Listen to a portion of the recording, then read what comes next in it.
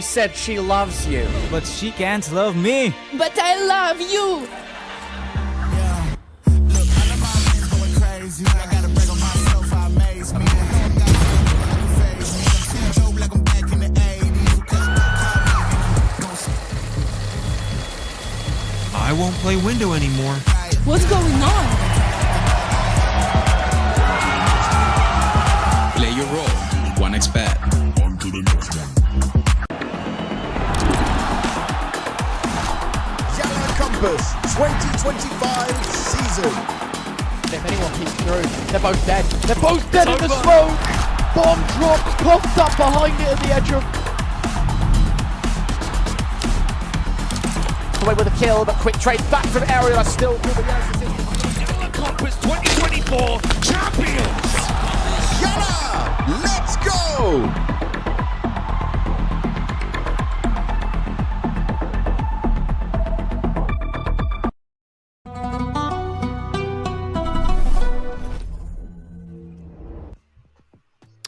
Welcome, ladies and gentlemen. It's YaLLa Compass 2025, the spring finals. We're at the playoffs. I'm Anders. With me is Vince. Vince, how are you doing on this fine day? I'm doing great, Anders. I can't wait to get into these games alongside you. I've been looking forward to this for the last few days, so let's get into it, man. Yeah, I mean, we found some teams. It was a really brutal group stage. Obviously, a lot of best of ones being played, and honestly, quite unpredictable. I'm not going to lie, it's very, very hard to decide or to even predict who's going to be coming out on top of this one.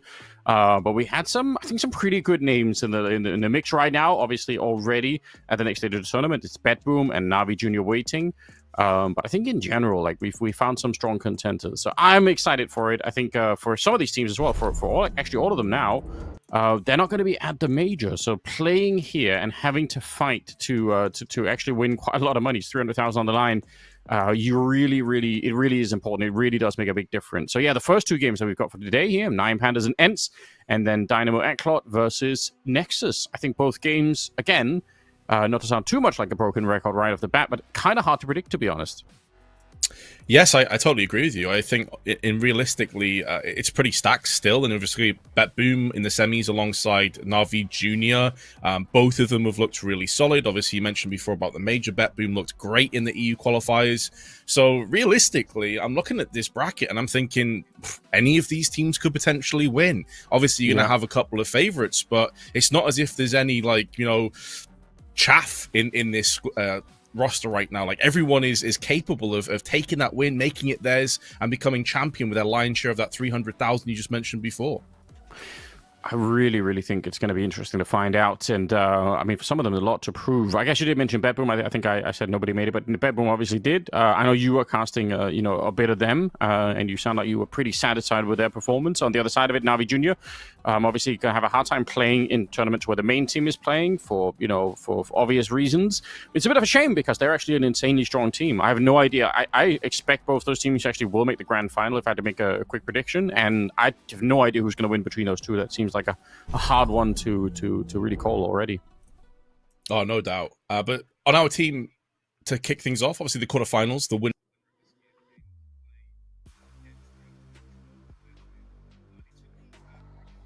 to be in here, because I think ENCE realistically are in a position where they were very disappointed in the EU qualifiers. They didn't make it. One of the teams that you probably expected would make it, they were unable to do it against Bait, who went on to beat Astralis afterwards. And so I look at this ENCE squad, and I feel like they have a bit of a point to prove here, Anders, because people were disappointed with their overall kind of standing. Is this a dead team walking? I think winning YaLLa would definitely put a little bit of a stay of execution, perhaps, on this roster making changes. Yeah, that's really worth keeping in mind, because they started off so hot winning the Elisa Masters in Finland, which was really exciting. It was a land nobody expected them. I think the Mongols were by far and away the favorite teams to win that tournament, and then somehow ENCE managed to overtake them and win the whole thing. But then since then, playing a bunch of online Counter-Strike, it's been really hard to be excited about this team, I think, unfortunately, because they have some great individuals. You're seeing, obviously Glaive's got the experience, SDY as well, and SDY is actually still playing pretty well, in my opinion. Natu is I think, a really great future prospect. He's not necessarily a superstar, but just as like a rifler that has a really high level of production. I think he could do a lot. So there's a lot to talk about for this lineup, I think, but somehow the results haven't just followed yet for whatever reason that is. Yeah, I think that's a very fair point. Like, they haven't followed just yet. But on the other side of the coin, you have 9 Pandas, a team, obviously, that has Moon coming in, very young, 19 years of age, from Kazakhstan, and so far he has been doing great. He's only been in the team officially for about 6 days. We were looking into this before, and he's already mustered up like 15 maps of gameplay, whereas the rest of this squad has been together since January. They've had some pretty varied results, but I think if you look at these guys, they're still very experienced. You know, we were discussing this coming into the game off stream, that, like, realistically, I've been casting Crad for like 8 years. I think he's about 26 at this point. It feels like he's been around forever, and you could say the same for the rest of this squad. It's a really strong, like, CIS region team.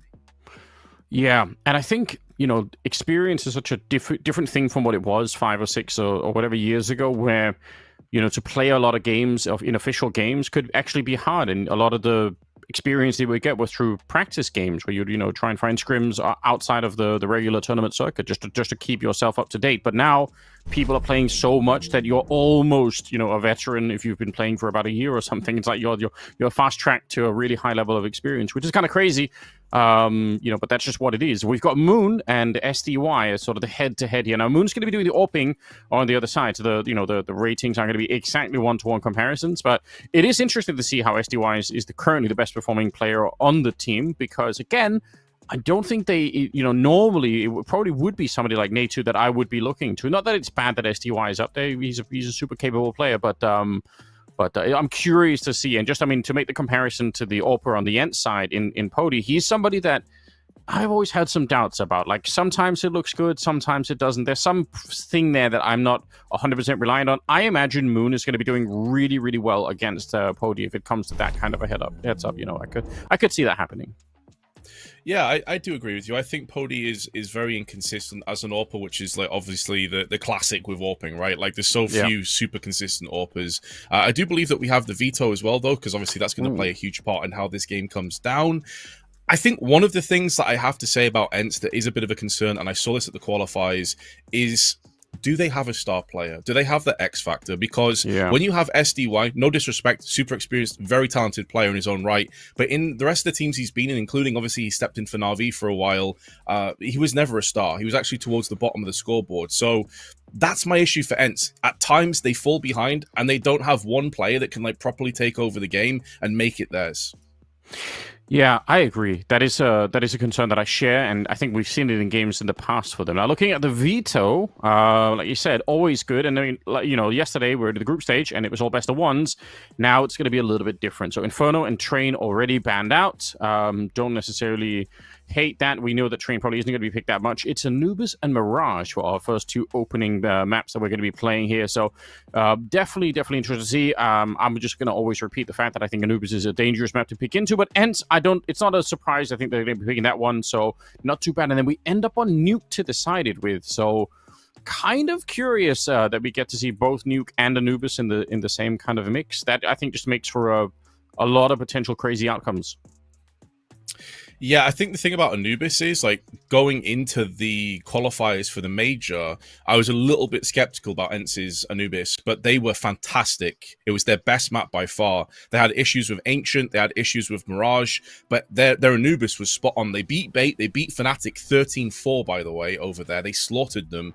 And that was a map where Sundai Young had 25 kills. So when we're looking at his stats, like, being a little bit elevated, and you even said you're a bit surprised he is the top guy, it's mainly because he was smurfing really hard on Anubis in the EU qualifiers. So do keep that in mind. The problem is, when they played their second game which was against Bait in the end, he didn't perform at that high level, and they ended up losing. So is he maybe the key to success here for ENCE?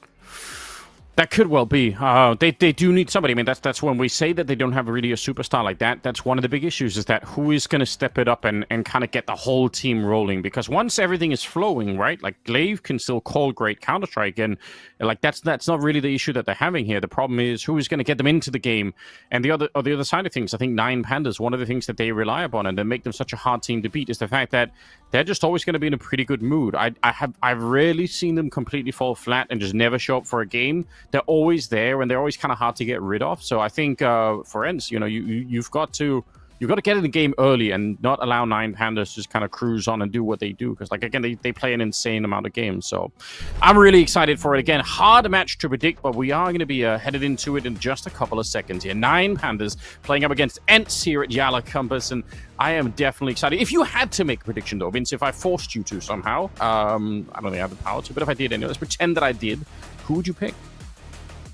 You know, I'd probably go slightly in favor of Nine Pandas, even though I think ENCE probably has the more experience in terms of obviously having Glaive as your IGL is always going to give you that boon.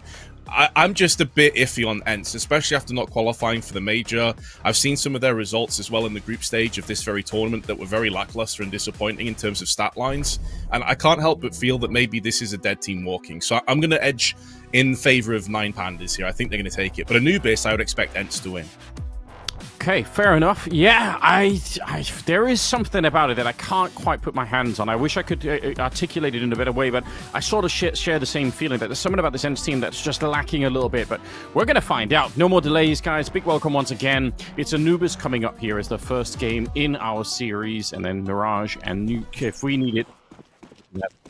We end starting on Nine Pandas on the T side. We are right into the action. Looks like Nine Pandas are already making their way in. It's going to be a pretty heavy execute. You can already just see with the smoke from the Molotov, they're going to want to burn out either the cake or that high ground position, and then they're going to go for it. And I don't think the smoke will matter at all. They have a smoke prime there up on the high ground. That's NEXUS holding it. I think Nine Pandas are going to push through no matter what happens. Oh, yeah. Worried about getting rotated through from middle. And so NEXUS, well, the real mission for him is how many kills can you get? How far can you stall? And so far, it's 3 kills with the Julies, going above and beyond, and now places the smoke down. And Nine Pandas scratching their heads and wondering what the hell just happened.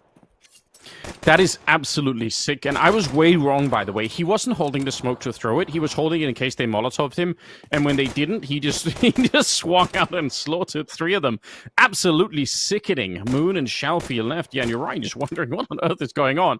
That's really well played. Because I was worried. I thought, hey, there's no way he can believe that they're really going to stop. Like, in a pistol round, why would you stop for 1 smoke if you think you've got the advantage there? But turns out that was never the plan anyway. So really well played. Moon's going to be going down, and he does leave the bomb right on the steps of that A bomb site with Shalfie. Just, again, you know, do a little bit if you can. Try and get some kills. We've seen a bunch of teams now, even if they don't get the bomb plant in the pistol round here on the T side, they still buy in the second round anyway, just because it's MR12. But we'll see if Shalfie can do a little bit more, get some more damage in just for the sake of it.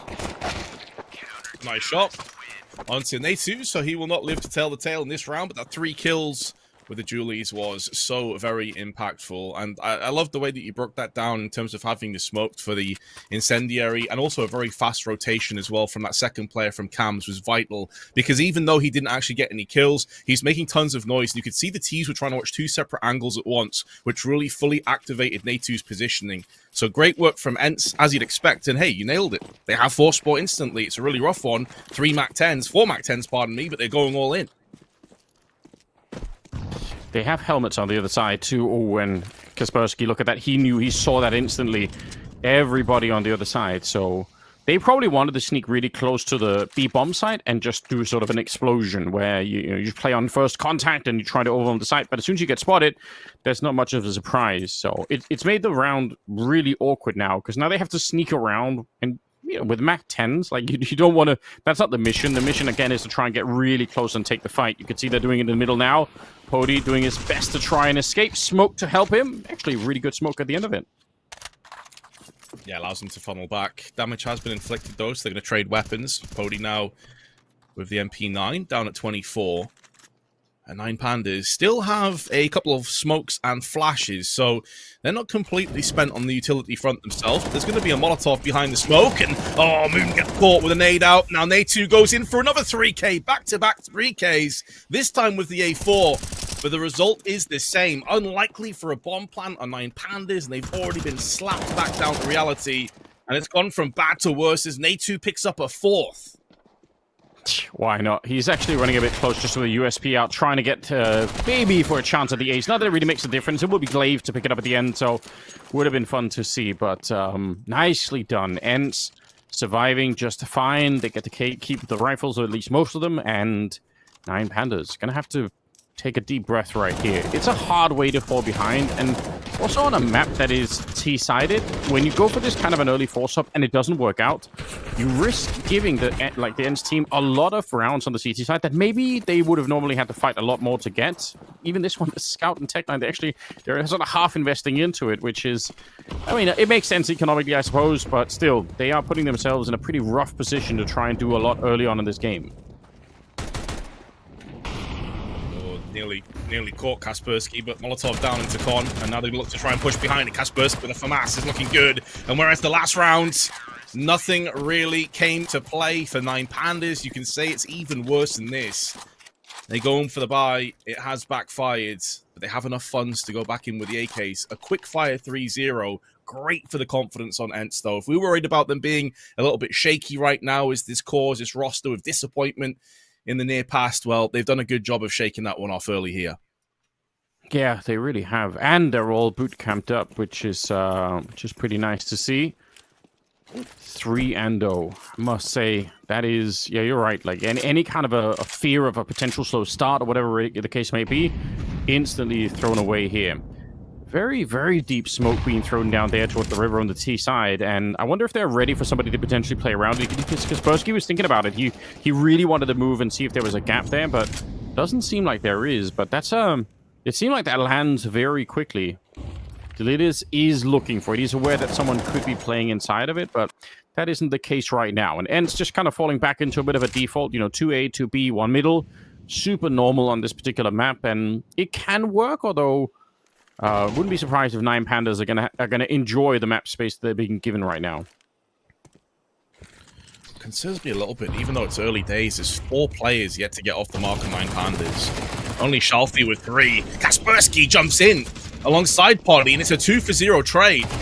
Locking down the site in the process, getting aggressive in this bonus round. And although Krad has put an end to Glaive, has the damage already been done? It's also stalled them from pushing in. They still have to be wary of a mid-push, and that's what Poddy's doing. He's wrapping around the back of them. Yeah, this is super smart. I actually think he tagged him with the scout through the smoke as well. It's so disgusting. Just getting shot in the toes at that point in time. Moon is crouching like he's well aware that someone could be here, but it's a hard position to clear. Even if you are thinking about it and you're aware of it, it's just an awkward fight that you're not normally going to be having, and it's Poddy instead coming up with a double. The Finnish player making ENCE proud at the moment here, and Krad, of course, nothing that he can do. He's not got the time for one thing, certainly not got the health for it either. So a tough position to be in regardless, and it will mean ENCE are going to be picking up a 4th round here. And part of it due to that, like you said, aggressive play in towards that position in the dark, and oh my god. Well, he's got some sort of feeling for it. That's a really, really sick start here for ENCE. Well played. The only small saving grace, I guess you could say, is he died before time had ended, so he at least gets a little bit of economy.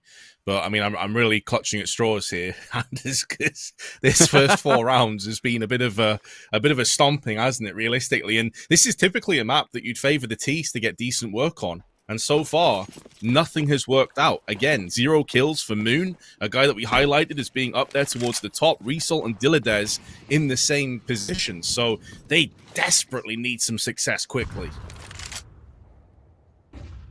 Yeah, at the risk of making myself sound ridiculous, you do need kills to win a game of Counter-Strike at some point, right? The game is about more than that, believe it or not, but at some point you have to hit some headshots, and so far 9 Pandas, the pacifist approach, it hasn't really worked out that well for them. Trying to see if they can find a kill. That's more of a distraction. Krad is hoping that if he can get a headshot here, then it's going to force a rotation. They get the bomb plant on this side. That's not going to happen. Shalfi had the bomb on his back, and now he's dead rather quickly. Dilladez shot in the back, and it leaves Moon, who was in theory, if all the rest of the planet worked out, Moon would have been the guy to catch some rotations with the Glock and maybe make it a bit tricky. We can already tell that's not going to be the case. So super locked down, even in a round like this one, which, you know, let's say ENCE won this round, but they only had, like, it was down to like a 2v1 and ENCE, you know, sort of barely make it through. That's the kind of round where I think 9Pandas would say, okay, listen, guys, we might be a bit behind, but look at how close we got even with limited weapons. But these are really comprehensive rounds where it's just 9Pandas doing excellent, or like ENCE doing excellent work and 9Pandas getting nothing really off the ground. So there's nothing to celebrate. There's no story to tell right now. Yeah, and the way that ENCE have been winning these rounds as well, it's both been static and aggressive. You know, we saw that flank around from Poddy where he got a couple of kills to basically shut the round down, but we've also seen some really solid static defense from the likes of NEXUS getting out through K4, back to back. They're picking up the pace through middle, but it is a 1-for-1. A lot of damage done though with the Molotovs, and in close proximity is NEXUS. That's a very good in Molotov. It forced him away into the mid control for a little while longer. So well done. Bit of an opportunity here. Kaspersky is going to be pushing forward. And actually, even though he doesn't get the kill, right? You could see Result and Dilladez are already kind of low. So sure, it's a 4 versus 4 right here, but ENCE with a strong chance to make something work. And honestly, if 9Pandas can win this round, this first map might be close to decided already. 5 rounds on Anubis is already really good on the CT side. If they keep doing this, then what's really left for 9Pandas to work with? That's a good point. The pressure is definitely mounting. Especially the nature of how they've been losing these. Glaves gift wraps himself across, goes looking for information, but pays the ultimate price. 3 seconds left. Can understand looking for intel, but that's not left his team in a great position. Kaspersky, an awkward spot on Temple. There's no real recourse. He needs to get at least 1 kill from this angle, and they slow peek in. Spray is looking pretty rough, and eventually will be punished. The thing is, they were so low on health. I thought for a minute there, and I get that he wanted to take the fight with the rifle, but he actually had an HE and a Molotov. There was a chance that one good HE could have killed 2 of those players. Yeah, again, no way that he could have known, but just kind of made me wonder. You can see Result here, very lucky to get out. He's got 1 point of health, just barely escapes the flames, but Crad pretty much locking down the round here. And with the AWP, there's no reason for Poddy to do anything, just kind of walk away from it. But honestly, even though it was just Kaspersky at the B bomb site there, and there were 3 people coming in from dark, that was sort of a winnable position for him. Like, there was a chance he could have got 2, even just with the AK out. Yeah, 9Pandas, they have to fight so hard right now to get anything on the board, and they finally have. First round in, but it has to be, I think it has to be all the rest of the rounds. If they can get back and get like a 7-5 half, then fair enough. It's worth the conversation of a comeback, but I think if they fall almost immediately here, it's not. They're going to get wrecked.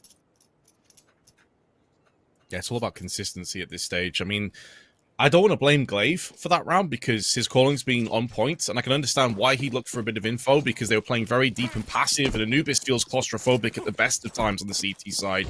That kill that he gave across the moon really did allow them to start to spread themselves a little bit thinner. And now the flash is coming through. They're not going to rinse and repeat on that mid-control. SDY playing up close and will be smoking himself into position here as Crad is laid in wait, but Kaspersky gets 2 and does a decent amount of damage to Dilladez, single-handedly pushing off this assault, and now the reinforcements spill into the site. It's going to be very difficult for 9Pandas to get success. Yeah, they're already, I think already SDY is pushing through the middle as well, so no matter what, they're going to get flanked much quicker than they want. Poddy, great shots coming out, and he'll land a 3rd one. Takes down Result as well. What a great defense. And like you said, starts out with Kaspersky. Kind of an awkward angle. I mean, it almost looked like that's not where you really want to be caught on the CT side, especially with no real backup there, but it absolutely worked. And again, unfortunately for 9Pandas, it's way, way too early to stumble here, right? You needed to make a big run of it, and they're just not able to. Yeah, he gets the first one, and they're just not able to catch him. I respect the fact as well that he just stuck around for the fight. You know, he probably knew he wasn't going to really escape, so just try and make it expensive. Take as much economy away as possible and look at the bigger picture, but that consistency we were talking about, Anders, just simply hasn't come to pass. One player effectively shuts down the round for 9Pandas, and although they try and bait out the AWP shot, Poddy is not missing right now. Consistently nailing his adversaries, a point that we did raise. Sometimes he's susceptible to going absent on maps. Well, right now, he is the immortal. 0 deaths with 8 kills alongside him. Yeah, that's so sick. And I mean, again, like you said, there's a question about this ENCE lineup and whether or not it will continue into the future if the results aren't there. But when you see Pody playing like this, that's the kind of stuff that makes you think, okay, you know what, they're onto something. They have seen something in him, and maybe it's just a question of a little bit more time and a little bit more work, because with him playing well, SDY playing all right, and like I said, NEXUS, I think is definitely a big talent as just a really solid rifler. There's someone to build on, but they will lose SDY in the middle, and it means this A bomb side is pretty much going to be defended by NEXUS and nobody else. So it's up to him not just to get the kill, but ultimately to stay alive as well. I think is what he's for right now. Just try and live through one, because if he dies, then the retake is never going to happen. Yeah, so staying alive, acting as that safety net, that pivot point for the rest of with, especially as it's a bit one-dimensional. They are now splitting up. This is taking valuable time, but they want to go for a 2-2 formation in this retake. NEXUS is going to be taking the point. Decent damage inflicted, though, from 9 Pandas. This is looking good, but they have just lost Shalfie. Low HP bars.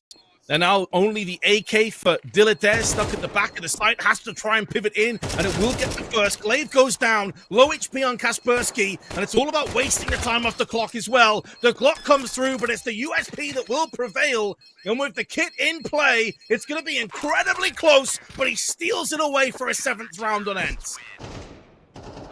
After, like you said, he just had to buy time, and he really did. Right at the end, you could see him just playing Ring Around the Rosie down there. Dilladare, honestly, well played to him, right? He understood the mission, and I think he did a really admirable job, but somehow it's just, what, like a quarter of a second away, and it's going to be... It would have been 9 Pandas winning the round, but yeah, brutal situation here for them, and you could see the frustration, obviously. I mean, it's understandable, right? They know what it means here. This first half is slipping away from them very, very quickly. And honestly, with it, the map, again, it's a T-sided map. We don't expect for the CTs to get this many rounds, but ENCE absolutely are. And you already kind of foreshadowed it a bit, right? You said that at the MRQ, they were really, really good on this map. And I mean, that's still true, it seems.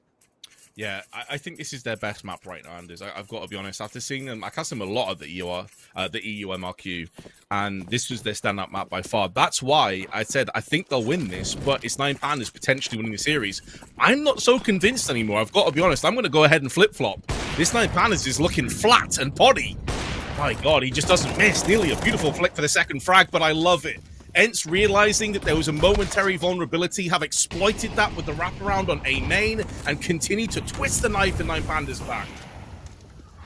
Yeah, insanely frustrating if you're on the 9 Pandas side, because you're trying to figure out how to pierce this defense, and as you're doing it, the defense sort of turns into an offense instead, and now they're actually pushing out and fighting you.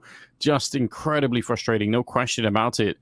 Yeah, I still think 9 Pandas have a chance to get back into the second map, but I mean, I don't blame you. This does look really flat, and like I said, it's kind of rare that you see 9 Pandas not even show up at all, which is kind of the case right now. I feel like they've always got something to show for it here. Krad now on his own trying to do this 1 versus 3, and, you know, maybe a little bit reckless for them to try and flash their way in to fight him. There's no need to. He doesn't have the bomb. It's not planted. He's kind of stuck in a weird position, so just let him try and pick up that bomb. It's up on the plateau there. So he has to go across wide open space and then try and find the shots and plant the bomb. It's probably not going to be doable. Wide swing here, and NEXUS brings him down. It's a nice grenade, though, but ultimately it is not enough. The 1 versus 3 is going to fail, and it will be ENCE picking up one more round, 8-1 in their favor. It's just impressive. Even if it has been a crushing defeat so far, I think it's important for people looking to try and improve at the game. Look at Krad's positioning. The way he saw that flash come in, he had full confidence. He's not just playing for the sake of it. He's actually pre-planning on how he can best try and bring back the deficit of players and win the round. It's a really cool little position. He played it to perfection, but as you said, Anders, there was just too much he had to deal with, too much on his plate. Can 9 Pandas get success? Oh, it's potty again from Con, and this time Kaspersky drops out of the window mid. I love these calls from Glaive. So aggressive. And he upgrades straight into an AK that he's now using against Moon at range. Shalfie kind of lucky to be alive, honestly. That could have gone badly. SDY is going to make sure he finished what Kaspersky had started, and now it's just Krad left. The 1 versus 4. The aggression just overwhelming right here. Doesn't even matter they lose a couple of players right now. They have so much money on that CT side. They're going to be fine for it, so... yeah, just very, very tough to deal with. 9 Pandas finding no safety, no comfort anywhere on the map at the moment. And with the bomb down in front of Glaive here, they should be able to find a way to set up a bit of a crossfire to take care of Krad. But yeah, like you said, very aggressive at times, but at the start of the game, that wasn't the case, right? They were playing a much more default CT side. It's only in the last 3 or 4 rounds that they've really started to change the defense a bit here. 100%. They're mixing it up. They're keeping 9Pandas on their tiptoes, and so far 9Pandas have just not been able to keep up pace. I mean, it'll feel like the roles are reversed. Like, they're being very reactive right now, 9Pandas, and it's ENCE being the proactive team. And although Crad is getting his hands on the bomb momentarily, already so much of the timer is ticked down to 25 seconds, effectively trying to cordon out this to be 2 separate 1v1s, but he's about to drop straight into the crosshairs of Poddy, who will not miss. Well, I mean, we were discussing about how maybe he's not like a star AWPer. He's had a bit of a turbulent time at ENCE. Not this half. He's been nailing it. This is the kind of stuff you want to see. And also, a lot of it is not necessarily, it's not an attempt to try and do super crazy things. It's just holding good positions, getting important kills, not really overextending too much. I do think that's the way to move forward, because, unless you are, a Monacy-esque figure, then the risk of trying to play like it is so high, and the punishment for losing that expensive rifle is just so great. So then don't do it. We talk about it even with really recognizable AWPers like Brokey, where you might say, well, yeah, it's sick when it works, but when it doesn't, you are throwing away close to 5K, and that's hard to recover from. So I hope that Poddy will keep this kind of line going, even if it's fun to be more aggressive. Sometimes it's just not worth it. Just play for the team, play to stay alive, and have that impact round for round. And he's just doing an amazing job right now. Yeah, it feels like a style of AWPing that's very feast or famine. Like, if you're feeling it and things are connecting, you look like just this incredibly difficult, like, behemoth of a player to deal with. But if you are struggling, that's really where the cracks begin to show. And we've seen both sides, that Dr. Jekyll, Mr. Hyde, as Moon is on your screen there, the other side of the AWPer. And I think it's safe to say, Anders, we highlighted him as a player to watch out for. He's not been with this roster for particularly long. Well, this first half is one he'll want to forget, because he had 1 kill and 20 ADR. You said feast or famine. Now I'll tell you this: Ted yesterday, he had a Bulgarian version of that same saying. I don't want to throw him under the bus. You tell me what you think about this, Vince. But his version of that was, "It's either a mum or a mistress." Now, sorry. It's my new favorite thing, because it just unfortunately does reveal so much about what someone's thinking. There's it's like 10 different ways to go with that one. So I'm just saying, I don't know what it is they're doing in Bulgaria, but that's apparently a Bulgarian saying, which I currently love. I think it's fantastic. So yeah, good times. I'm not even sure how to reply to that. It's a mum or a mistress. Oh. Yeah, I think it's sort of meant to signify something like, it's either sort of, like love or punishment. I don't know. It's hard to unpack. Maybe it just shouldn't be unpacked. Maybe we just let that stay in Bulgaria. Maybe we just let it, whatever is happening there, we just let him keep that, for themselves. I was going to say, Bulgaria, explain yourself, but maybe just don't. Maybe just keep that one. Yeah. Yeah. What happens to Bulgaria stays in Bulgaria, kind of thing, and just leave it alone. Well, we've got just a little bit of a break here, Vince, and I was going to say, you've been, I've hardly been able to shut you up in the last couple of days talking about the whole Katy Perry space launch, but you've got a couple of seconds here. Like, you want to give your thoughts about like that whole situation? I know you're excited, Mate, I've got to be 100% honest, and I think you know this. I didn't even know about anything to do with Katy Perry. All I know is she's a singer and had some big hits. She went to space?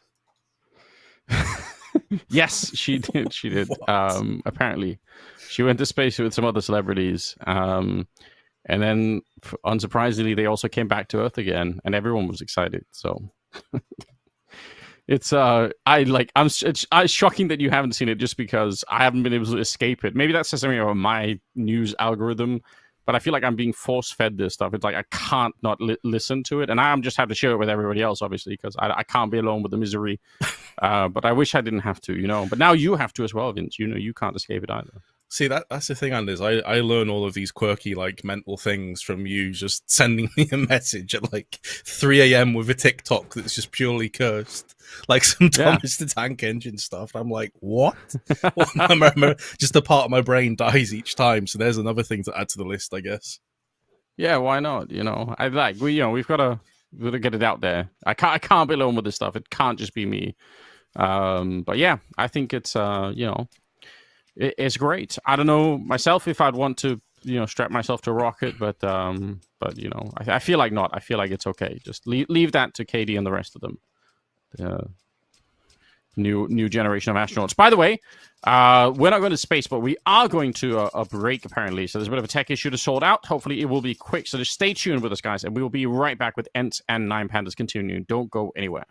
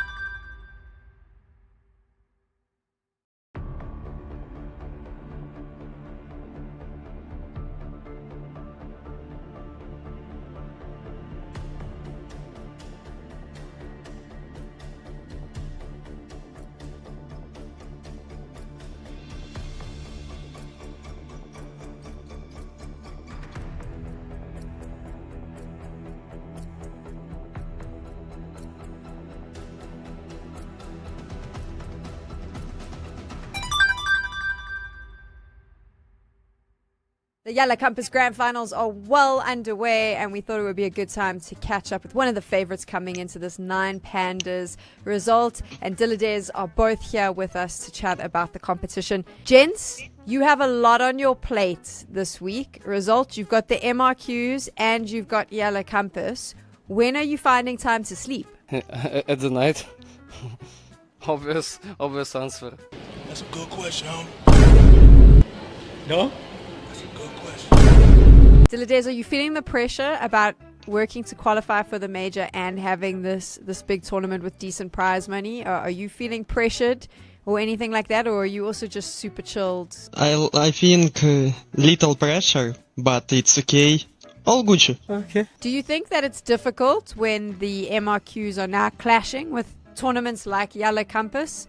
Obviously, it was meant to be a LAN. It had to move online for the MRQs. Is it difficult as a team when you have to balance all these tournaments at the same time? I think all organizations just do the shadow. Like, I think they cooperate together, and MRQ have the more priorities than other tournaments. Any teams you think will be tough, Dilladez? Any tough competition? I think only Gun 5 and Nemiga maybe, but all it's okay. ECLOT Smash, Navi Junior 50-50, Partizan Smash, Nemiga and Gun 5. Gun 5 Smash, Nemiga, good competition with us. Whoa, calm down, Jamal. Don't pull out the 9. And Spirit Academy, everyone's talking about Kyosuke. You're not worried about that guy? No. He's a good player, of course.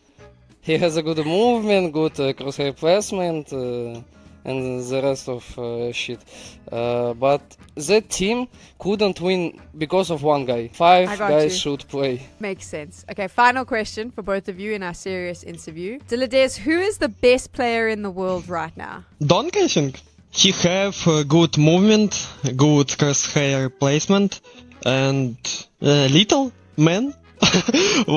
And he have good future, you know? Result for you, is Donk also would you say, the best player in the world right now? Yeah, of course Donk, because he is our Russian representative, like top 1 player of the world. Okay, cool.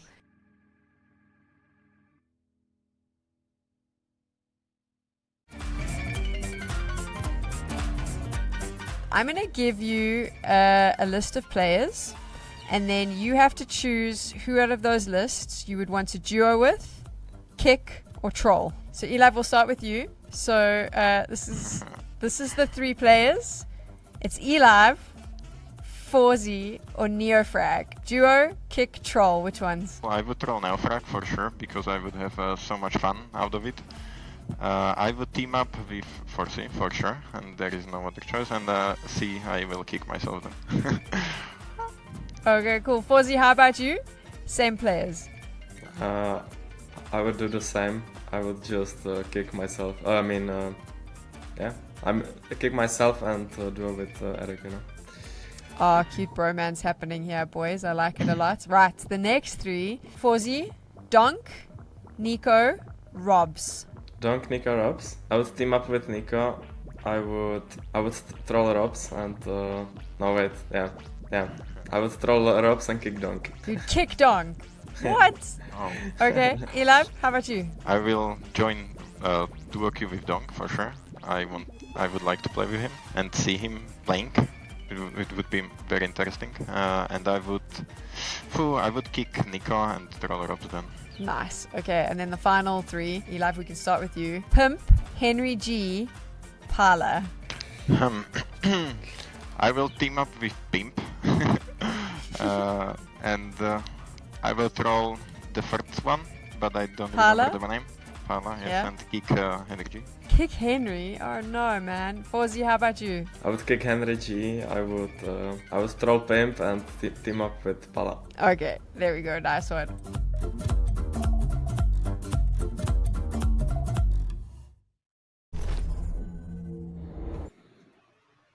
All right, then. Well, we are going to get into it, ladies and gentlemen. Tech issues have been resolved, I'm told, and ENCE can resume winning Anubis because they pretty much are, Vince. It's a 9-1 lead in their favor. It's also their map pick. And you said during the EU MRQ they were really good on it, and I mean, they definitely are. I don't know, Nine Pandas, I said at the beginning, I feel like they always show up at some point, but that's definitely not been true so far, so I am getting a bit worried, to be honest. I am curious, though, on what a lengthy pause will do to ENCE in terms of the momentum. If this was like 6-1, I think it might have more impact. I think 9-1 this may already just be cooked, to be fair to Nine Pandas, but a lengthy pause may have knocked a few players out of their comfort zone, out of their flow state. We've been seeing Poddy in particular having loads of flicks and a lot of success with the AWP, so let's see if things turn around here. Early on, though, the utility is pretty solid. They're going to hear the singed combs from a mile off, and they too will flash. Still puts the bullet to the head of Dilatez, and Shalfie won't fare too much better. Yeah, tough position right there. It looked like they could have maybe gone down. Certainly SDY and A2 take a little bit of damage, but somehow they get to live. Oh, that's awkward for Kaspersky. Absolutely had an opportunity to pick up that kill, but don't know what happened. The bullets just skirting right past Result, and they're going to get the bomb right afterwards. Deep nade. Bounces once. Not too much damage being dealt out here. Crad is going to be fine just hanging around here. Smoke is up, and that will buy quite a bit of time here for Nine Pandas to try and win the round. They've already got the kill there on Glaive, 3 versus 3, and the afterplant is looking pretty decent right now. Of course, they need every single round. Even if they get 3 here in the first half, it's nowhere near enough, but if you're dreaming of a comeback after the timeout here, then this is how you need to get started. Nate, who goes down next, and Moon just trying to click away with the Tech 9. He's got the first kill, and SDY is actually very low on health already with the AWP. He's going to run away with it, so they will get the round. In spite of that, I think it was a 4-3 in the afterplant. Nine Pandas still win it. They do, yeah. It's kind of snatching that one away from ENCE. But if you have a quick look at their economy, even though they've won because of the fact it was 4 in a row to end, a few players were like $3,500. So you're in a position where for the last round of the half, it's not going to be an ideal buy for Nine Pandas. You're going to have a couple of Galils, maybe Mac 10s thrown in the mix. But yeah, you got some success. That's all well and good. Moon's got himself on the scoreboard. I think he came into this round with only 1 frag and 20 ADR. But as you can see, a Mac 10, 2 Galils, and 2 AKs. Far from ideal if you're on the T side. Yeah, definitely not. Uncomfortable when you finally get a chance to actually win, and you still can't really afford the equipment that you're looking for. Not a problem that ENCE can relate to at all. They're just doing so well. Nice grenades being bounced in from the A bomb side to outside here. There are so many different ways to do that now. Both obviously down in front of where the baskets are there, but also up on the high ground. A lot of different creative HEs are being thrown these days, so Nine Pandas a little bit worse for wear at the start of it. Kaspersky wanted to take a peek, but I think smartly realizing it's not worth sticking around and re-peeking that. They've already done quite a bit of damage here. They do. Does have the benefit of the smoke and the counter flash to push out of position. Poddy, as ever, having impact. Incendiary toss down. They need to push forward here. If they stay at range, they're in trouble. As the white swing comes through, but perhaps not. Crad, the only shining bastion of light that Nine Pandas have had on 10 frags, comes good with a double kill. And another 4v3 retake falls upon ENCE. That is huge. I can't believe he managed to get both of them. I really thought Poddy was going to be able to turn around. He got the incendiary down and everything else. Result, gotta remember, needs to win this one. They do need all the rounds, and with SDY going down, I think they're pretty much there. A 1 versus 3 for Nate2, and he's going to go down to Moon. So 3 at the end of the half here for Nine Pandas. There really is no way to make it sound like that's going to be enough. I think for this to work in the second half with Nine Pandas, it's going to involve just a complete collapse on the ENCE side. It's not enough that Nine Pandas play well. It has to be ENCE also mentally disappearing a bit from the game. So yeah, unfortunately, just not that much to celebrate, even if they do win a little bit at the end. And yeah, I think at the ENCE camp here with NKJ behind them, they're going to be in a really good mood. They should be off to a strong start. So we'll find out how the pistol round goes, but brilliant work so far for the ENCE side. And herein lies the problem. I don't want to be the harbinger of doom. I don't want to bring negativity to the stream, but this is where ENCE do their best work. Of 14 maps played, 63% win rate on T side compared to 48 on the CT side. And this is where SDY dropped 20 kills in one half against Fnatic. So this is where they do their best work. It's not going to get any easier. Yeah, I think it's worth it to point out, isn't it? We know what we're up against here for Nine Pandas. We're calling upon some sort of a miracle. Now, they do have a couple of dualies, even a smoke and a bit of a flashbang there on Shalfie, so he could try and potentially buy a bit of time, or, in this case, flash their way in really forward here, and it's dangerous. Moon, there's no real escape, and he's going to get traded out, and that's not bad. ENCE are going to take that win, no problem. Oh, definitely. It allows them now, with so much time left on the clock, to pick and choose where they want to go next. And Nine Pandas will be in this transitional phase of uncertainty, but they may have to go looking for information down on Con through the canals, or maybe push outside of B main side.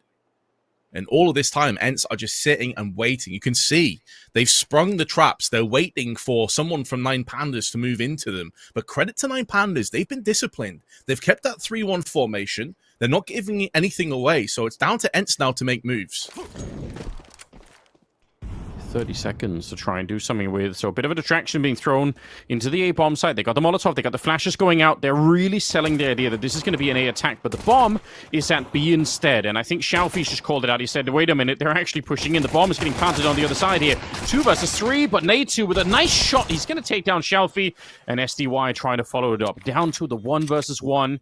P250 in hand. He's going to peek for that one. He almost could have had the shot on Result, but going to try and fall a little bit further back. There's some time left here for Result, but not if he can't get the kill. SDY will take him down instead, and a huge clutch coming out on this one. ENCE just, I mean, partly it was the gunplay, but partly it was down to the tactics alone. They did manage to put Lion Pandas away from that B bomb site. And it's such a good position as well to move back into the Con side, because within the confines of Con, there's multiple layers of verticality. You can see these steps. You can see the entrance and exit point. It's really good to take a heads-up 1v1 because there's so many angles you have to be cognizant of when you're the CT pushing into that angle. SDY showing his experience, showing why he has been so damn good lately, and ends up to the double digits first. Nine Pandas desperately trying to clamber onto anything they can get their hands into. Scout M4, a couple of Deagles. In fact, pardon me, one FAMAS. Not FAMAS, 5-7, there's the one. I got there eventually. It's all the same. You know, we're here to tell the audience. If you would have just stuck with the FAMAS at the beginning, nobody would have noticed, Vince. They just trust what you say. Just keep lying to them. They'll believe it eventually. If you just lie, I think if you lie often enough, Vince, they're going to believe it. That's the way to get there. The Deagle gonna make quick work of Kaspersky. I do like it. A little bit of aggression. I think there are almost no wrong plays for Nine Pandas. They're so far behind right now. If they want to keep force buying and going aggressive, I would probably say, yeah, whatever. Like you're talking about making up such a massive deficit that, you know, like before we can even talk the comeback, we're talking about Nine Pandas getting back up to like 9 or 10 rounds here before it's even an interesting conversation. So how you get there is, I mean, there's no formula for it. Just try and carve out your own way and get there eventually, but it's going to be rough. Yeah, it's like you're trying to carve into just pure marble or diamond. Much easier said than done, but you got to chip away, get out the tools, and see what can happen. You never know. Meanwhile, though, probably shouldn't be winning that trade result, but allows him to hold on to the M4 if he chooses to do so. However, they are fully committing to this one. A bit surprising. They don't have a kit. Both players are very low. They're going to have little to play with in the next round. This feels like a huge gamble. One of which is now just holding back. So they've got this forward position from Crad. I'm not sure what he's trying to accomplish with this, though, because even if he gets this kill, he just doesn't have the time. And I don't think Glaive's life is worth his own. Yeah. I mean, like, what's the plan here, dude? You need the weapons more than ENCE do. I kind of agree, because there wasn't even an opportunity here to get the kill and get the Galil and run away or anything. Like, you were always going to die up somehow. I agree. I don't think it's worth it. But again, it might just be one of those things where they sort of feel like a little bit defeated, and they probably know this is over, so you're just playing to play. That's the only thing that I can explain. I can't make it make sense either, to be honest. I guess you get a little bit of a kill bonus getting it, so you're trying to build something, but my God, it's rough out there. It really is. Unfortunately, for Nine Pandas, not really showing up. By the way, in case you are just joining us and you're wondering what's going on here, it is the first game at the playoffs here at YaLLa Compass, so a lot to be played for still. Got many more games coming up, both one more today, but also tomorrow. Obviously, we're really going to get into it with Navi Jr. and also BetBoom waiting already in the semifinals. And for this one, it's only the first map of the best of 3. We've got Mirage on the second map, which is picked by Nine Pandas, and we're going to hope right now that Nine Pandas are able to show up and prove that they could do a lot more, because it's been been really dreadful at this stage. They just haven't really got unlocked at all. No, whereas ENCE have had almost an embarrassment of riches in this game where, I mean, practically everyone has been stepping up. Kaspersky had a few really good opening rounds. NEXUS, who's got 18 kills, 7 of those were off the first 2 rounds. But Poly's been landing shots, SDY's been clutch. Just so many moving pieces that have been so well together. Oiled, and now NEXUS is going to be taking point with that Mac 10. Does come out second best in the trait, and with a flashbang alongside it, it is actually going to force ENCE away. So 9Panda's successful in this round of keeping the T's away from the A site, and now can try and exploit that weakness. I think you could see how close that is to working though for NEXUS. So even if he dies there, you can tell like 1 or 2 more bullets landing on the leaders and the whole A-bomb site's wide open. So it would have worked out. Crad here in a lot more danger than maybe he realizes. Glaive has already snuck out. It's so many people on the other side. Even if he gets 1 shot there, it might just not be enough to hold the site at all. Glaive also pushing in to kind of catch the rotation before they even recognize it, although they will check it. Shalfie actually was aware that that could have been a real danger. He just can't defeat the Mac 10 somehow, and 9Pandas, what do they do there? Right, get shot in the back here. Biddable spray, to be honest with the AK. Kaspersky, I can't explain it. There's no reason why he's not at least getting 1 or just staying alive, but it looks like regardless, it's not going to make a big difference in the round here. It'll be ENCE getting up to 12 rounds, as 9Pandas already realized without the kit, it's not going to be a winnable round. So, wow, they are cruising right through. Yeah, I think it's that classic situation for Kaspersky where his eyes light up and it's like, oh, it's 2 players. He snatches at the first kill, assumes it's a frag, so he wants to try and pivot to the second, but you got to finish your dinner before you have your pudding, man. You can't go straight to the dessert. ENCE, though, do make the most of the damage that he inflicted, 12-3, and I think it's safe to say, Anders, this has been every bit as one-sided as the scoreline suggests. Sometimes you get like a 12-3, but there's a lot of clutches, there's a lot of back and forths. Now, this has been the stomp. Yeah, I think that's worth pointing out. You're right. There definitely are some times where the scoreline doesn't really tell you the story, but this just is not one of them. So it's almost to the point where the tech timeout was longer than the actual game that we've had. Just that's how quick ENCE have been winning this one, and they just need 1 more to pick this one up. We'll see if 9Pandas can do a little bit to slow this down. We do sometimes end up in this conversation where we say something along the lines of, well, at least if they can get up to, 8 or 9 rounds here, then they can feel like they're warming up for the next map at least, even if they can't win this one. And that's probably true. There is something to be said for trying to get some people into it a little bit. Frustration nonetheless, right? And also, I mean, there's another school of thought where people say sometimes it's better to just lose really quickly and don't even think about it. So depends, I guess, on what kind of team you are. Yeah, I remember actually, because we're obviously watching ENCE, I remember speaking to Natu about this when he was working a lot of desks, and I was like, what do you think is better, losing a game quick or battling back but still losing? Just get it over real quick, just rip the blaster off. So yeah, I think it's very dependent on the players, the personalities. You don't want to expend too much on trying to make a comeback when you know realistically it's not going to happen, but yeah, I think it's the way that 9Pandas just haven't really arrived to the server just yet. Maybe getting some more rounds just to warm a few players up, as you highlighted. Let them get on a bit of a heater. That would have been a disgusting flick if Poddy landed it. I thought for a second he had, but Diladez has him with the FAMAS. Well, that should have been a free kill for Shalfie, but somehow it doesn't really work out that way. Result getting shot in the back, and you can just tell 9Pandas, nothing's working. The whole dynamic is off for the minute. 2 versus 2 here. With the bomb down, nice little grenade. You could see Diladez and Moon are both very low on health, but I guess with the AWP it doesn't really matter. SDY still saved with a really good chance to win this. He's got to get out of the line of fire. He knows that Moon is walking up behind him somewhere, but Diladez surely going to be dead, and that's why he's staying so far back. He knows that if anything touches him, he's going to be gone. Oh, that's a wallbang on the other side. I actually can't believe it. SDY, he doesn't go down, but he does get damage to Pit. And no defuse happening yet. SDY will eventually drop, but there's no time. They don't have the kit or anything. So, sure, they get the kills, and they still end up losing it. The map is going to go to ENCE here. 13 rounds, and just 3 on the side of 9Pandas. That is quite the victory. And I think that last play kind of encapsulates what SDY brings to this ENCE squad. He's not the most flashy player.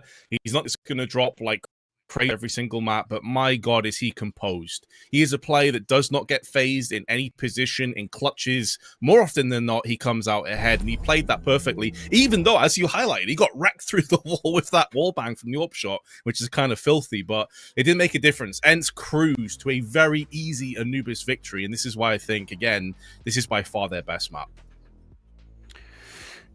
Really hard to argue against the moment. They've definitely improved that much. So really sick. I mean, it's their map pick, and there was not really. I mean, I guess from our side, it's unfortunate because there's not a lot to talk about here. It is what it is. The second map will be on Mirage, and hopefully we can get to see some more action coming out from the 9 Pandas side. Very curious. This is where it would be fun if you could sort of almost get a chance to listen into their conversations in the break, but just because I'm so curious if it's just like another day in the office. You know, obviously sometimes you get a bad start to a series, you have to come back, and 9 Pandas has certainly done it in the past, so maybe it's not that big of a deal to them and it's just kind of business as usual, but I'm really curious to see what it takes to come back and play really strong on the map number 2 here, because they're going to need to. It's going to have to be a fiery beginning for them, no question here. A bit of a scoreboard highlight, you could see NEXUS, Poddy playing really well, STY, like you said. I mean, the rest of them, just with the experience, I think is pretty good. What a great beginning.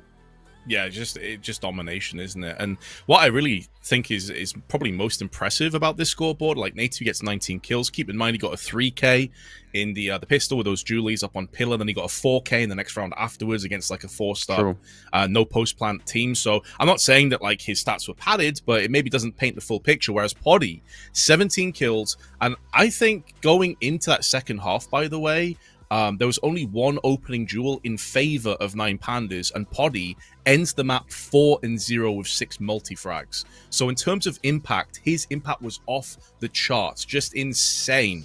125 ADR as well with the AWP, by the way, is also crazy, because how often do you see AWPers down at like 60 ADR, even though they have 20 frags? He was doing so much work, man.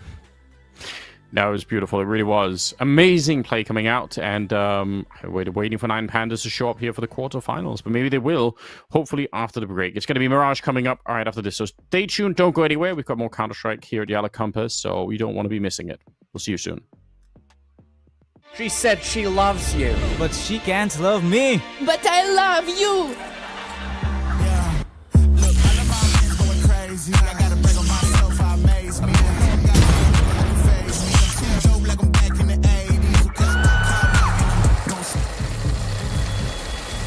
I won't play window anymore. What's going on? Play your role. 1xBet. On to the next one. YaLLa Compass 2025 season. If anyone peeks through, they're both dead. They're both dead in the smoke. Bomb drops, popped up behind it at the edge of. Away with a kill, but quick trade back from Aerial still through the YaLLa Compass 2024 champions! YaLLa, let's go!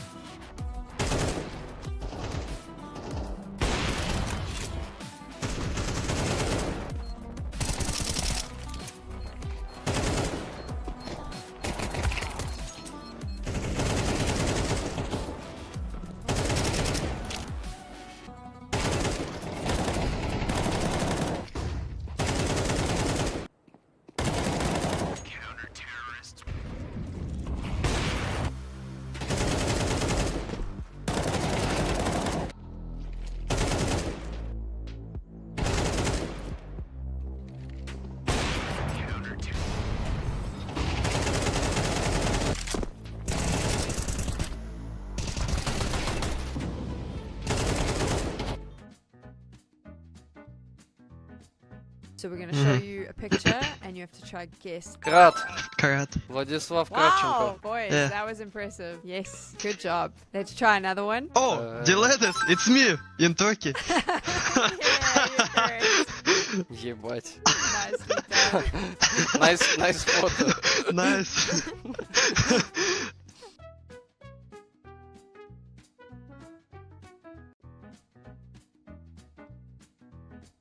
Okay, now we're going to play a game called Guess the Player. So you need to try and guess who this is. Okay. Huh? What? Bro, but this is me also. I know. This is me. It's you? Yeah. Okay. This was easy actually. Yeah, for you, for sure. For me, yeah, bro. I hope next one is you.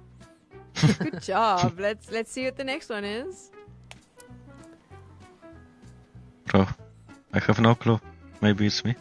Maybe. I don't know. Yeah, it's you. No, yeah, it's me, I think. Okay, now we cooked. Now, yeah, you guys have done a really good job here. This is very impressive. Prioritize is just jumping across, doesn't want to die to that all peer. It's on NEXUS now to get the timing, and he lines them up. Rolls a strike. It's a 4K spray down, and nobody's ready for it.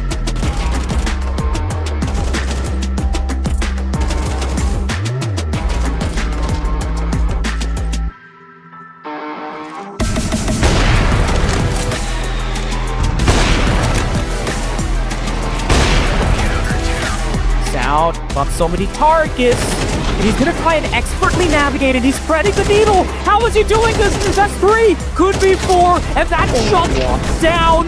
Bedroom south.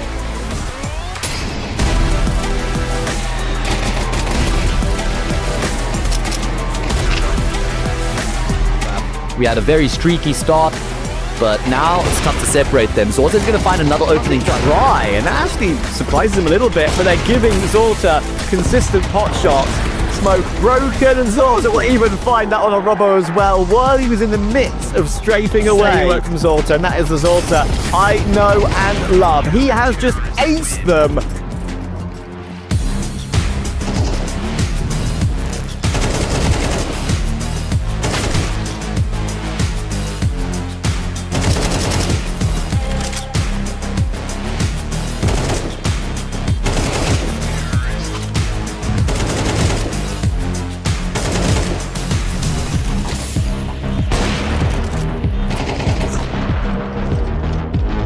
Looking at the right direction. Oh, and the Pandas have just walked past him. And now Kraveni can walk up behind him for a second round consecutive. This was 9 Pandas by round, but it is certain to play a drop out of apartment. The Kraveni makes quick work of round.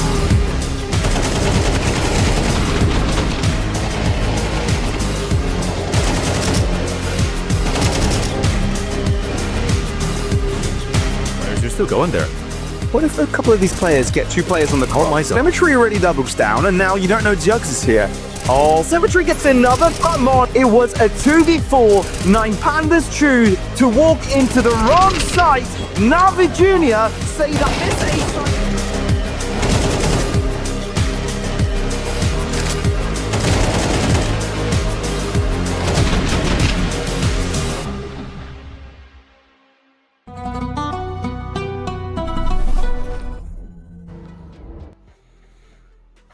Well, here we go once again. We're back, and it is going to be another map coming up. This time it's on Mirage. We are at the quarterfinals here at YaLLa Campus. ENCE playing 9 Pandas. And honestly, 9 Pandas, unfortunately, haven't really shown up to the game yet. So the second map is going to be where they get a chance. Now, it is their map pick, Vince. So you already kind of said you weren't 100% sure if you feel confident they can make it back. So, I mean, the question is, how much does a 10-minute break actually do for a team, I guess? That's a very good question. I mean, some teams historically have been great at resetting, and so I mean, it's possible. I would have to say that these guys are super experienced together as a roster. They've been together since the beginning of January. Diladez has been a part of 9 Pandas since 2022, by the way, so he's been here for a long time. And we were discussing before how, like, Crad, some of these guys have been playing a very, very long time in terms of their career. They're 26 years old, so you have to assume they've been in these positions many times in the past. So yeah, it's a different ballpark altogether. Mirage is next, and it's way way better statistically, way better in terms of what you can expect from 9Pandas, and more importantly, it's a little bit of a dodgy map when you're ENCE. Like, they're not as good on Mirage. They've had a lot of losses lately, and so do I expect the same level of performance? No, I don't. It's just whether 9Pandas can make the most of that, because we talked about Moon, Anders. He had a very quiet game, extremely quiet game there, and if he plays like that again on Mirage, they may struggle. Yeah, they have to get some of those players really fired up, right? I think he was the highest performing player from the team coming into it, and obviously to have him just go missing on a map like Anubis is not good enough. You need to be able to, the floor has to be higher than that. Like, even if you have a bad game, you can't just completely crash out and disappear from the server, which unfortunately a lot of them did. So kind of a tough situation. Hopefully that will change. I'm very curious to see if even just the energy and the team is going to be different when you get into. Sometimes you can tell that nothing is kind of working and there's no real communication happening. Maybe it's the map, maybe it's the, whatever time of day it is when they're playing, but hopefully it's going to be a different scenario going into Mirage as our second game. I mean, I still think ENCE are going to be, pretty fired up. And again, if they're all going to be playing as well as they are, with Pody playing, super good with the AWP, SDY having, I think, a pretty respectable performance, and obviously NEXUS out there as well, that's going to be still a great recipe for success. So there is also a world here where ENCE just end up picking it up in a 2-0 fashion and end up in the semi-finals, where I believe on this side of the bracket they're going to be playing, is it BetBoom, I think? Yes. So that could be interesting. Yeah, winner of this plays BetBoom in the semi-finals. So yeah, that's whoever wins this is going to be a very exciting game, I think, and a close one. But just to go back to a point we raised in the pre-game segment as well, Anders, I think out of these two teams, ENCE is in way more pressure. I think they're a team that is, I don't want to say they're necessarily guaranteed to split up and have roster changes, but we know what the roster mania is like after every single major, right? And so it's very possible that it does happen. They didn't make the major. ENCE will be disappointed about that. I think if they do win YaLLa Compass, they take the lion's share of $300,000. I think it does give them a much better chance. And so some of these players, I think, are going to be taking this tournament as a chance to prove themselves, as a chance to say, listen, this is what we can do. If you stick with us, if you believe in us, maybe next time around it does better. So I can't help but feel that players like Pody, players like, Kaspersky and NEXUS, they have a point to prove right now. And Glaive as well, because he's been in ENCE for a while. He's been with multiple different iterations. Obviously, had the Polish guys before, Diha, Hades, etc. Didn't really do much with those guys either. So Glaive might also be into question right now. Do you want to keep going with Glaive going forward, or do you want to switch it up and try somebody else? It's such a hard question, right? And I mean, Glaive's own journey inside of ENCE has been such a strange one, right? Because he was, like, when the whole team came together, he was with the 9 guys, and he had no time at all to figure out what kind of a team was even going to exist. And then it's just been like kind of crazy ever since then, trying to actually put a real team together and build something behind it. It couldn't have been easy trying to do all those things. And yeah, I mean, I don't know what level of trust the organization have in him, but I mean, it's hard to find in-game leaders with the kind of experience that Glaive has. And just from what I've heard, from obviously players that have played with him before, it's not overstated. Like, he is a good captain, he is a good leader. So you don't just find those all the time. I don't know, but it's hard. It's really hard. And also because ENCE is the kind of organization that just reputationally, they're not going to go out and try and buy all the most expensive players. That is just not how they do it. They like building things from the ground up. And honestly, they have an amazing track record of doing it.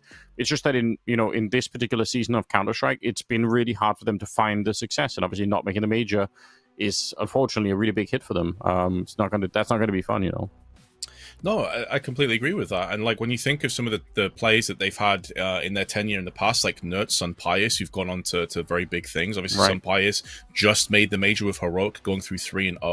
NERTZ is off to Liquid, etc., etc. Yeah, completely. They've had some great players, some really solid rosters over the years. I remember way back in like 2019, they had this crazy shock run through to the major finals where they lost against Astralis. So obviously the whole Glaive angle from that's kind of interesting as well. But yeah, it's like a team that you kind of, I feel like they've proven themselves to be like a household name within Counter-Strike, and so ENCE not being at majors is sad, but there's a lot of teams that are in the same position. I mean, Astralis only won.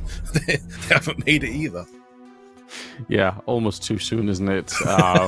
Can't believe that's the case. I mean, it is shocking to me, but you're right. Unfortunately, some of these teams, big organizations, they're just not finding the level of success that we would hope for and almost assume even a couple of years ago. We're heading into Mirage. It's the second map in this best of 3. So once again, welcome back everybody. It's now starting on the CT side. 9 Pandas going to be on that T side to begin with. And I'm seeing, you know, the Molotov, the smoke here. So they're going to have a little bit of an execute onto the A-bomb side. See if they can defeat the 2 USPs that are playing towards that C1 position. Green light, flashes, and a smoke also thrown in for good measure. Bit of a goosh onto the CT player of Naitu, but it's all a bait and switch. The flash is good, though. And before the eyes can clear of Poddy, he's been put down with authority. Result back in for another one. And although Naitu is still alive, only on 11 HP, is living on borrowed time. Has been collected. Oh, it's a complete stomp. That's the best possible answer. Retaliation for 9 Pandas after getting battered on Anubis. Looking good for the clean sweep on the pistol. Yeah, come in with a bit of a strong round. Get everybody fired up, and that's exactly what's going to happen here. Really well done. Nice progression towards that bomb site, and just winning every single fight is obviously going to make it a hell of a lot easier. Kaspersky hoping that he could get something done, just get a couple of kills on the board, and you know what? He's done a really good job right now. Can he get the third one as well? It's more money. It will help out. In case they want to go for anything here, then there is an opportunity to try and, you know, build a bit of a scout or from master something behind it. He couldn't get the third kill because the bomb took that third player, but still, really well played. That flashbang is devastating to Poddy hiding behind that ticket booth, and 9 Pandas will pick up the pistol round. Yeah, that is clean. Nice attempt from Kaspersky just to put a couple of wrenches in the machinery of 9 Pandas, but all systems were go. And now ENCE have the arduous task of force spying with 3 MP9s. They have a FAMAS and a Deagle as well, so not too shabby all things considered, but it's about positioning those pieces in the right angles. Oh, they're getting aggressive. Kaspersky's actually taking point, and they're waiting outside. They have no idea. It's a double stack. The FAMAS in first. 1 kill, but it will be traded out by Glaive, who goes in for more. Huge outcome. Turn of events. ENCE pivots straight back in with some success, and Glaive has spotted the last 2 players. Scary stuff right now. AK in the hands of Shelfie, but they are boxed in for the minute here. They can't really go into the underpass either. Naitu is going to be covering that side of it, so what a shock. I don't really mind the idea of an 9 Pandas, but you almost feel like maybe they did commit a little bit too hard, maybe they're a little bit too committed to trying to walk through the tunnel there, and it just didn't work out. Moon and Shelfie, what do you do? 50 seconds. They're hoping for a mistake. They really want ENCE to come and take a look and see if they can sneak up behind them and at least make it a 2-on-2 before they go any further. But that's not the case right now. And there even is a kit on SDY if it even comes down to it. We'll see if they can. If he can land a headshot right now, it might just be round over before they even get onto the bomb side at all. You can see he's already trained there with the Deagle. And now the flank is coming in. Poddy's right behind them. The Deagle shot doesn't connect, but they're getting hunted. What a spin around for Moon and a headshot to bring down at least one of the flanks. Naitu is next and they fight their way out. Moon will end up at the end with a quad kill, surviving and saving the 9 Pandas team in this round.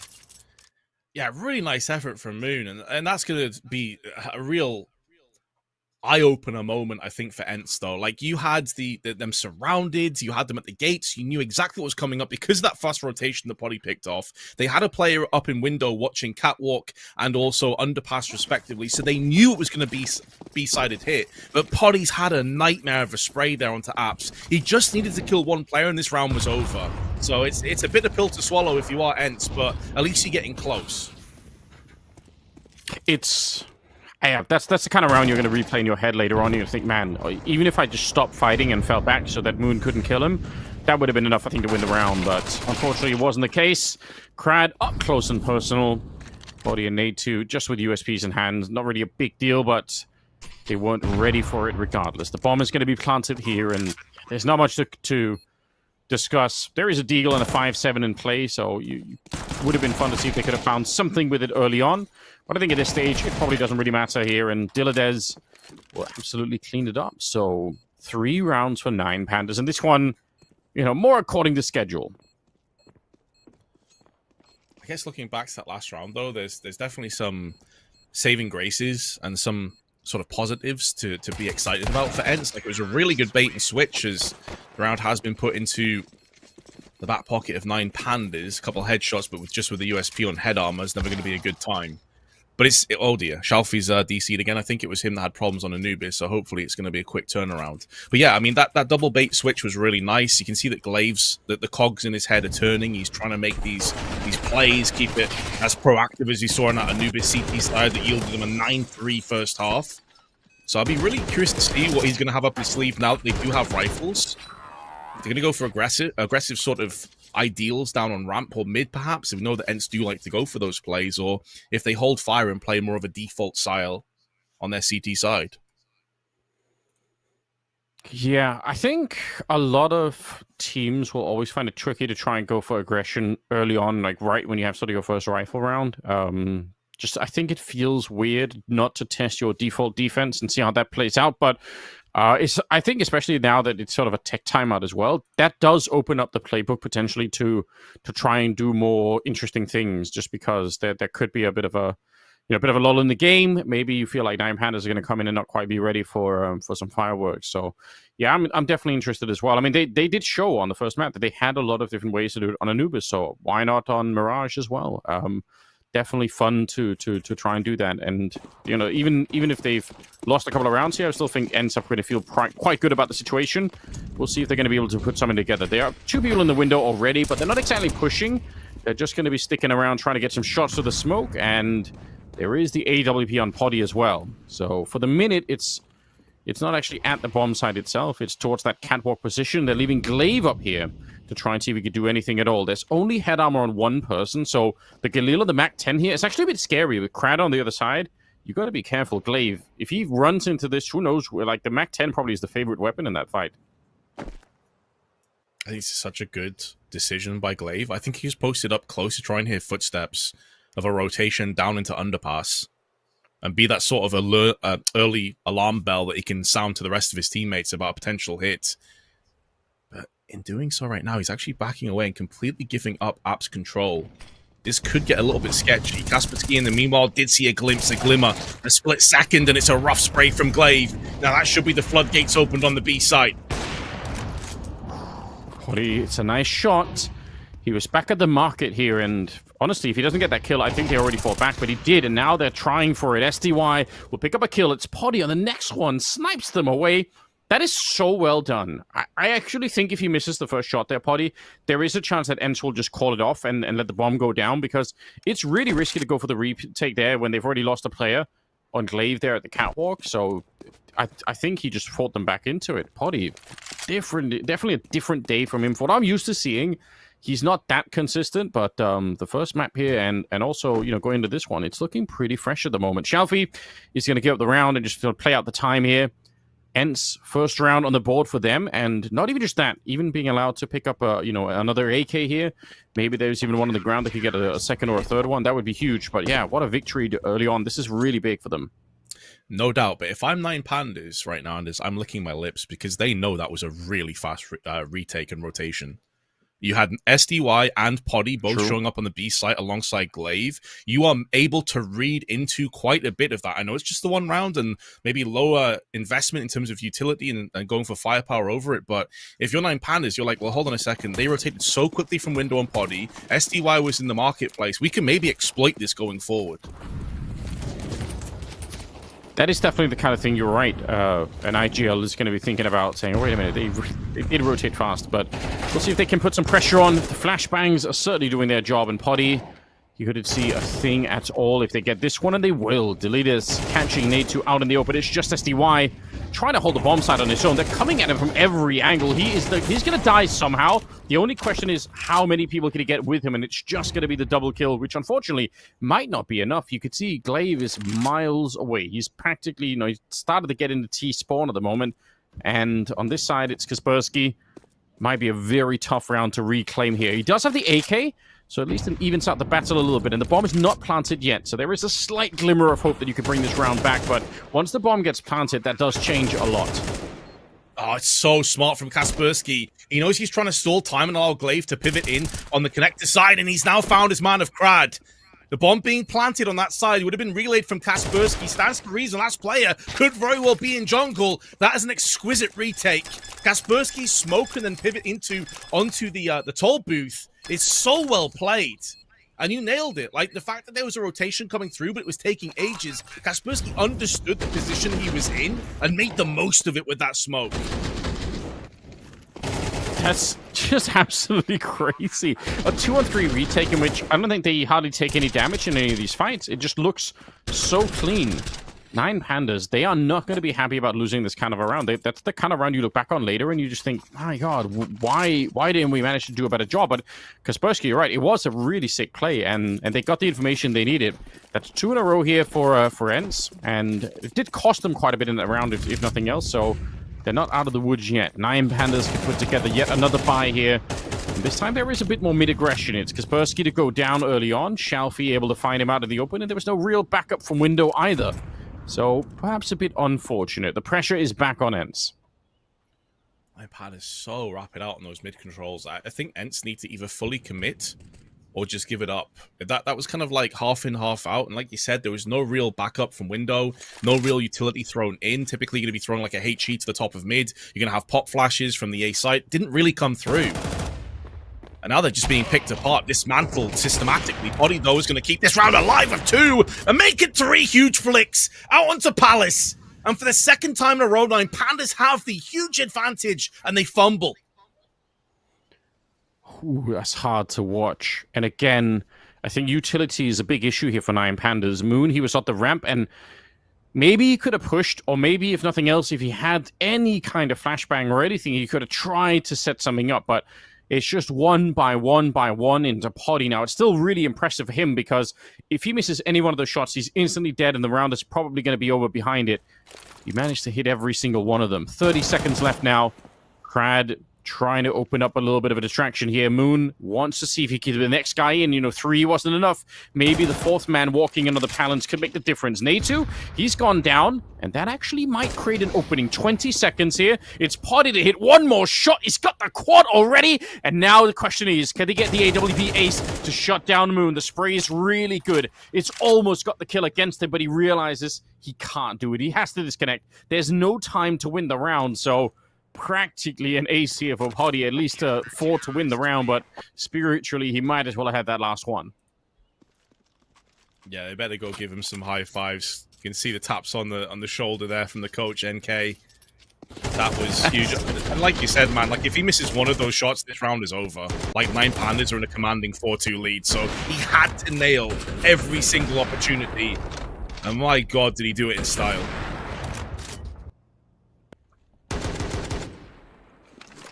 Well, that is that's gonna get the team fired up once again.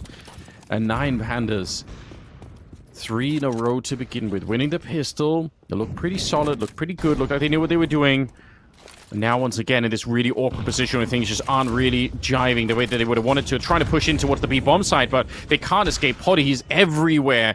Gets another shot to take down Result, and they were running into the HE, the high explosives that were right in front of them, so just a devastating amount of damage. Diladez gonna have to find some kind of an end to the round here. They're coming for him. Deep grenade. It's Poddy, of course. Another triple kill. He's 9 and 4, Vince. What is going on here?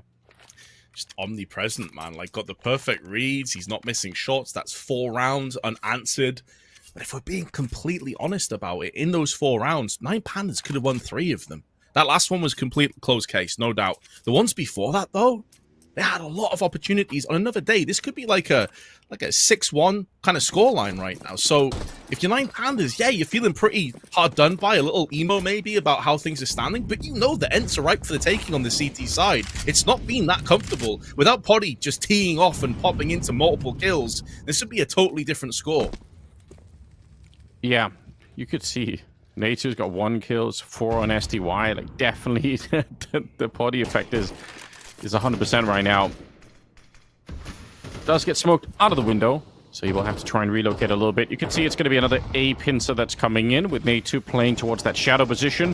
And SDY, I believe, is hanging around the top connector. So this is, right now, it's actually a really good call for 9 Pandas. If they just get 1 good smoke down or a good flashbang to set this off with, I think, once again, they're in a strong position to try and win this round at the A bomb side. Oh, be careful. They're boosting in, and Kaspersky can see quite a bit of his surroundings. That smoke's not going to last for too much longer. And there's not much where that came from. I mean, you look at the overall utility belt, and it's pretty dry. With 50 seconds, Kaspersky, though, gets nailed by Shalfie, and that gives them a real hope. SDY now needs to go above and beyond as his teammates are being killed around him, but he has bypassed onto the stairs. Won't matter. Result still deals with him. And now Poddy, the man possessed, has to go fully nuclear if he wants to clutch this. But he'll know that the economy on his teammates isn't great. Can he even justify to throw this up away? Anders, I think he has to save. Yeah, I think he's positioning himself hoping for a big mistake, right? He's saying, okay, if they are going to keep fighting me, like, he's going to go back and do the same here. And just in case there was someone there, maybe you could try and do it. But the fact is, it's already a little bit too late in the actual bomb timer, so he will just back on out. But it's still really good, right? Another couple of kills, just making sure 9 Pandas can't really celebrate this win too much. And just makes it still a bit scary. He's terrifying right now. But unfortunately, that A defense wasn't really good enough. And I do wonder a bit. I feel like... So there was a big lean towards the B bomb side this time for ENCE. They obviously thought that it was going to be some sort of A fake into more of a B attack. And fair play, sometimes you're just wrong about that. But it's interesting to see how you have the AWP on the B side and you still end up in this position where you only have the 2 defenders at A. Because normally... One of the big luxuries of having the bomber at the B-bomb side is that you can afford to have almost 4 people at the A-bomb side, or at least 3, and then maybe 1 in middle from Catwalk. So just a curious kind of call there for ENCE on the defense. Don't have to linger too much on it, but maybe in a different round, you know, they could try and just leave Poddy over there, because he's so good right now. So put him in B and then let everyone else take care of mid and A. It's maybe an adjustment that we'll see come through later on. This time it's Glaive on the B side. Poddy watching from Marketplace into the B apps. And deciding against any mid prowess or aggression, instead playing more passive angles in con. Molotov up and over. Glaive would have seen that. The trajectory of the molly means he's going to be up close, so they have to clear out all these angles. And Crad, even though he gets flashed in, SDY is so good in these cerebral moments of having the perfect time of just backing out there and not overextending his welcome. The easiest of frags is Result slowed down and now they have to push in. That's so awkward to watch. That one wasn't easy, though. Moon goes down instead, and we're just going to see a bit of a slow to the round here. It's Dillades finding himself on his own. 1 versus 4, and they are going to be coming for him at the count of 2. Glaive swings and takes him down, and ENCE will pick up a 5th round. You're right, though. That first kill, just being slowed down by the HE, what an awful feeling. You're trying to get the cross. You know that it's not the best time to be slowed, but you don't have a choice. Nicely done there. And again, the effect size for Poddy here is just unbelievable. Like I said, I had my doubts about it. I've had those for a long time. I'm happy to say it, but definitely in this one, he's having such a convincing performance that it's hard not to be excited about. Well, I think you're well within your rights to have doubts. You know, he's not been the most consistent AWPer. I'm sure he'd admit that himself. He does have these crazy high ceilings, though, when he's feeling it, you know. But there are sometimes games where he's kind of in the same position as Naitu. You know, we saw him on the first map. He started out so well. He continued that form. He actually top fragged at the end of the map. Now he's 1-7.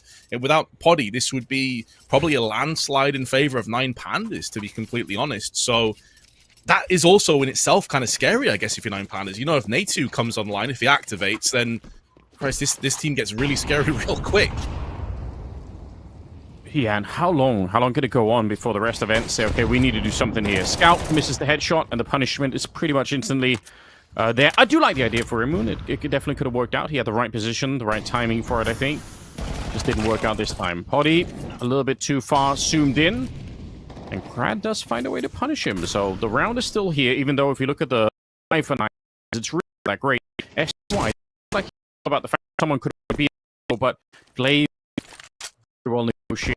Going to be taking down Alfie. So back with the man advantage, and they find Crad sneaking through. Not a bad play for Crad. I think if they want to win that round, he has to do something like that. Unfortunately, just, you know, didn't manage to get in. The alarm system was there. Yeah, he was trying to be the interference player, try and wrap around into window, see if he could backstab from CT spawn, because both of his teammates were fully committed into the B-Apps area. Glaive has spotted Result, so that is going to be intel, and there's a rotation coming round the back. 5 kills to the name of the Desert Eagle wielding player. Bomb is salvageable right in front of his eyes, but that really is only a small fraction of his problems, and they too will put him out of his misery as ENCE extend their lead to 6-4. Yeah, look at the money that they're building on the CT side, and for 9 Pandas, I mean, that last round, evidence that they just don't have that much to fight with here, and it's absolutely hurting them, obviously with the weapons, but with the utility as well. It leaves them with these slightly desperate plays where they're either trying to beat the timing or they're trying to sneak through somewhere, hoping not be discovered too much, and none of those things worked out in the round. We're down to round number 11 here, getting close to the end of the half, and this time, Poddy in the middle. Smoke is going to be up, and he doesn't want to do any tricks to blow it open either, so just tries to take the timing shot, and will fall back. 9 Pandas, again, are getting a lot of mid-control in general, but it's sort of 50-50 if they actually manage to do anything with it. I like the adjustments that ENCE have made as well, because Poddy in the early stages of this half was playing very aggressively out on Catwalk. He got flashed into death without being able to do anything twice in a row, and now he's playing a way more disciplined angle. He's taking the early peeks on window, and then he's backing off to B to help Glaive out. He's not going for aggressive peaks on connector because that's SDY's domain, and he's been playing a really solid half so far. I like the adjustments, Anders, and so far it's worked out a treat. Yeah, it's a nice way to keep that AWP alive a little bit later in the round, especially because he's hitting so many shots with it. Speaking of which, Nade 2 going to get that one. Glaive also on the other side, picking up a kill. Kaspersky, unfortunately, I don't think he needed to keep up the fight there, so maybe a little bit too active, but regardless, it is still a man advantage in favor of ENCE. Everything on this run for 9 Pandas. They do need to start to win some more rounds. 4 is not going to be good enough on this T side, I think. It's their map pick, and even if it is a slightly CT-sided map, I still think 4-7 it's a bit of a scary position to be in. Round number 12 is coming up, and they don't have the bomb plant. They don't have the money to really do a lot here, 9 Pandas. This is starting to slip out of their control, and also more players are getting activated. It's not just Poddy, but weirdly, it's Glaive who's now following up and doing some good work. Yeah, the classic Glaive effect, man. Like, the amount of times, especially with the full Polish roster when they had, like, Kyla and Hades and Diha, the amount of times that Glaive was solo carrying was honestly, like, kind of crazy, and he just had no right to have that much strain underneath him. It's good to see he still has it in his locker if needs be. Double player push on Palace is going to yield the opener kill, and the HE down with a flashbang is good, but Dilades doesn't care. Entry comes through for him. 9 Pandas can push on the site. Yeah, but they know that there's someone in Palace, so it feels really weird. They have to be checking behind him all the time. Kaspersky couldn't get through the smoke because he was bumping into Shalfie. And once again, Poddy is just ready forever. It's impossible to catch him off guard, it feels like at the moment. Pistol's out as well. He knows that Dilades is low, and so is Moon. It's going to be Glaive on the other side. The tag team duo between these two has just been insurmountable. It's going to be the bomb running away. Moon is on a bit of a mission to try and see if he can make it across the map, but already Glaive is listening. He's going to hear the footsteps. He knows what's coming, so they have full information, and Moon should not be in a position to win this 1 versus 2. Yeah, it just doesn't seem possible, right? Low HP, no grenades to play with after the plant is down. Glaive in a forward spot on the B-App side. Now, he has managed to traverse his way onto Catwalk, which may catch them off guard. Typically, if you're thinking about a post-plant, a lot of players are going to go to the bench, maybe go on the van. So yeah, he's got the drop on the first kill, but Glaive, diligent as ever. And I also love the fact that Glaive, when he goes for the rotation, so many players are going through CT spawn into the marketplace. Glaive goes underpass, so he has more of a forward warning system in play. If it's a mid-push, if it's Catwalk, or if it's B-Apps. Huge. That's just experience straight up. Yeah, you're absolutely right. He would have heard anything that was happening on that side of the map there. Wow. It's kind of rare because I think we saw it in one of these interviews going into the game that Sam was doing, one of the players, basically saying, well, you know, even if they have one really good player, I think they're talking about a different team, but, you know, it's a team game. Like, one player isn't going to win you the whole game, and that's probably still true. But it's really cool to see a match like this one where, actually, for Poddy, he is the reason why they're alive in this first half and even thriving. Without him, it's just absolutely true to say they would have got completely blown up, and 9 Pandas would have probably had 8 rounds themselves to maybe 4 events, and that would have been very close to a third map. But now instead, they're fighting for their lives to stay alive here in YaLLa Compass through the quarterfinals. They want to be in the semifinals, but it's a long road there. Dilades gets one as he backtracks through the smoke, and still, the bomb plant is going to go the way of ENCE. If they can win this round, Vince, they might be at that quarter or at the semifinals up against Bedboom. Yeah, the percentages definitely go and spiral in their favor, but They have got the advantage now, 9 Pandas. Also boosted up on the box. Moon drops down. Oh, the timing's so brutal.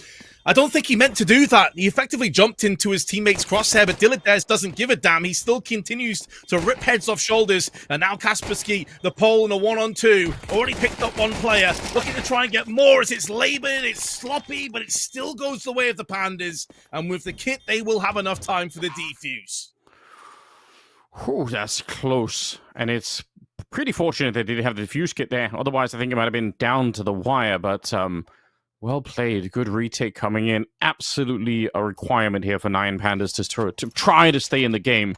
And I think now there's a good case to be made that they could have a bit of a run here. The bomb planted, which means ENCE are going to be investing into this next round. No surprise. 9 Pandas know it well.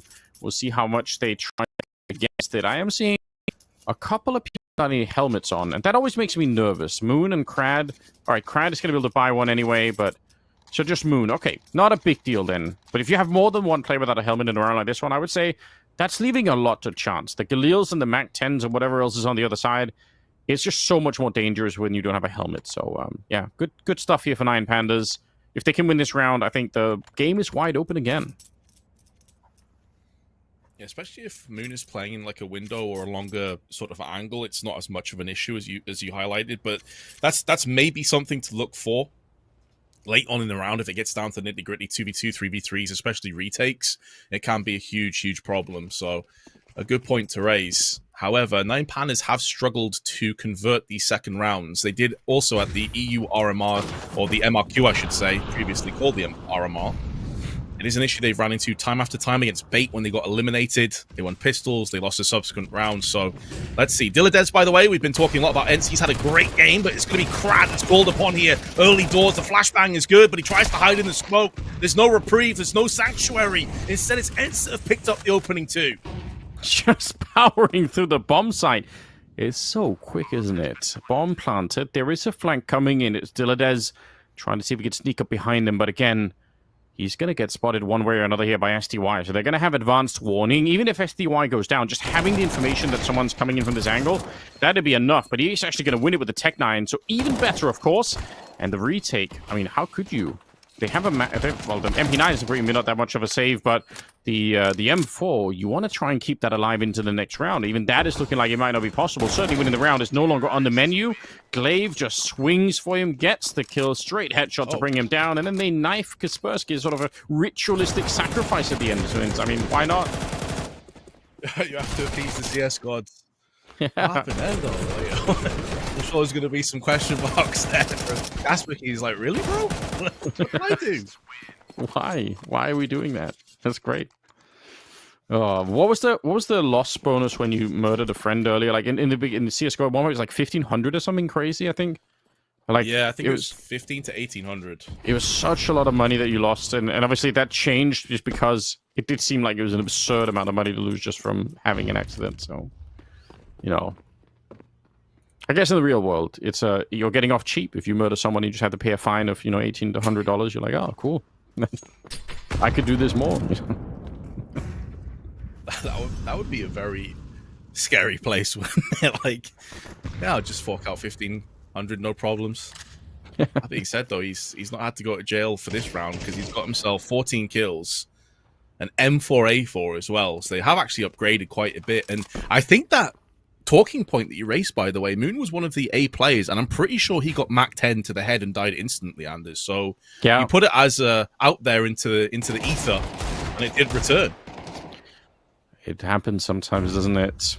A lot of the implication as well that he's essentially too good to go to prison for murder. He's like, Your Honor, he's really good at Counter-Strike. We can't put him in jail. we do need to win this. So, Your Honor, have you seen his flicks with an orc, though? Yeah. He's, one of the few Finnish talents left. We do need him, so please. All right, Krad's going to be burned alive here, unfortunately for him, and that will just leave 3 people on the 9 Pandas side. There's no way to talk ourselves back into this round, unfortunately. It's going to be ENCE finding a 10th round on the second map here. It's looking super good. I hope they can keep up this form, right? Because we pretty much know Bedboom are going to be strong already in the semifinals. So I think it's a requirement for ENCE to really fight Bedboom that they play this kind of Counter-Strike. Yeah, Bet Boom have looked so good recently, so I think they probably would be the favorites regardless of who wins this game. But I think we've seen enough signs of greatness in this match. Not to go too crazy and like jump off the deep end, but we've seen some really cool moments from ENCE, and they've been bossing it. Glaive's made some very good reads, some very good calls mid round, and also the way he's kind of positioned and statured his team. So I am impressed with this ENCE. I just wish this ENCE had shown up at the MRQ, to be completely blunt about it, because fair enough. Other than a couple of maps, it was pretty bleak. Yeah, it's unfortunately you don't always get to choose when the team is going to be working right, but they might share that feeling, I guess, Vince. It's like, why couldn't this just have been like a couple of days ago and it would have been very, very different? But yeah, I think this is one of the stories, really, in some sense, is that for some of these teams, YaLLa Compass sort of is their major, because they might just not get to qualify for too many more big tournaments in the year. So this is a huge opportunity to actually do something, especially if you're not going to be at the major. You've got to find a way to make this count, and Nine Pandas definitely know it. ENCE do as well. BetBoom, the only team here that did make the major. And Navi Jr., I mean, they want more chances to play. Wrestle is going to go down. It's Kaspersky with a strong opening, and he's ready to follow it up, Potty, because he's always involved. He's going to be taking down Moon, and they just cleave right through the B-bomb site, leaving Crad.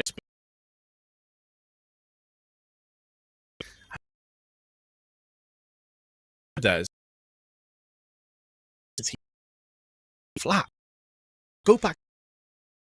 Maybe just have 4 probably one where 3 waves in pod just going full mod mode, and it felt like they never responded. They never really like got back into this. They win the second pistol. They once again lose the converting round, which they have so often recently. It's just very disappointing to watch a team that has this kind of ability, this kind of potential, but just not really do anything with it. Yeah, I really am shocked. I was expecting a lot more. I've been casting a lot of Nine Pandas in the last many months. I mean, with Moon, it's obviously a bit of a new team, but the core of it is very much the same. And I feel like they usually have so much more of a presence in some of these games. Win or lose, it feels like they're always, a little bit more there. That's not been the case so far. Pretty much wrecked at this stage. 11-5. They don't have the money, and I mean, the comeback from this stage here, it would, again, I think it would have to involve ENCE disappearing from the server, and they're kind of doing the opposite of that. They're just getting more warmed up, because Kaspersky's starting to get kills. SDY is, climbing the board a little bit too, so if anything, ENCE looks like they're just warming up into this map. No doubt. There's just not been that much resilience or resistance against them. We got a little bit of a moment here on Nine Pandas, a 2-for-1 trade. Still down to 3v3 though. And pistols, including a USP for Moon, up against a full rifle buy. Now, they should be able to pick up a couple weapons that were dropped around Connector, but they've not played aggressively enough yet to pick them up. And now ENCE, they're going to be recovering. They're going to be restaturing themselves over on the ramp side. They also have the contingent over on B. 50 seconds left on the clock. Can Nine Pandas make a comeback here? Missing a couple of shots and losing players. Yeah, and Shalfie's been revealed really early on. It's so hard for him to do anything.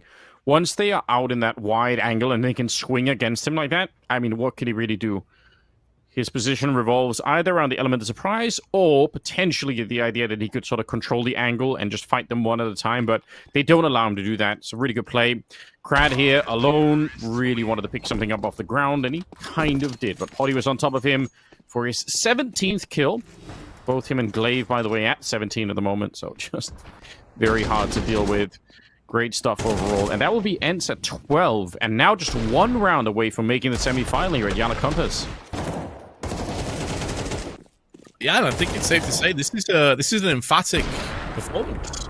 Sure, Nine Pandas, I don't think they've really got out a second or third gear, but you just can't fault ENCE. The way they've cruised through Anubis and looked incredibly good. And now here on Mirage, a map that statistically they typically struggle on, especially on their T side, only a 41% win rate on it, and they're just making it look easy. They really are. I mean, there's something that's been going on. Whatever it is for ENCE, I really hope they can keep, replicating this across the rest of the tournament, but also just into the future. Like we said, roster mania at some point after the major is going to be really kicking in. We all know it. And the problem is there's so much talent out there that if your team is lacking in any way, I think the pressure to change is so high. It's so hard to hold on to the team. There are so many free agents out there in the world that are really, really strong that you're gonna feel the pressure to try and pick something up. For 9 Pandas, the road back is almost infinitely long, it seems. Result's going to get at least the first step in the right direction. Get the kill there. They take down Kaspersky as well. Shalfie able to pick it up and almost caught sleeping, I feel like. Did he lag, DC? It seemed like he was kind of just stood there for a minute. But I guess he's fine. Oh, no. Oh, no. Another 3v5? Seriously, 9 Pandas? I mean, they could.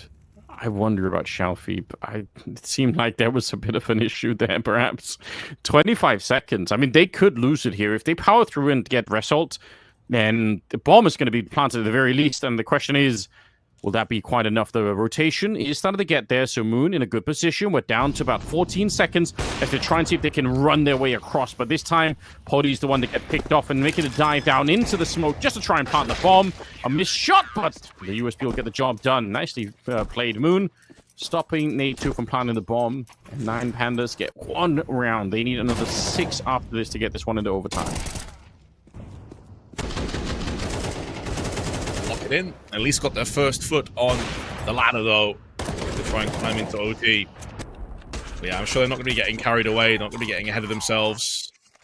Keep your eyes on the prize at hand. An easy, comfortable rebuy in on the side of ENCE, although, to be fair, a few players now getting a little bit low in terms of their finances, so there is maybe a way forward here for 9 Pandas to punish in and get up to like 8 or 9 rounds, and ENCE slowing things down. Don't want to get too overzealous. You've not finished the game just yet, guys. Got to keep yourselves dialed in. Keep that concentration on point. That's where I really expect Glaive and NKJ to sort of be able to hit the troops in line here. I'd be shocked if they weren't able to slow things down a little bit more. Just, you know, you've got so much runway here. There's got to be a way to try and break through. But on the upside for the 9 Pandas squad, at least they've finally got some money to work with here in the second half, which has been a really big problem for them. There's been so many rounds where it's been pretty lackluster in terms of the firepower.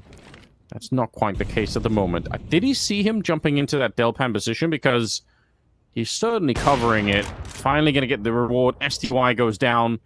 And that's a bit of an issue because he was going to be one of the other arms of the attack heading into the A-bomb side. They might still be able to break through, though. Nicely done from Kaspersky, and now there's a bit of a runway to actually get the bomb planted.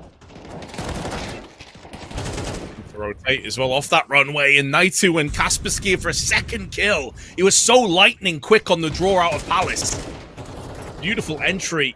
Once again, 9 Pandas get the opening pick, and they are dazed, confused, dizzy with the rotation they have to come through with. A 2v4 retake and barely any grenades to play with. Surely this is not possible, Anders.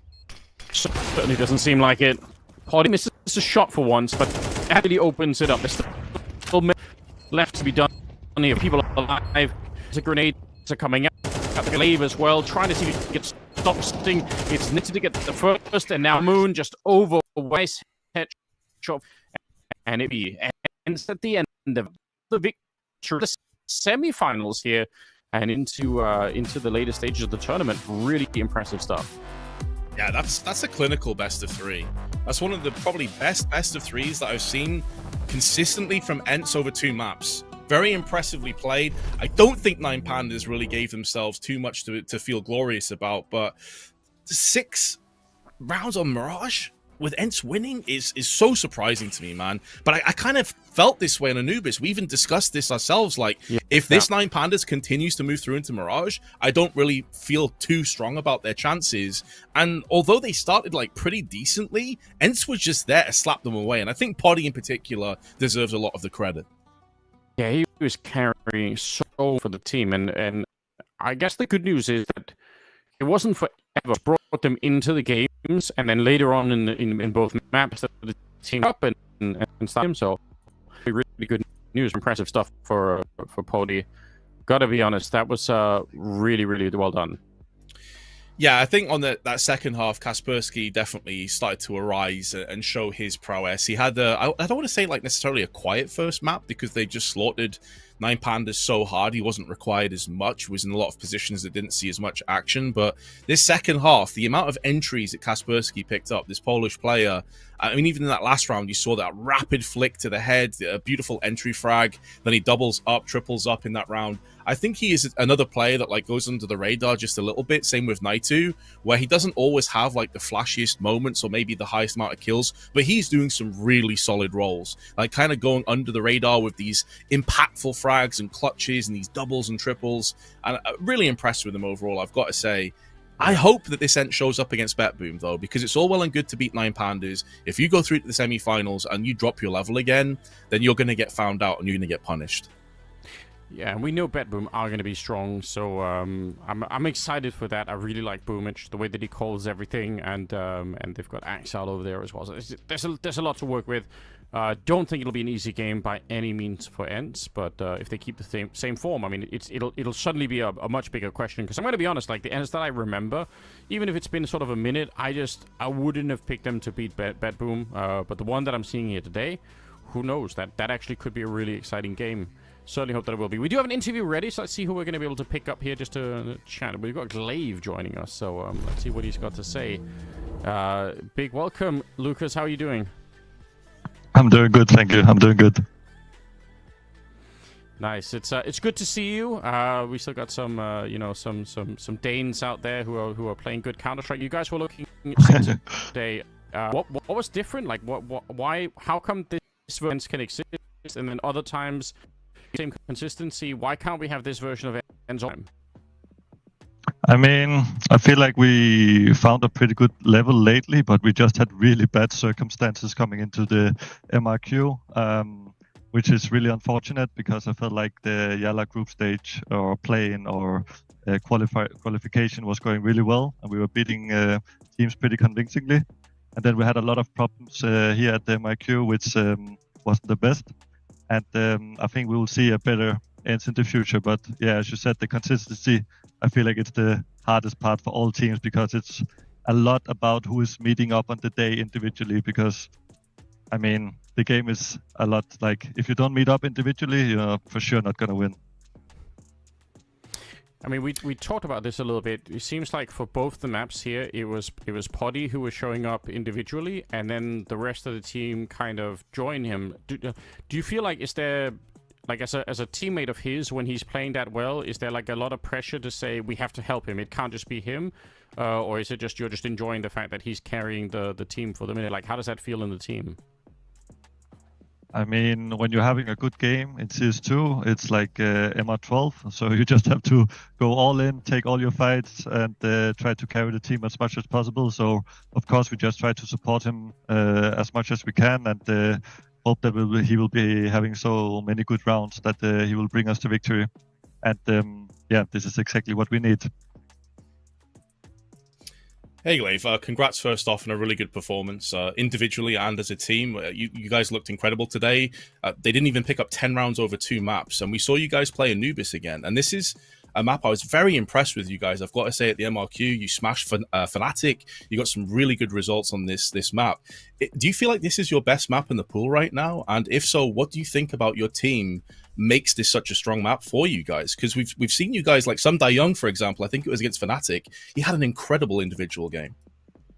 Yeah, I mean, Some Young on Anubis, he has this no fear mentality. He's just going for a lot of fucking duels, and he's doing a good job with it. I feel like it's one of the maps where we're not like, you don't really need that many set strats. It's more about team play, taking some map control away for the CTs, baiting out some util, and you know, when the CTs doesn't have a util anymore, then they are pretty doomed if they doesn't go for some push. So I mean, this is what most teams are trying to abuse, and it can be really hard to play on the CT side, and we also felt that a couple of times before ourselves. But this is what you need to work on, your CT side, and this is what we have put a lot of work in, and I think this is why we are pretty confident on Anubis, I would say. Really sick. I guess one more question here towards the end, and we'll let you go. But I'm curious, you guys playing up because it's boomage, crazy Counter-Strike, jumping with the Mac 10 and all the rest of it. How do you guys feel playing a team like BetBoom at the moment? I think BetBoom is a pretty good team, to be honest. I think they're doing well. It's gonna be fun to play against them again. We lost to them twice. The first one was pretty bad for us, 13-3. Yesterday we lost 13-11. It was a pretty close game, and we could have, I think, made it to overtime at least on this T side of Anubis. We just had some small mistakes. I think it will be a good game. They're a great team. I feel like we can beat them still, and for sure it will be a close match. Beautiful, wonderful. We'll let you go, Glaive. Congratulations. We'll see you in the semi-finals, and best of luck to you. Thank you very much. See you guys. Fantastic. All right. Nice confidence. I really appreciate that. No surprise here. The MVP, Poddy. There's no way we could have made another argument, is there? No, he was always going to be the guy. I mean, I think Glaive, individually, as you just mentioned there, probably was in the conversation, especially for that Mirage performance. Like, individually, he was playing super, super well, some really good mid-round calls. But when you just look at, like, pure impact factor, it was always going to be Poddy, man. Like, so many opening picks from Con on the CT side of Anubis. Like, I think we even said he's everywhere. He's omnipresent on Mirage as well. Like, just unbelievable AWPing. So sick. And yeah, you're seeing a bit of a recap here of the series. Unfortunately for Nine Pandas, they just didn't have the kind of punch through that we were hoping. Never really got off the ground. It's sad to say.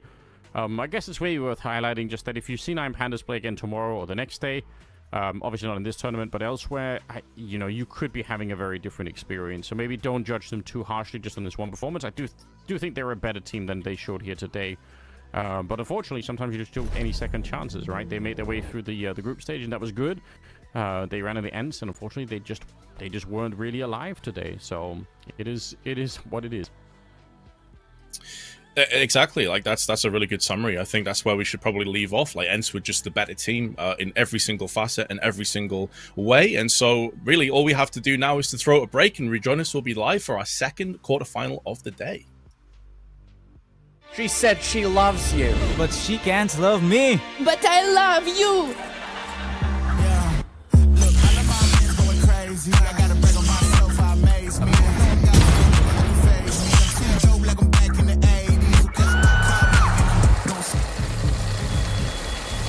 I won't play window anymore.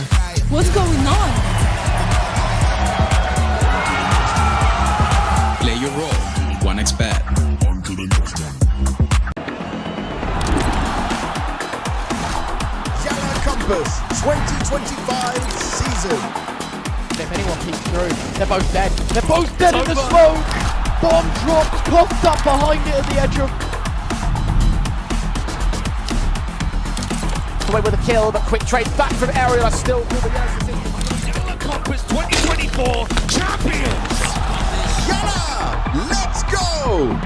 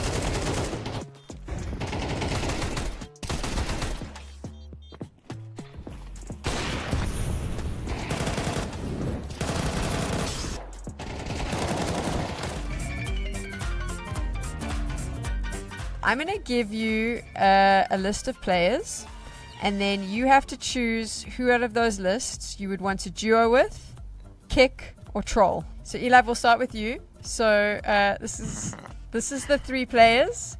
It's Eli, Forzy, or Neofrag. Duo, kick, troll. Which ones? Well, I would troll Neofrag for sure, because I would have so much fun out of it. I would team up with Forzy for sure, and there is no other choice. And C, I will kick myself then. Okay, cool. Forzy, how about you? Same players. I would do the same. I would just kick myself. Yeah, I'm kick myself and duo with Eric, you know. Oh, cute bromance happening here, boys. I like it a lot. Right, the next 3. Forzy, Donk, Nico, Robs. Donk, Nico, Robs. I would team up with Nico. I would troll Robs and no wait, yeah. I would troll Robs and kick Donk. You'd kick Donk. What? Oh. Okay, Eli, how about you? I will join duo queue with Donk for sure. I would like to play with him and see him playing.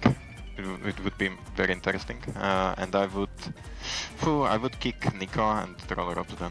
Nice. Okay, and then the final 3. Eli, we can start with you. Pimp, Henry G, Parla. I will team up with Pimp. And I will troll the first one, but I don't remember the name. Parla, yes, yeah. And kick Henry G. Kick Henry? Oh no, man. Forzy, how about you? I would kick Henry G. I would troll Pimp and team up with Pala. Okay, there we go. Nice one.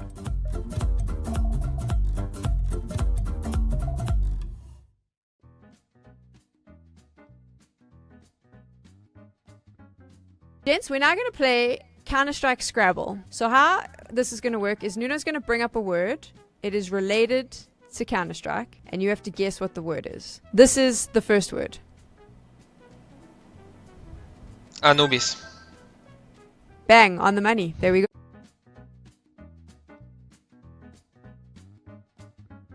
This is Scrabble, the CS edition. So what we've got is team names, player names, different things you can do in the game, different spots. Scramble the words and put them on your screen, and you have to try and figure out what the word is. Okay. There it is. Nexus. Nexus. That is correct. Well done. Xelo. Okay. Good job. Very good job. That's correct. Operation Wildfire. Yeah. That is hard mode confirmed, and you got that one. Very impressed. Oof. Full buy. Super fast. Good job. Refrag? Fragger. It's refrag, not fragger. Oh, yeah. But you were I super know close. my Good job, refrags. son. Yeah. Ooh.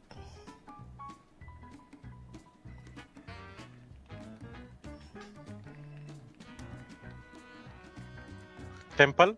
Ah, yeah. Yeah, that's correct. I Holy think that's all of them.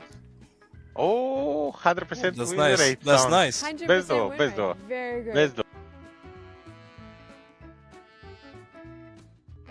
Prioritize is just jumping across, doesn't want to die to that AWP here. It's on Night U now to get the timing, and he lines them up. Rolls a strike. It's a 4K spray down, and nobody's ready for it.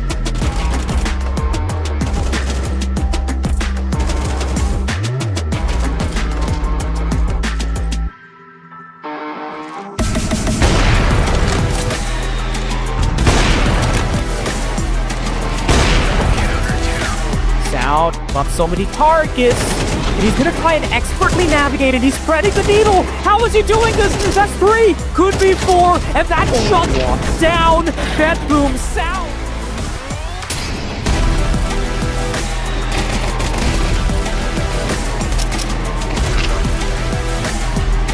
We had a very streaky start, but now it's tough to separate them. Zorta's going to find another opening. Try, and Ashley surprises him a little bit, but they're giving Zorta consistent pot shots.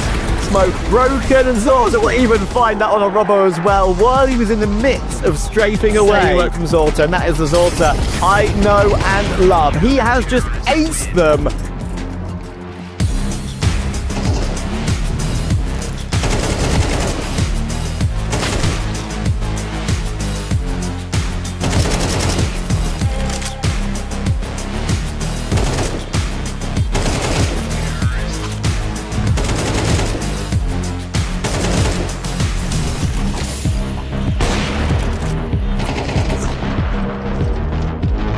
Looking at the right direction. Oh, and the Pandas have just walked past him.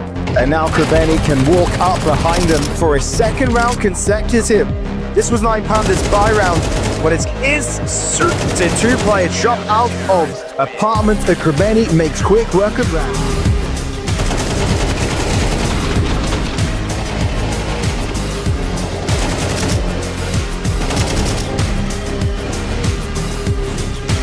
You're still going there. What if a couple of these players get 2 players on the court? Cemetery already doubles down, and now you don't know Jugs is here. Oh, Cemetery gets another. Come on. It was a 2v4. 9 Pandas choose to walk into the wrong site. Navi Jr. say that this is...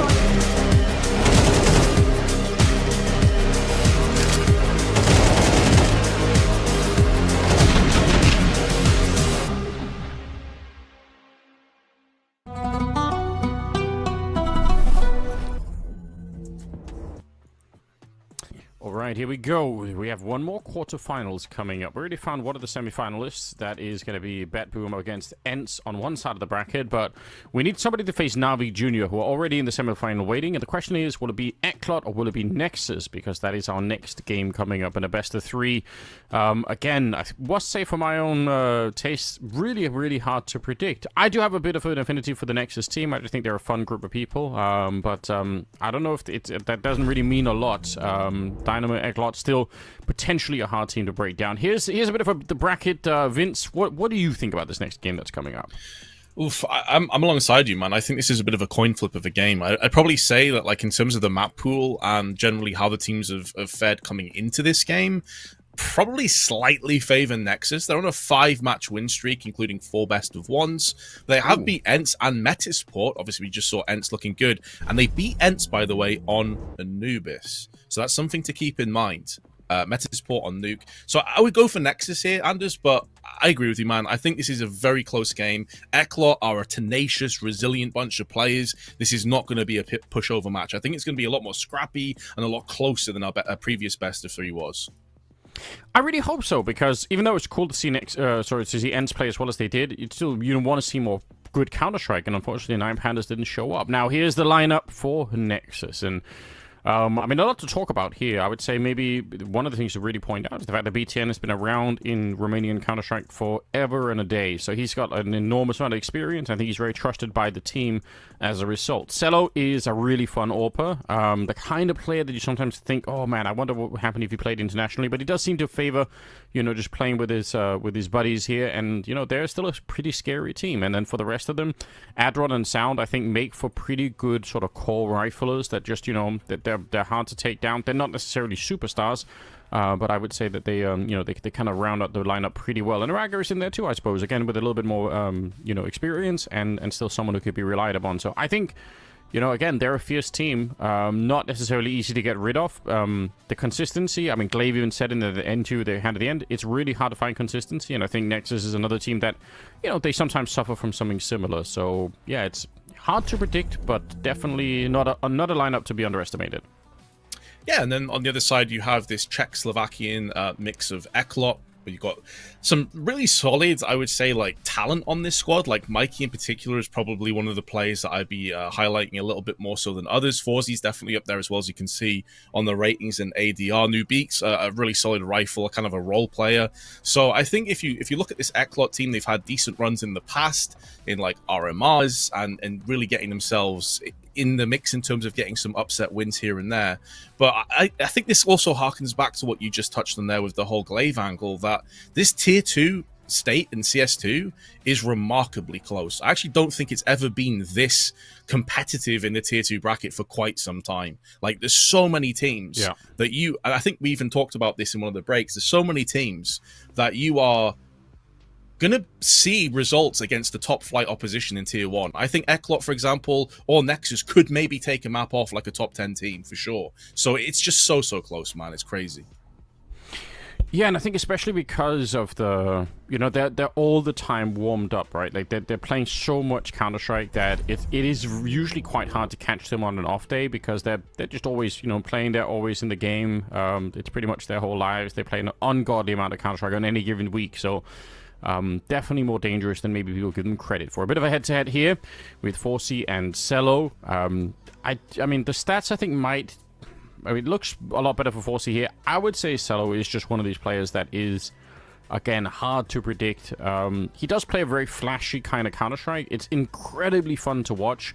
It does have the usual downside, which is if you start missing some of those shots, then you put yourself in dangerous positions. Maybe you lose the AWP and you don't have the same kind of an impact anymore. So, but when he is good and when he's hitting the shots, I mean, he's a terrifying force, and I think the stats won't necessarily show that. So I'm curious, and I think there might be one of the big questions is what kind of YaLLa are we going to be seeing here? Because if it's the sort of the S-tier version of him, I mean, I would definitely be picking... I'd be picking Nexus instantly if I knew that was going to happen. Yeah, I think that I can't really disagree much with you on that one. And I think what's also quite interesting as well, Anders, about these two squads is they're playing a lot of the same kind of tournaments. Like, they've played each other 6 times in the last sort of 2 or 3 months. And so they have a lot of history together. They've got a lot of experience playing against one another. They're playing against typically the same kind of opposition, the same flight of Counter-Strike. I think what you can really pick apart, though, from some of those stats is, first off, it doesn't paint the full picture, of course. The stats never really do. But I feel like Nexus, for the most part, are a team that are very, like, push together as a united force and play as a team and lose as a team, whereas ECLOT are a little bit more flashy. The individuals typically shine a little brighter in the games they're winning, but it is like they're either like smashing teams 13-4 or sometimes they're getting nailed like 13-1. They're very up and down, so it's very much a case of which maps we come down to as we are ready for the veto. Oh yeah, that's going to be exciting as well. Curious if there's going to be some surprises in here, or if it's going to be more sort of you know, a little bit more standard. Dust 2 and Train are going to be out almost immediately. Wouldn't be surprised if we get a chance to see Nuke thrown into the mix somewhere in this series. Just seems like a good sort of handshake potentially. It's going to be Inferno up next, and all right, Nuke will be the second one for Nexus. So does make a lot of sense to me. I think both teams are happy to play a map like Ancient, and it's almost surprising to me that we haven't seen Ancient, you know, picked so far in the playoffs, just because it's such a common map to be thrown in pretty much left and right. It is going to be the deciding map on this one. Not too surprising, I think, so not really the hardest prediction, but I like this. I think this is yeah, this is pretty good.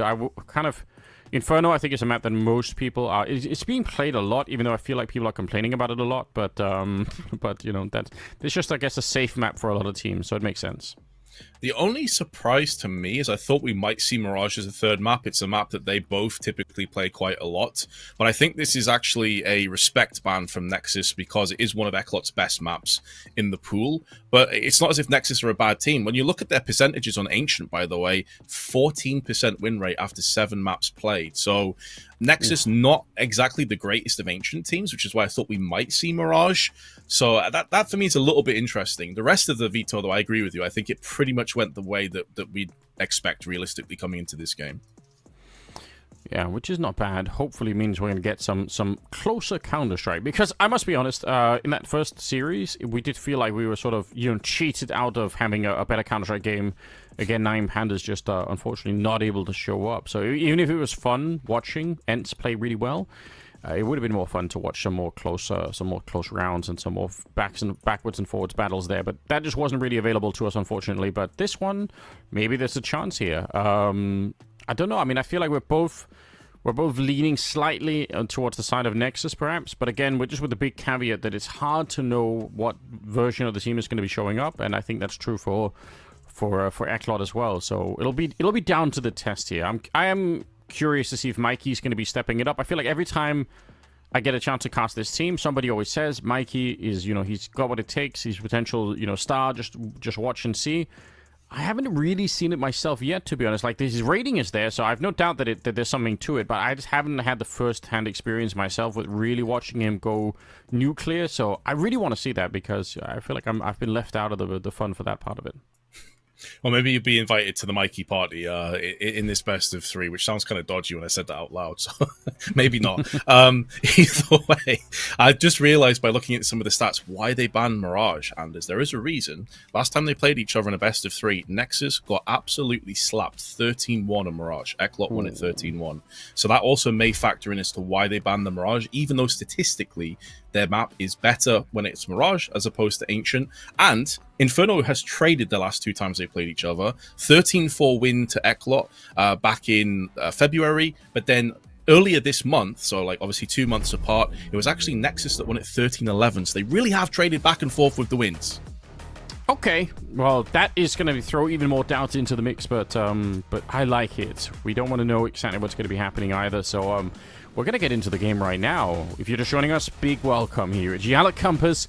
We're at the quarterfinals. Semifinals is going to be waiting for you guys tomorrow, and the grand final as well. So lots of Counter-Strike coming your way here, and for Nexus and for ECLOT, like we said, huge deal if they can make their way through and try to get a bigger piece of the $300,000 prize pool here, because it's a lot of money and it's going to set you up quite nicely in terms of VRS points and everything else into the future. Inferno coming up first, and we'll see how this one plays out. I'm certainly pretty excited for this one, and yeah, like the Romanian squad here, definitely a really fun team to. I don't think I've ever seen a Nexus game that wasn't fun to cast. So let's just get locked in here and see who starts on what side.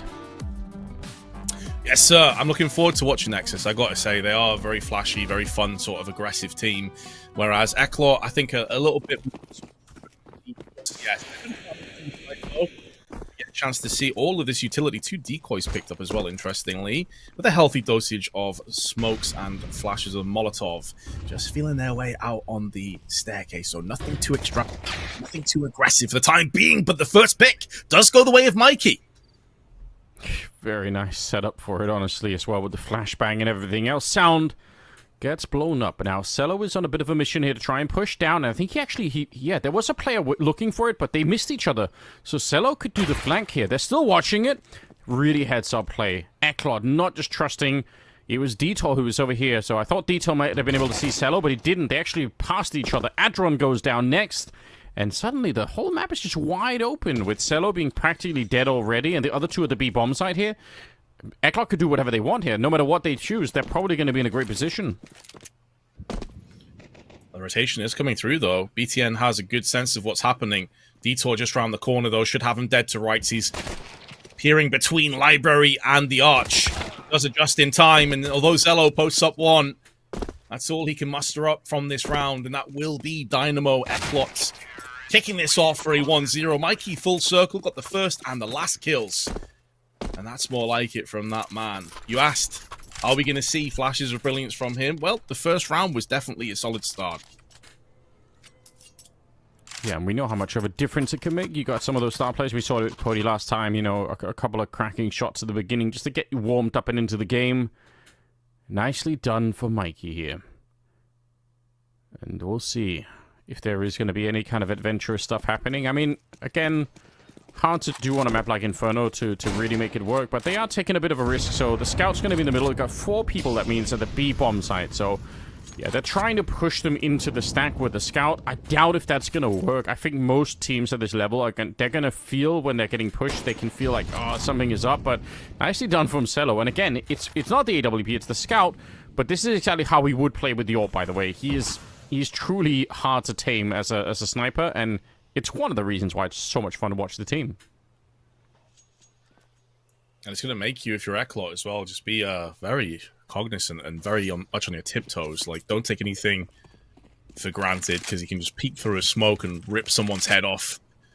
And that's going to stall them as well. I mean, you've got players on 9 and 30 HP. You're going up against the Force Spy, where you're definitely in range of all the weapons now.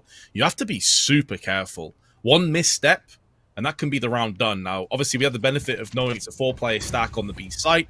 This will allow a save to come through if they gamble incorrectly, but they are starting to make rotations.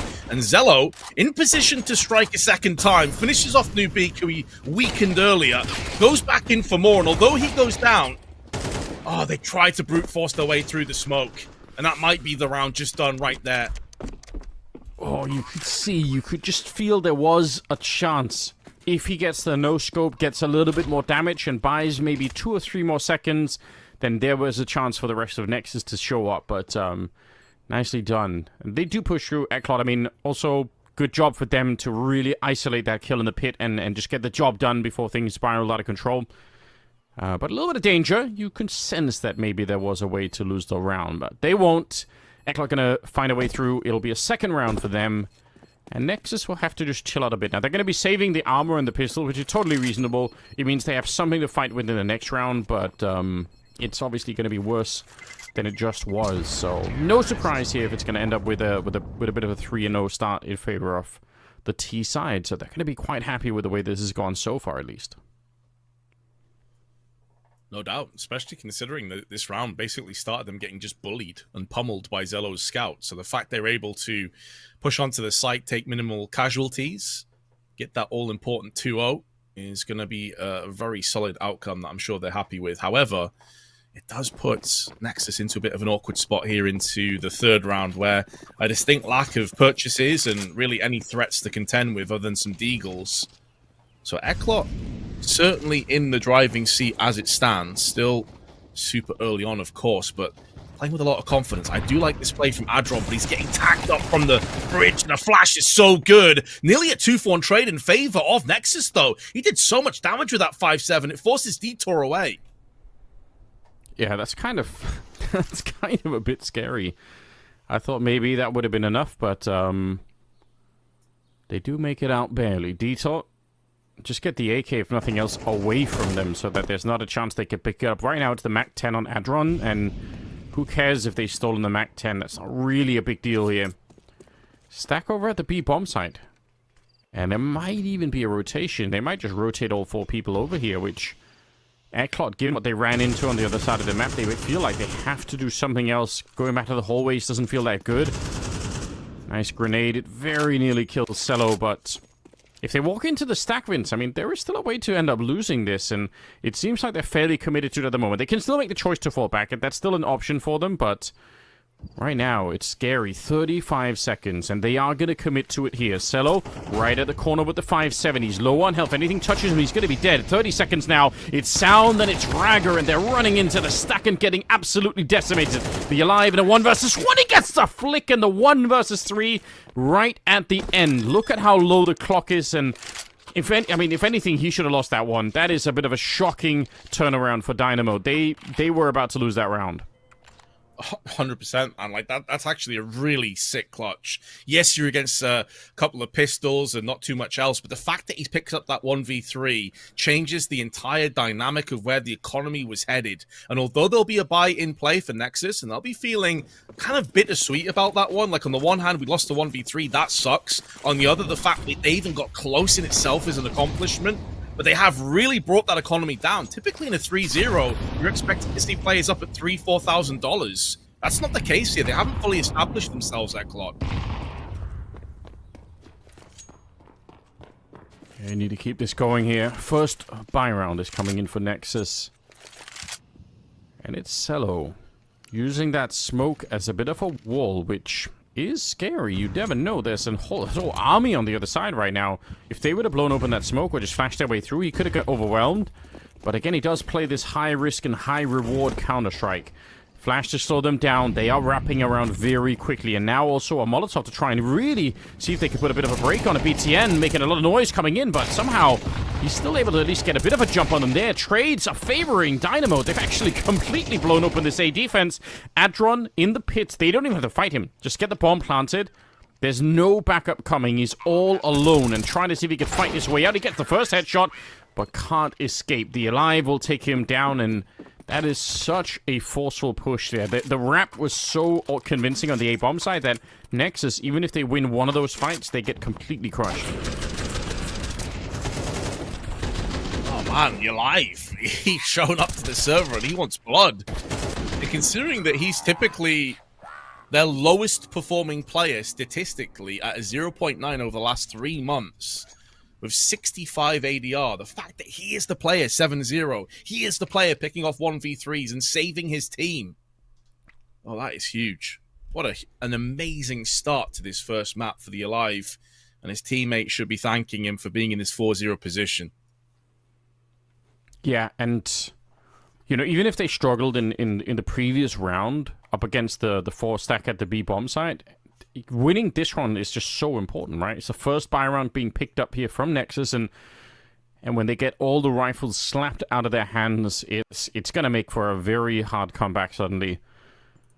They do end up with just 2 people alive on the T side as well. So, you know, it's not like their own economy is going to be completely running away here, but look at the pressure that's on Nexus. Again, similar ideas. Scout in the middle, 4 stack at the B bomb side. It's sort of back to the same well.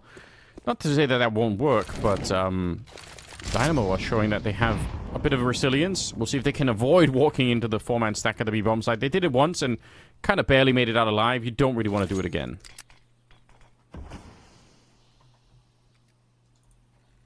Man, my concern here for Nexus, though, I've got to say, is the last time they played each other, and it was a 13-11 win to ECLOT, they got 8 of their rounds on the CT side. They're 0-4 down. Economy's kind of in the toilet again here. And their T side, they only picked up 2 rifle rounds. And that wasn't that long ago. You're talking about a matter of days, a matter of a week or so. Minute left on the clock as Nexus will be trying to block a couple of these smokes. Not really successful. Molotov detonate to midair. Another rotation as they try to push through into the smoke, but it gets blown open. And they get finalized. Still 45 seconds. They can back off and go A if they so choose, but they're going to fully commit to this one. And they end up losing the Alive as a result. Nubik, though, is going to maintain his position and sprays down for 2. And that will be a 5-0 unless YaLLa can put that scout to use 3 times.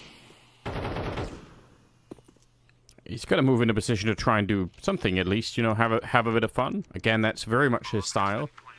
But yeah, pushing into the stack, and there definitely was a moment that some very awkward spray happening with the AK. Nearly could have cost them something, but Nubik, very nicely done. 4 kills. Again, a bit risky perhaps, but they didn't feel like, you know, disengaging from it, and once they get the 2 opening kills here, I think that also sells it for them, right? They're thinking, all right, listen, even if it is a 4-man stack or even a 5-man stack, we're probably going to be able to win. And falling back, you never really know. There could be a CT hiding in some awkward corner as you're running back to the A-bomb site, so it carries some risk anyway to disengage. It's not like there's a safe choice here. Doesn't really exist in that sense. 5-0 in favor of the T side. Some rifles back on Nexus, but honestly, for the Romanian side here, it's a pretty brutal start. 100%. It has been a pretty horrendous start. I mean, they had a couple of flashes with the pistol round where Alive obviously picked up that 1v3, but apart from that, it has been pretty one-sided. One-way traffic. YaLLa holding his position in the apps, but they've completely bypassed any arches or mid-control, and Nexus are being exploited. ECLOT explode out already, but they do get the first pick. YaLLa, that's what he's here for. This is exactly the power that he has, but might not be over. Like you said, there was really nobody at the arch position, so in theory, ECLOT can keep wrapping around. Even still, when the smoke is gone here, it's a bit of a different question. You can see they're frozen a bit. They're going to get the kill onto Ragger. It's Mikey to land that headshot, but Sound will pick up 1. The bomb is being brought back now through the middle, so they are going to be able to maybe make the call to go for the B bomb side. Instead, if they do, there is an opportunity. There's 1 player left. The Alive, again, his number being called. He's 8-1, and you already mentioned it. He's doing so much work to try and bring his team to a quick victory here on Inferno. BTN are feeling the pressure. They're coming for him. Smoke goes up, and he's hiding inside. He actually mows them both down. I have no idea how. And now it's just on the Alive. 1 versus 3. And he's done it once before, but that was against pistols. This time, it's a hell of a lot harder. He's going to pick up the bomb and try and see if he can escape back to the A side. Gets the headshot on YaLLa. And he is, at a minimum here, going to get the bomb plant, Vince. This would be an insane clutch if he could pull it out. And they're still a little bit scared in case he's just sat in CT waiting for them. You can also hear as well, by the way, his magazine on the Galil was pretty much dry. Now, he doesn't know both players are pushing through from the library side. First shot does miss out. Yorpa's going to be tough to hold the line at this point. He gets one, and he makes Nexus sweat for it, brings their economy down to its knees. But Nexus get their first round. They're finally on the board, even if it is at great cost. It is a start, but the fact that the Alive made it so much more expensive and so much more pressure on them, again, it's a classic round where maybe you can't celebrate it the way that you normally would. BTN, by the way, I mean, if he doesn't get the double kill, it's not even a conversation. I think they planted B, and it's very, very hard to retake it at that point in time. So, really well played for him. Deep breath right now for Nexus. They absolutely need to step it up. This has to be the first of many, many rounds, and they're going to go into this one without that good of an economy, so all of the pressure is still on. ECLOT still able to put together a buy as well, so if they win this one, they are right back on top. Grenade around the corner, and the Alive very nearly dead as the round is just getting started. It's a classic Banana experience for him. Oof, BTN takes a bit of shrapnel as well. A boost up from Ikey. The BTN through the smoke perforates him. 35 years old, by the way. The IPL of Nexus. Up there around Carrigan's age, but still fragging out. That double kill he got through on the CT side in that previous round was huge. And now, ECLOT staying Banana. Oh, they're waiting, anticipating that peak. Is it getting a bit telegraphed at this point, Anders? Because ECLOT have, for the most part, hit B a lot. They've had a bit of arch control, but I wonder if Nexus is starting to make good reads and understand exactly what's up against them. They definitely knew about that. You could see, like you said, they were watching for that kind of a play. So, yeah, maybe just the one round here for Nexus, and they start to feel a bit more confident. 5-3 either way, so this is a round where they can just afford to sit back and wait. And it's even possible that ECLOT will wait out the round and just say, okay, listen, we're not going to be able to do too much with the AKs here. We just got to save them. Yeah, you can already see that that's pretty much the call that's being made. So the upside is you're going to have the AKs. The downside is obviously Nexus will get away with all 5 rifles alive. So that's something to consider as well. Wow, second round though for Nexus. It's not bad. Still, we haven't really seen Cello be put into play, and I'm really curious how what's gonna happen if he can start to flex that. But he's had a couple of good rounds with the shots, and I think you're already seeing like glimpses of what it looks like when he's, when he's actually really good. But I promise you, if he can keep this going, there's gonna be even more to show for it. It's about keeping the big pieces on Nexus as quiet for as long as possible. If you are ECLOT, playing that T side does allow you to try and isolate the AWPer and rush them down if he continues to peek up middle. That could be the case, but 2 AKs have traded hands. They got their hands on both of them in the last few seconds. Wanted to make sure they didn't overextend and give anything away. Very importantly, as you highlighted, no casualties, so their money building up into, I wouldn't say a comfortable position, but a lot more than it was a few moments ago. And this time it's Nexus that take the brunt of the damage early on in this war for Banana. I think HE landed straight in his eyebrows. He just tanked it. It'll happen.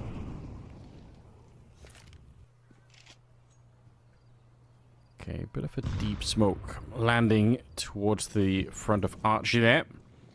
Wonder if it was meant to go a little bit deeper, but regardless, it's a pretty common setup right now for Nexus, so no real surprises. They are going to be playing a little bit further back on the B bomb side. They're kind of giving up Banana control for the minute here. Happy to just sit back and see if they could do anything. It's BTN and Sound over on this side. See if they want to go and retake middle on the A bomb side, because having 3 people here but having no information, it doesn't feel great on the CT side. They probably wish they could just take a peek in the middle. If they saw nobody there, which we can tell on the minimap there are no players in top mid, that would be huge for Nexus, and they can start to make some better decisions. ECLOT almost deja vu from the last round, just sitting in Banana for every single second.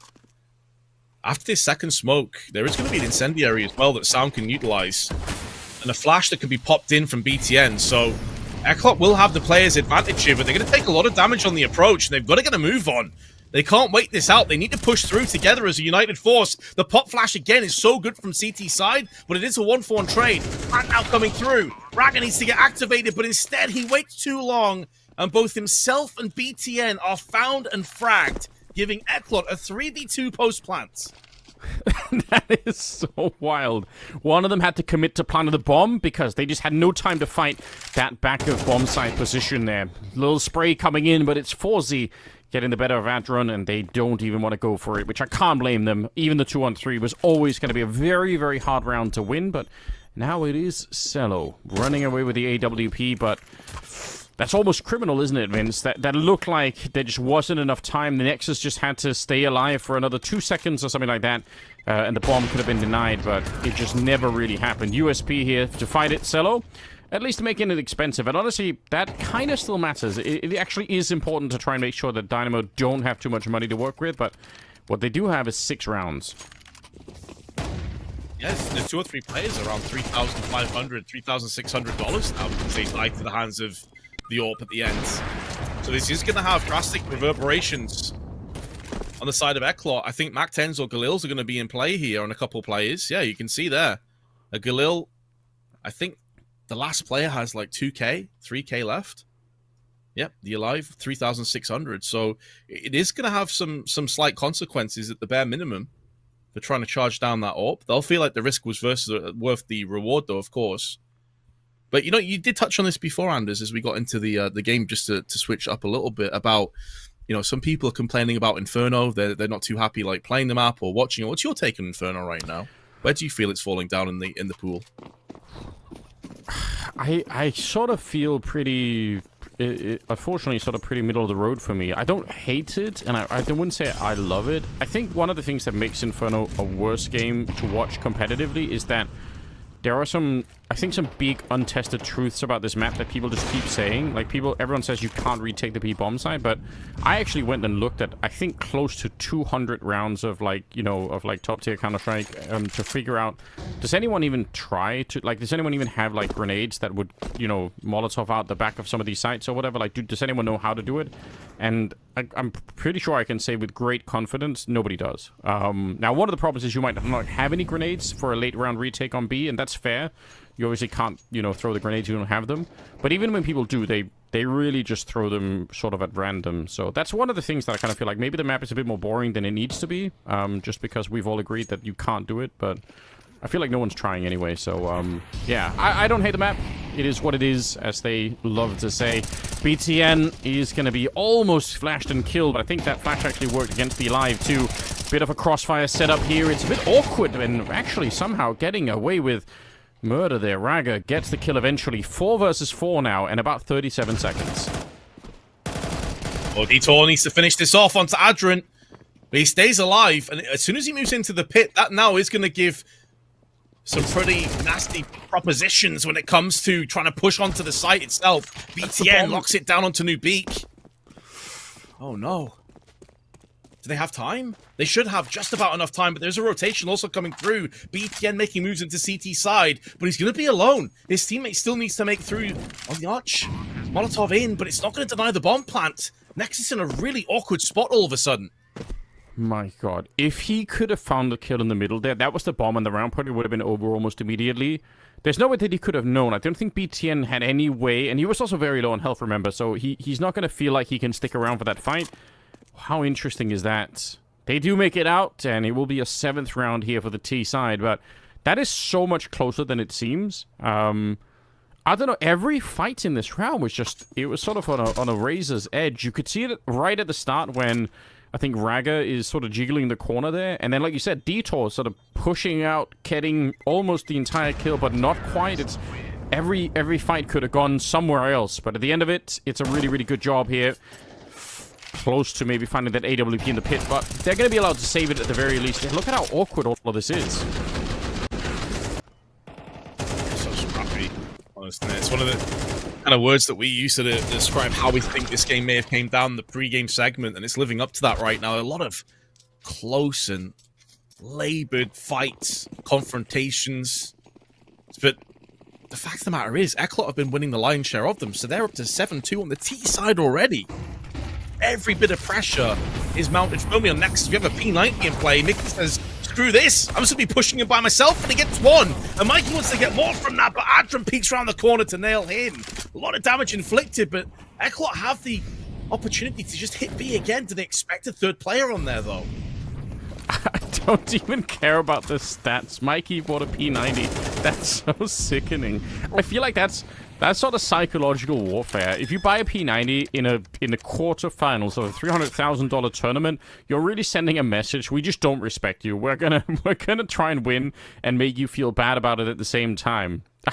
I love everything about it. Oh no. NEXUS, they're hating everything about having to save at this point with 8-2 down, man. Like, somehow this is getting even worse for them. Like, we've seen this map be played back and forth between the two teams. It's been an even share. ECLOT just came into this game and they wanted blood. The Alive as well, man. Like, he's got that clutch and he's continuing that form. Like, he's up to 10 kills already. Damn, that is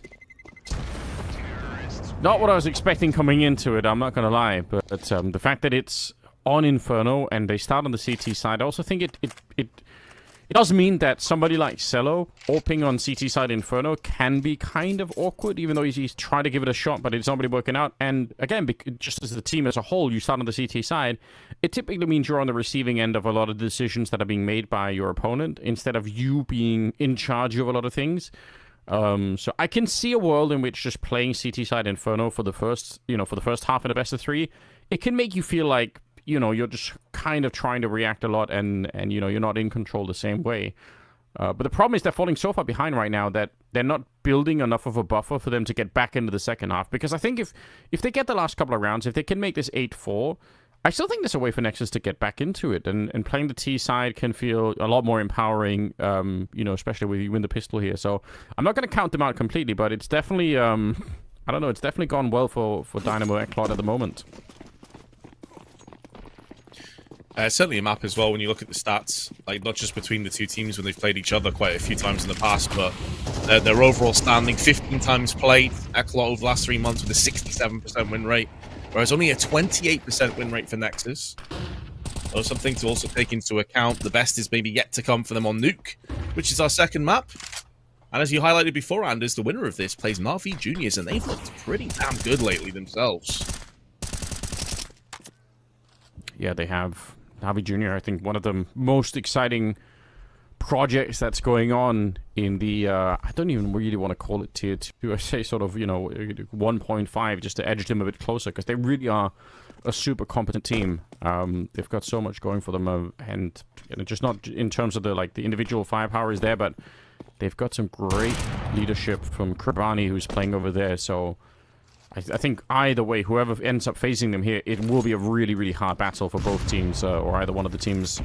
Flash into the middle. They've lost Mikey at the start of it, but it is a 4 versus 5, still with some opportunity here for Dynamo to get the job done. I said for NEXUS, it's all important. The last couple of rounds have to be theirs. They need 4. They probably need to win the pistol on the second half, but then there is a chance to get back into it. Dubik going to pick up Raga on the first one, and now BTN finds himself alone in the side. If they get the kill on him here, the round is back on once again, and they will. It's 4C to pick it up, while Sal was smoked off over by that library position. Oh, it's got to feel too easy for ECLOT right now. Like, there's 3 players there, but there's no crossfire, and there's no real connectivity between the 3 of them. It's like 3 separate 1v1s just being isolated and surgically removed from Dynamo ECLOT. You had the pieces in place. As you highlighted, they had the advantage. But you have 3 players in separate angles. No one's really facing with each other. Like, they're not in tandem.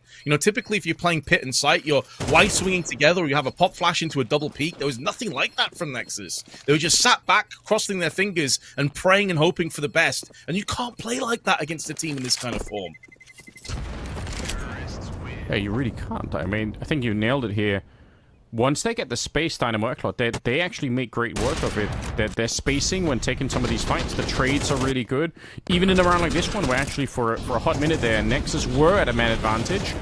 ECLOT still just sticking in the round. They really don't give up easily.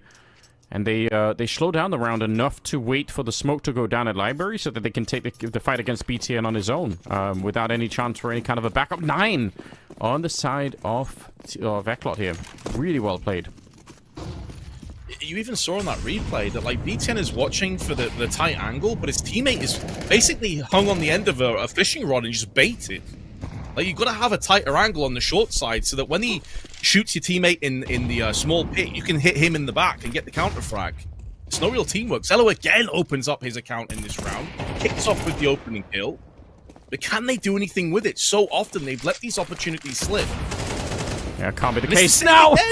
Oh no! You said the magic word, Vince. It slips right out of their hands almost immediately here. 3 versus 4. A bit of panic, as you could tell. They really want to get back in the round. I think it's Raga who's dreaming about fighting his way through, and he kind of does, but Forsey is quick on the return. He managed to delay the bomb plant, if nothing else. But is that really enough? 2 versus 3 now, and they've got 50 seconds to wait. Last round of the half, so of course they're going for this. YaLLa, star player, the magic man, but Mikey has cut him down to size with the AK, slaughters him. And now Adron with the arduous task of trying to get back onto this site. Now the bomb hasn't been planted yet, so momentarily it could become a 2v1. That's maybe where he can pivot in, and I think he has just spotted the smallest of angle. No one was watching the plant of 4Z, but it doesn't end up mattering because Dynamo ECLOT 10-2 after the first half, and that looked far too easy. Unbelievable. Did not expect this coming into the game at all, but here we are anyway. Mikey, nice finishing shot with the AK. Small highlight for me when he picked up the P90. It made me smile. But overall, look at him. 3 players there on the Dynamo ECLOT side with 11 kills. So really quite the trio to work with. It's a 10-2 lead right now.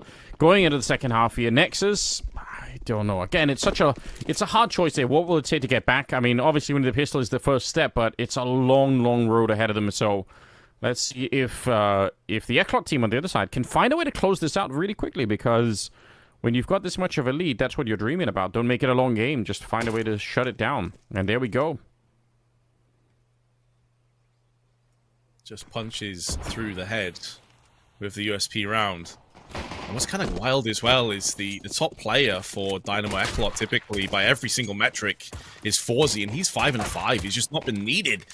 Dito holds his position and falls back into the pit, having already picked up the one. He may fall down. I was going to say New Beak has a chance here, but instead it's NEXUS that spill onto the site from a 5v3 to a 3-on-3 post-plant retake.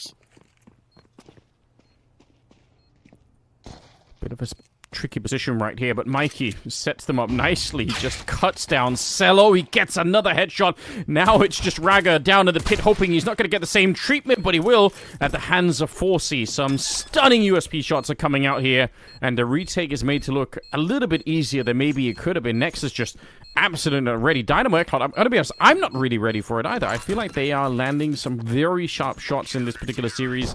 I don't know, they're more prepared for this one than I was expecting. Yeah, it's been impressive, really. I thought this would be a really close back and forth game that had like overtime written all over it, but ECLOT came into this and they want to get this done as quick as possible. And I mean, you said there's a lot of hype behind Mikey. You haven't personally really got to experience it. Has he won you over yet with his performance so far, Anders? 14-7, pretty damn good. It looks really solid. This is the kind of stuff you like to see. Just not taking huge risks, but mechanically on point. So yeah, more points for Mikey. I still want to see more of him tested, but so far so good. I think the P90 really is what won me over. I guess that's more about me than it does him, I suppose. Forsey does go down, but he did a lot of damage on top. Look at it, 3 and 2 health there on Adron and YaLLa. Yeah, gust of wind, and it's going to claim 2 casualties. Sound is weary of a potential backstab, and it is the right read. It's about Alive's timing here. And he gets it, moving, bobbing and weaving, but does get traded out. Sound also can trade up to the Galil. Player advantage maintains for NEXUS, but there's 3 players below 15 HP. Yeah, they drop quickly when it's like that. Sound is going to be going down. We're at 55 seconds here. And like you said, just the low health on 2 of those players makes it very hard to predict how this one will be playing out. Up close with the MP9 in the middle. Dito, it took him a minute. If anything, it would have touched him. It would have been enough. He's still alive in here. 40 seconds, but Raga, He gets the shot against him. Cello got to survive the battle in the middle, and Mikey, tragically, is just really far away. It probably was down to the last two players at the day bomb site to really secure the round. So, Nexus, they scrape by on this one. They barely make it onto a third here. You know, it's a start. It's going to be a long time before we can have a real conversation about anything past this, but nicely done so far. The Romanians, they get to stay alive a little while longer. Yeah, no doubt. And I like the decision from Mikey as well. I mean, you kind of want to have full faith in yourself and your ability to clutch, and I'm sure he had a very solid chance at doing this, especially as some of this damage will be confirmed onto Zello. But you're looking at the bigger picture. You're going to be 11-3 in the lead. He's got a P250 as well, by the way, as a sidearm, so he can drop that to one of his teammates. If they decide that they don't want to force in, they may force, though, because of $1,500 and $1,400 respectively. But is Mikey going to be able to hold on to the M4? He will. I'll be curious to see what this buy is looking like, because they could go all in. They still got tons of rounds surplus, and Mikey saved M4 does bolster that buy. So, yeah, I like the decision from Mikey, even though it kind of sucks from his position to have to make it. But Nexus still really struggling in this game. Yeah, we promised, or we were at least hoping that it was going to be, you know, a little bit more of a closer game, but for the minute, that just hasn't transpired at all. Dynamo ECLOT coming out, guns blazing, and Nexus just, unfortunately, not able to keep up with the pace at the moment. I am surprised, because I genuinely feel like this would have been a bit of a closer affair, but it's not been the case yet. My God, what's happening behind his monitor? That's the giant fans to cool down his PC. Hannes, I've got a stat for you that's pretty damning. I've got to be honest. I read this and I wasn't sure, so I double checked it. Going into the last round of the first half, Nexus had 7 opening duels in their favor, and ECLOT only had 6.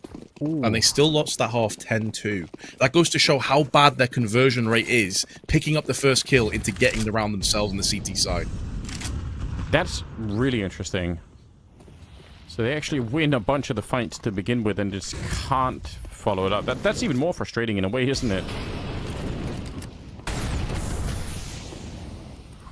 Incendiary being thrown out rather quickly here.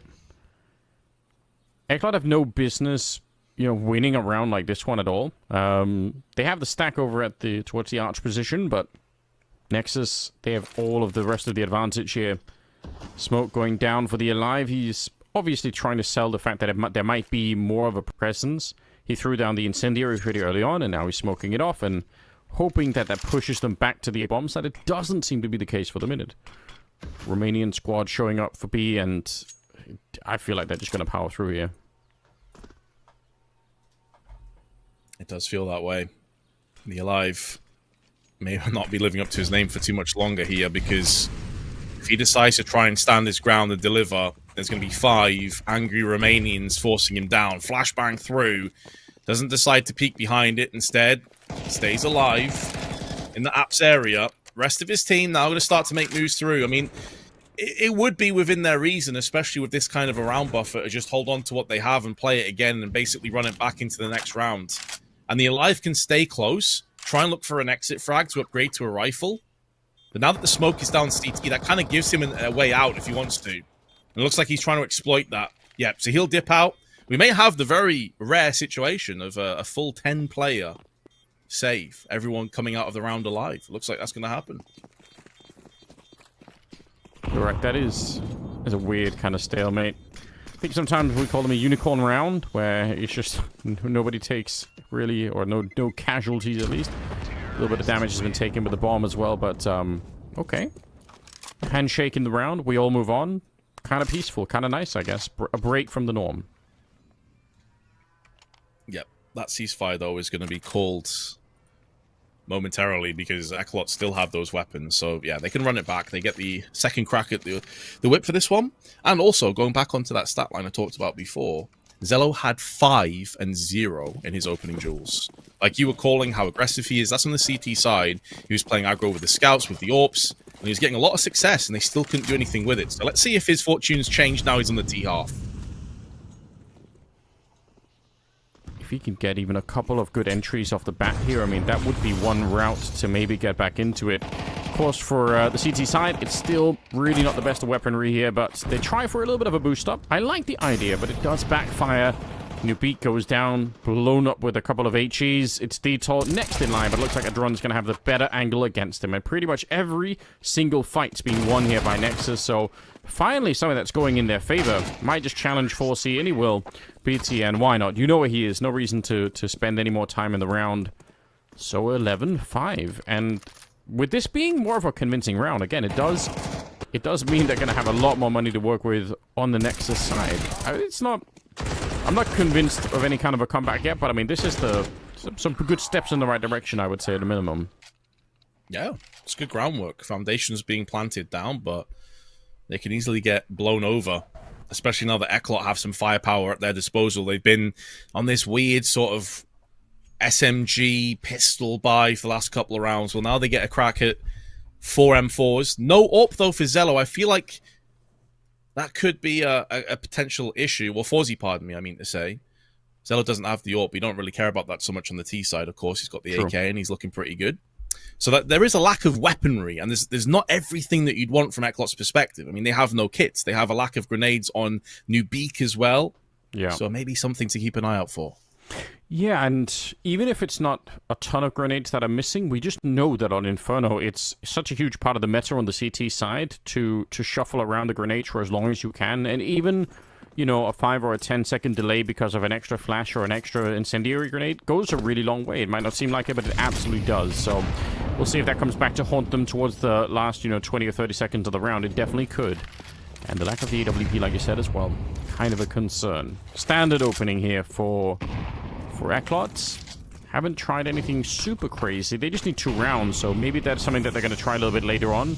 If things get really uncomfortable, maybe they've got some cool mid-pushers that they can throw into the mix, because that is some of the things that does make Inferno feel a little bit more alive. Nice shot, and surprised that the Alive couldn't get the refrag there, because he was boosted up. It was very, very close to being a kill there on the Cello, but he gets to live, and it is a 4-on-4.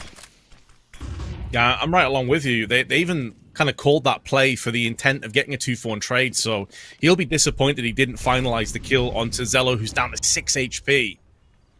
But they at least have been successful in the sense of forcing away the Ts. Herein lies the problem, though, that we discussed before. Lack of grenades coming into the round means that ECLOT have no nades on 2 players. They have no smokes or incendiaries left, with 40 seconds to try and fend off the Ts. Detour, that is as a scary jump, but he's going to make it back, and at least he knows, right? He's got the information.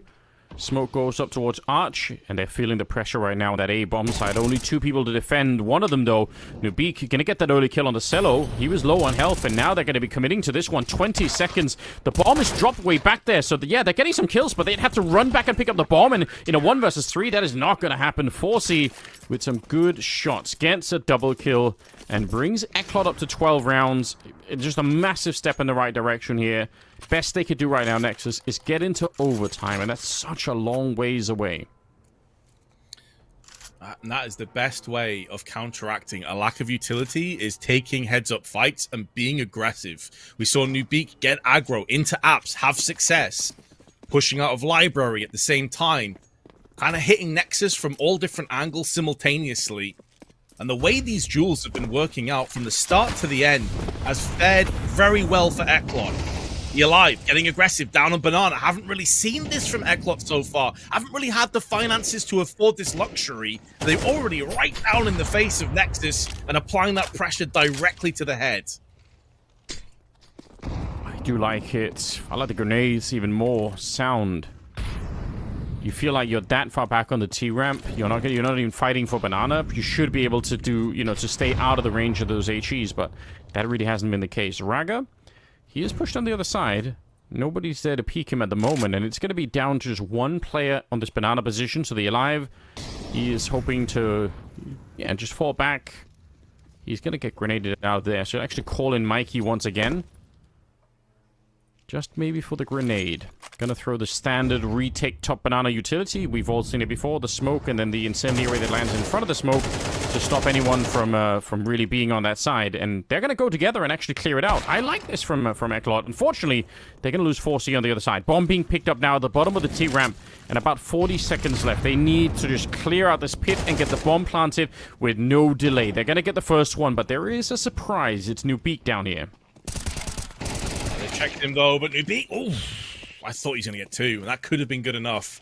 As it stands, though, I think as soon as his body hits the floor, ECLOT tap out, and they will be looking for the save. Mikey and the Alive with a FAMAS and M4 respectively. And credit to Nexus as well here. Like, honestly, they were getting so bodied early in the game. Kind of just wrote them off as getting, you know, slapped out here like 13-4, 13-5. But they're making a real fight for this. Yeah, there's still tons of road that needs to be paved, but they're at least getting the big, like, sort of trades going in their favor to kick the rounds off. You saw Zello there onto 4Z. This is more like what we're expecting to see from Nexus. It's just whether they can keep it going forward or not, because this is always the issue with having such a vast amount of leads as deficit. One mistake and you're done. It's going to be in the back of their minds, even if they try and push it away, but you're right. Just can't afford even a little bit to go off the rails here. Only saving the M4 and the FAMAS. It's a bit of a shame that they couldn't find another M4, even an AK somewhere, but just not available to them this time around. Good work, though. Nexus, you're right, checking that pit. Just an extra time. If Nubeek had got the double, it's not even that... I mean, he still would have had to fight more on his own, but there would have been a chance for him to slow down the push and maybe get a reload in there. And that could have been potentially dangerous. 12-6. We still need another 6 round here for the Nexus side of things. So they are using another timeout. They don't have any more left, so this is it if they want a chance to bounce back.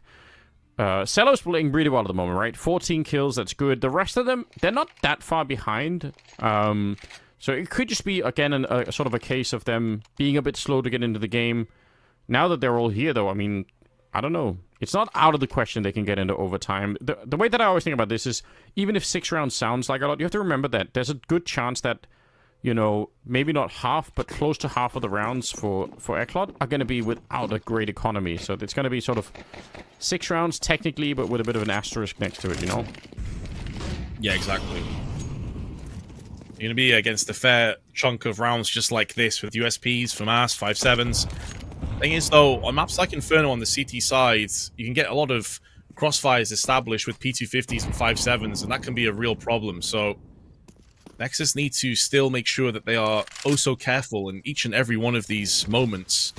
We've seen them let a lot of opening picks slip, as we've already discussed. The Sound is about to find himself. Oh, the drive-by. That's an AK traded up to as well. Suddenly this gets a little bit sketchy for Nexus, even if they're successful on this take. That's a big if. 4 players stuck behind the Molotov, so they're going to smoke it and try and rush through. Raga, BTN, both put on their back. And suddenly, Dynamo ECLOT may be able to put this map to an end. Oh, that's the bomb as well. Cello was running away. You're absolutely right. I can't believe it. But just the sheer aggression coming out of Banana is enough to push them. It's the Alive to get the last one. And that means Dynamo ECLOT pick up the opening map here in the series. That is quite surprising. Maybe not that they win it, but the fashion in which they won it, I am definitely shocked by. It's really well played, and it's going to put Nexus on a bit of a back foot here. Now, it was just the first map, obviously, and it was picked by Dynamo ECLOT as well. Still, I'm pretty surprised. As am I. Yeah, I mean, it's like the Alive is leading the charge. We saw Mikey also like rise to the occasion, but I'm looking over on the Nexus team and I'm thinking, like, there really wasn't that much to get excited about. Like, Zello's had a pretty good game, but when you consider that Sound, a player that you're looking at to have impact, especially when it comes to like entry fragging, he had 1 in 5 for opening duels. He was so often just getting bodied by the likes of Mikey. And now you move across to Nuke, where on your T side, you're going to be looking for those heavy hitters like Sound to have impact. That is alarming. It's concerning to see that kind of performance come in right off the bat of the best of 3 when you have an opportunity here. Like, both of these teams, don't get it twisted, they have a chance, if they go through and win YaLLa Compass, to put themselves on the map, to get some serious prize pool, and they may not get a chance like this for a while. You can't let this opportunity slip.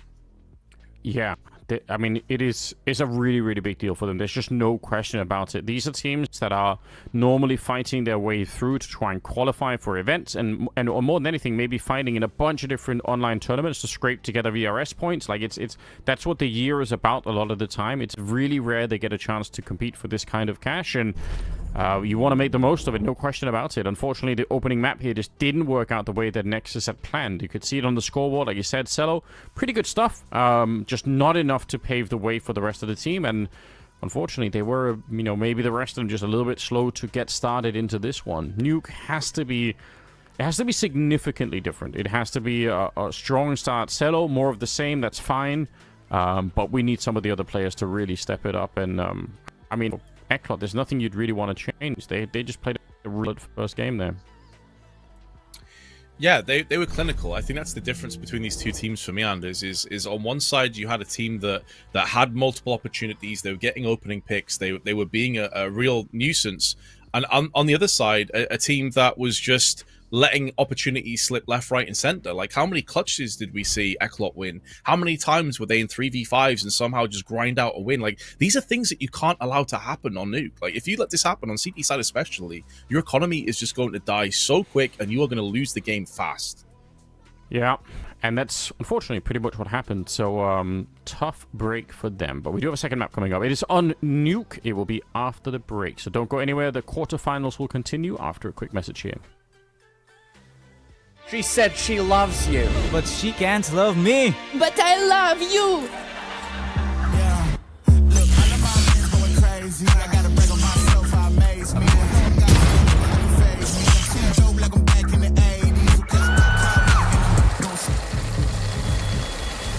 I won't play window anymore. What's going on? Play your role. 1xBet. On to the next one. YaLLa Compass 2025 season.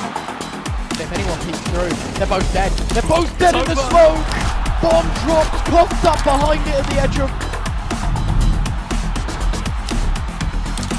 Away with a kill, but quick trade back from Aerial still through the YaLLa Compass 2024 champions. YaLLa, let's go.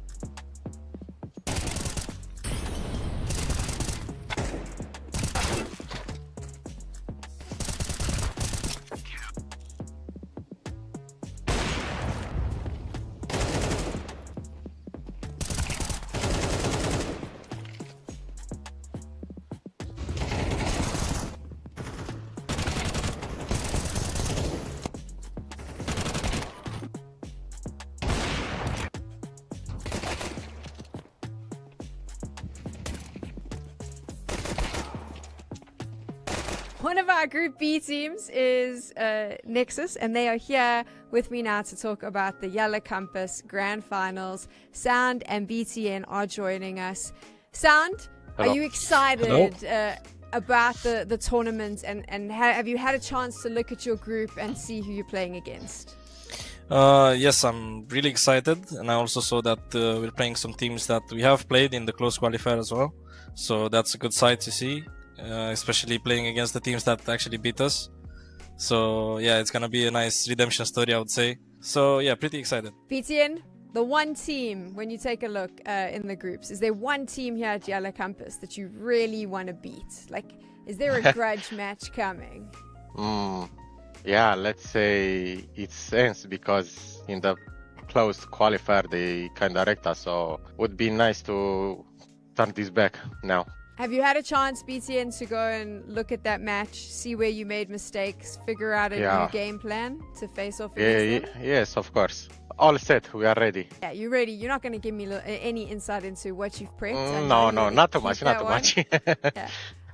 But Sound, let's talk about preparation coming into YaLLa Campus. What has the team been working on? I know you can't give me insights into specific strats, but I'd love to hear about what the team has felt that they need to focus on. I think it's a tournament where we are supposed to focus on the individual part, I would say. Since we are playing with Adron, who hasn't been a part of our team for a month, I would say, month or so.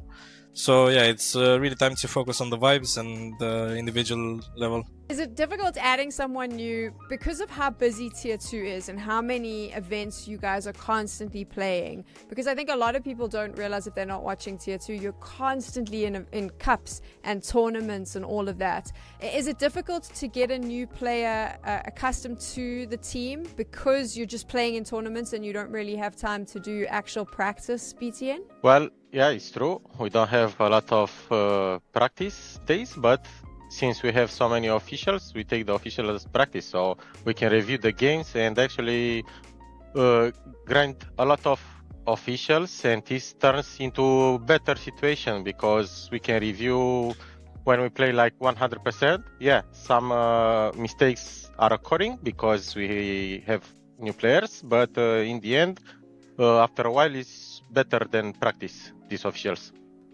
That makes sense. Now, my last question, obviously, Nexus, this full Romania lineup, Sound, is it going to stick like that forever? Because, you know, every other team is going international. Are you guys committed to waving that Romania flag and just being loyal to your country? I think Nexus has always been known and will be known for having this Romanian prowess, always trying to have the best Romanian team possible, and I think it's never going to change. It's going to be the powerhouse we all know from Romania. I like it. In a world where everyone is going international, I think it's important to celebrate the teams that are staying in their space, like you said, and like with Romania and Nexus, what you guys are doing. So good luck in the competition, and I hope it goes well.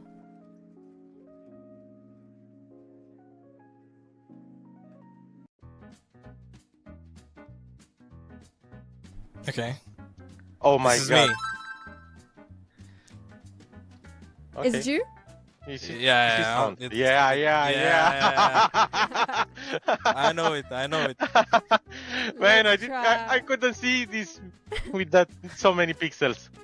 You look better without pixels. Thank you. Oh, Raga. No, this is Celo. Celo? Celo. Yeah. Impressive. Yeah, Celo. Spotting that just from his chin, you know your teammates well. Of course.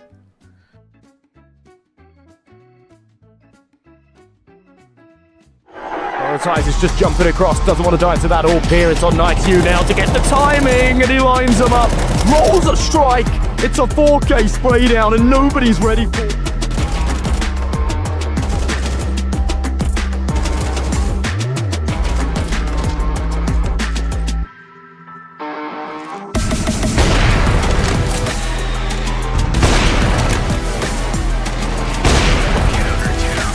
Sound got so many targets.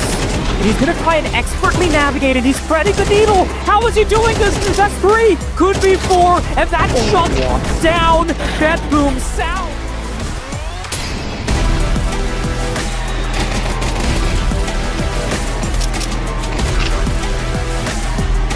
We had a very streaky start, but now it's tough to separate them. Zolta's going to find another opening. Try, and that actually surprises him a little bit, but they're giving Zolta consistent pot shots. Smoke broken, and Zolta will even find that on a Robbo as well while he was in the midst of strafing away. Work from Zolta, and that is the Zolta I know and love. He has just aced them.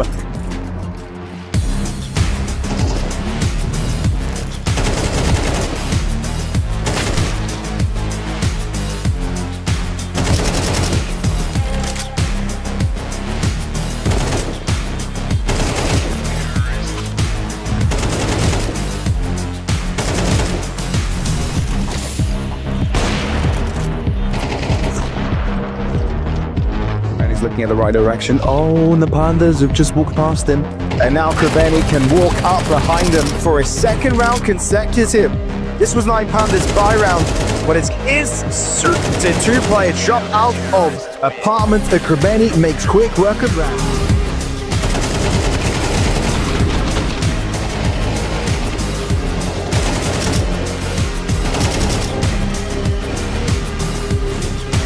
They're still going there. What if a couple of these players get 2 players on the court? Cemetery already doubles down, and now you don't know Jugs is here. Oh, Cemetery gets another. Come on. It was a 2v4. 9 Pandas choose to walk into the wrong site. Navi Jr. say that this A-site.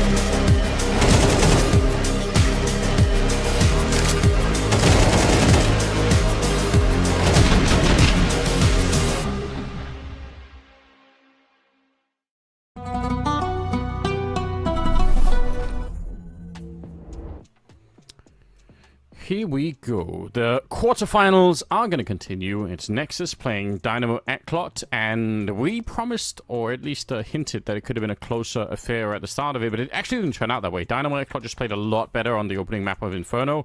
They did pick the map as well, so maybe take that into consideration, but Nuke is going to be our second map coming up, and hopefully Nexus can really show us something here, because I feel like it's been a day of slightly too one-sided Counter-Strike for my taste, Vince. Yeah, sometimes it be like that, Anders. You know, the CS gods giveth and they taketh away. They can't all be bangers, but hey, listen, if you're ECLOT, you are loving it right now. You had a really good first map. You were dominant. You were so clinical on your approach, but there were at least moments that I began to have at least a bit of faith in Nexus, and now moving across to Nuke, they're going to be on the T side, so they're not going to be constrained by like economic woes or concerns or anything like that. Try and play their own game, try and get themselves acclimated and comfortable to kick things off. For me, the fact is that they lose so many of these like eco rounds and these half-buy rounds. That's a problem, and you can't afford to do that again on Nuke because you're going to get punished way too hard. Yeah. Again, it was just, unfortunately, it also can't be the one-man show of Cello, even if it's fun to watch, right? There's going to have to be some other people helping him out early on in the game, and even if some of them came alive a little bit later on, it's not enough, right? So hopefully we get to see a different version of them here. Nuke, I know, is a map that they do play really well, and I wouldn't be surprised if it is going to be a different kind of affair. We obviously have a third map waiting in the wings. If we get to it, that could be really interesting. On Ancient, you already kind of highlighted why that could be potentially a bit scary if we end up there, but for now, we have to make our way through Nuke to start the whole thing with, so I'm excited we see the map anyway. Nuke is still, to this day, one of my favorite maps, so I say bring it on. And they have some pretty solid wins. You know, they've got some good results. They've beat Metasport recently at this very tournament, 13-10. They've been looking pretty sharp. They've had wins against Monty and Fnatic. So they're not a team that is by any stretch bad on Nuke. If anything, they're probably the favorites to take this map. It's kind of find myself saying the same thing as we did in the first best of three. It's the nature and how they lost Inferno that gives me a little bit of alarm. But let's see if they can shake off the cobwebs and get themselves stuck in here. Gonna find out right now. No more delays. Dynamo on that CT side to begin with. Nexus trying to see if they can power their way through on the T side. A pistol round win sure would be nice for our Romanian friends. Vitor going to be falling quickly back. He did realize there was somebody in there, so he wants to play a little bit more safely, but not for long. Nexus powering through, and what a shocking opening kill there. Vitor goes down. It was Sound just wrapping around. The bomb is going to be planted here. A very tough retake. Don't think there's a kit in play, so if you want to have a chance at this, you need some very solid USP headshots, and they have to come in very quickly. And you even have Raga that's in Squeaky, who's heard the footsteps of the Alive. So he's always going to have that drop. Big damage done onto Nubeek, finalized by Raga. And this is exactly what we were looking for. The neutral's perspective next to get themselves checked in, locked in, early doors. It could be a clean sweep of a round, barring Forzy spoiling that and getting a kill or two. But this round is a done deal. It's already over. There's nothing that Forzy can do about changing that fate. And Sound closes him down from the back. Nexus off to a solid start. That was great. I mean, already when they get the opening shot there, it's leaning in their direction, but every follow-up kill from there on out just pretty much cemented the win. So, pistol round is theirs, and they're gonna buy straight into this one though. ECLOT, not worried. 3 MP9s, 1 5.7, and 1 Deagle in play for this one. So, don't know if I love it or hate it, but definitely on a map like Nuke, it's interesting to see. Are they gonna go for a boost in ramp? I guess that makes some kind of sense when you've got this much firepower in there. Doesn't even seem like they will. They might just be pushing forward instead. Okay. I won't call it a lobby crunch, because there's only one side to this crunch, but, you know, lobby push if nothing else. Oh no. The only crunch is the backs of ECLOT being snapped as they push through into the lobby and find a firing squad there laid in wait. A jumping headshot, although apparently not on the kill feed. It looked like he had both feet off the ground to me, but it doesn't really matter because Nexus are looking good to have a clean sweep round, deal with the force buy, and really send ECLOT into a bit of a rough start on this one, kind of returning the favor of Inferno. Yeah, trying to get to the vending machines, Vince. Whatever the cost was, they really wanted it, but fortunately they paid the highest price, didn't they? Just not available. Nubeek all alone. I feel like vending machines have gone out of style, haven't they? I feel like they were a bigger thing in the 90s. For those of you who are old enough to remember, I feel like now it's like I can't remember the last time I've seen anyone buy anything from a vending machine. That's true. I don't even really see them at like train stations or airports anymore. I wonder if it's like there's more fast food chains everywhere now, and obviously you got stuff like you can deliver food so easily wherever you are. Maybe that's why vending machines have gone out of fashion. We're just boomers, Anders. You know, we live in a bygone era. I remember when people used to have landline telephones. True. Yeah. You'd call somebody's house and ask if they were home. Yeah. It's like, can I talk to him? Can I go to Michael? Is he awake? Is he home? Yeah, true. Maybe they just need to put different things in vending machines. Maybe it's just too boring. Like, who cares about candy bars and sodas? Maybe you need some more high-grade stuff, you know? You know, vending machine for bitcoins, you know? Can I get that? Some Well, just put like a couple of euros and you get a Bitcoin. That seems like a pretty good deal right now. I think in Japan they have like umbrellas in vending machines and stuff. So. Damn, I was so scared of where you were going to go with that. But there are some super. Listen, never mind. You know what? If you know, you know. I'm not even gonna. I'm actually gonna shut this com. I'm making an executive decision, Vince, that we're gonna stop the conversation about Japanese vending machines and get back to the Counter-Strike because it's really scary. It's a scary world out there. They have one MP9 though.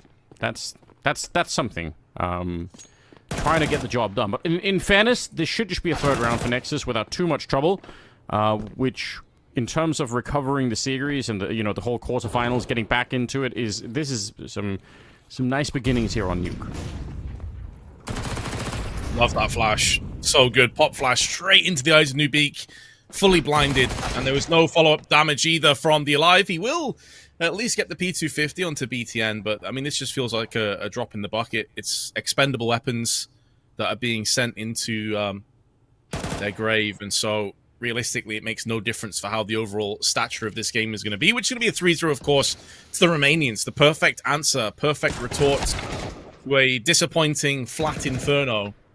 And although there will be a bye next round for the Czech-Slovakian team, it is still going to be the Romanians in prime position here. And you can see the confidence levels are different, right? I don't know if they've had like a rally of the troops moment for BTN, just like basically trying to get everybody up for this and wake up from the slumber that they were clearly in. But you can see it's had some impact regardless of whatever they were talking about.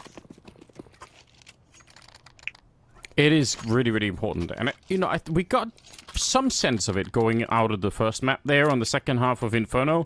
it was a bit of a better Nexus. It wasn't great, but they were starting to at least do something right, and it's it's nice to see them carry that over into Nuke and get off to a nice beginning here. Draga with 6 kills, and the rest is sort of stretched out here. I mean, in terms of kills, it's not completely crazy either. We'll see what ECLOT can do. First buy round really coming up with them. They got 4C on that AWP, and they got M-Force on the rest of them to try and see if they can shut it down. Nexus, they would love to make this round work, but it's a shocking start through the smoke. Just Mikey finding a bit of a win there. Yeah, really needed kill as well, just to alleviate some of the pressure, because when you consider the lack of grenades, that's definitely a problem that can come full circle at the end of this round, especially if Nexus can get control downstairs and start to poke and probe at multiple areas at once. So a great opener. They also have Ubik, who's in secret with that M4. And with Mikey in main, they can try and play off each other. They say hit and run instead. Very well played. Nubique with a parting gift with that HE. It's going to stop them from chasing him down. And so 2 free kills for ECLOT. Great turnaround. Make that 3. Frustrating for Nexus, because this is a round where they don't even really get to execute any of the plan that they had. Oh, hold on. BTN coming back into it. 4C, he's going to call it in, saying there's somebody coming in from Mini as well, but that doesn't help them. They can't really stop that from happening. Bomb is being carried on over slowly but surely, and somehow from a 2 versus 5 into now a 2-on-3 with the bomb being planted. If ECLOT give up this round, then it's just giving so much space for Nexus to work with. Nice shot from the Alive. Practically puts the gun right in BTN's face. It leaves Sound on his own. He's quick at the first one, but the Alive will save the round for his team. It's, again, good captaining coming out from him. He was very active as well on the opening map, but that one got a little bit too scary, to be honest. 100%. I think I'll be disappointed, actually, even with winning that round. You had a 5v3. You had the golden opportunity to not just take the round, but upgrade to multiple AKs, build an economy. And then you just out of nowhere, BTN picks up 2 kills here, and it's one-for-one trades. Like, where's the cohesion? Where is the double swing? It's very sloppy, and that's against the guy, by the way, 35 years old, the IGL, typically towards the bottom of the scoreboard, as you'd expect, and yet he's still bodying you like that. Yeah, you got the round, but you know that you're hanging by a thread still. There's no finances that have been able to be built up as a result of letting that get so close. Yeah, it does mean this next round is super scary once again. Nexus not looking to slow down. A little bit quick off the bat here. Grenade's going to be coming through, and Raga with the flash. They are going to open up this bomb site, and I don't know if ECLOT can do a lot about this. It's a pretty nice parting gift with a grenade, but it doesn't change the round that much. How would you try and retake this? You're a man down. You have no money in the bank. It's already a call that's been made. You can't go for this. Exactly. And this is where that previous round is going to have the last laugh, because if they had like more AKs, if they were in a position to have more utility even, they could have fended off the pushes so much easier with Molotovs and HEs thrown in. They just didn't have that much to play with. And there's even more reason to back off when you know that your money is really just so bad. So a save back in the CT side. Looks like they will be able to hold on to these weapons at least. So there's something to get excited about for the next one, but gotta say, I love the call from Nexus. BTN on point. Just a straight up A hit. Flash is really good. Their execute looking sharp. And so it's just keeping ECLOT in the doldrums. Like, they don't feel like they can get anything built into this. I wonder if we're going to start to see some more aggression outside. I guess the problem, the caveat to that one is when you're losing so often on the A site, does that even help you?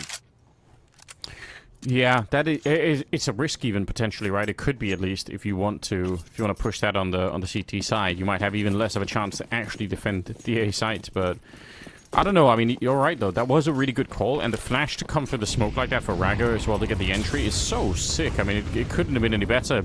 4C, I think he would have kept going if they hadn't smoked that off.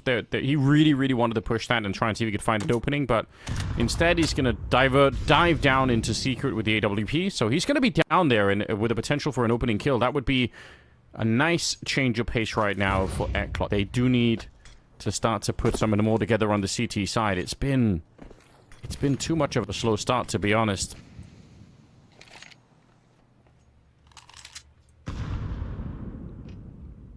Yeah, I thought for a second they were going to try the straight-up A hit again, but you're in a position where you know they saved 3 guns, so it stands to logic that they would have multiple SMGs, at least one, You don't want to be running head first into that blender, into that gauntlet. So slowing it down and trying to condition the CTs into over rotations, but 4Z off angle with the AWP is going to pivot in for that free pick.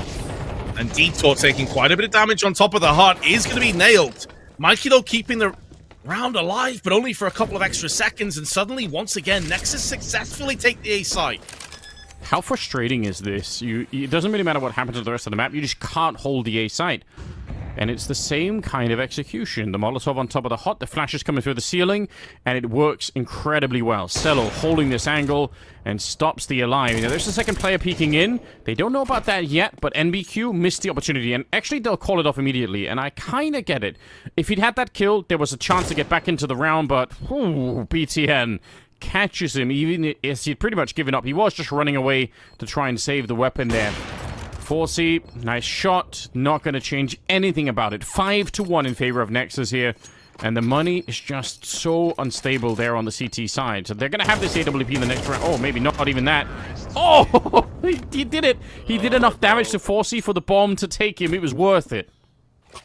Insult to injury, and this 4C's he's trying so valiantly, so heroically to keep the AWP. So they have something to play with, some kind of a lifeline, but it's cut short. Yeah, this is starting to look very grim. A total turnaround from the first map on Inferno.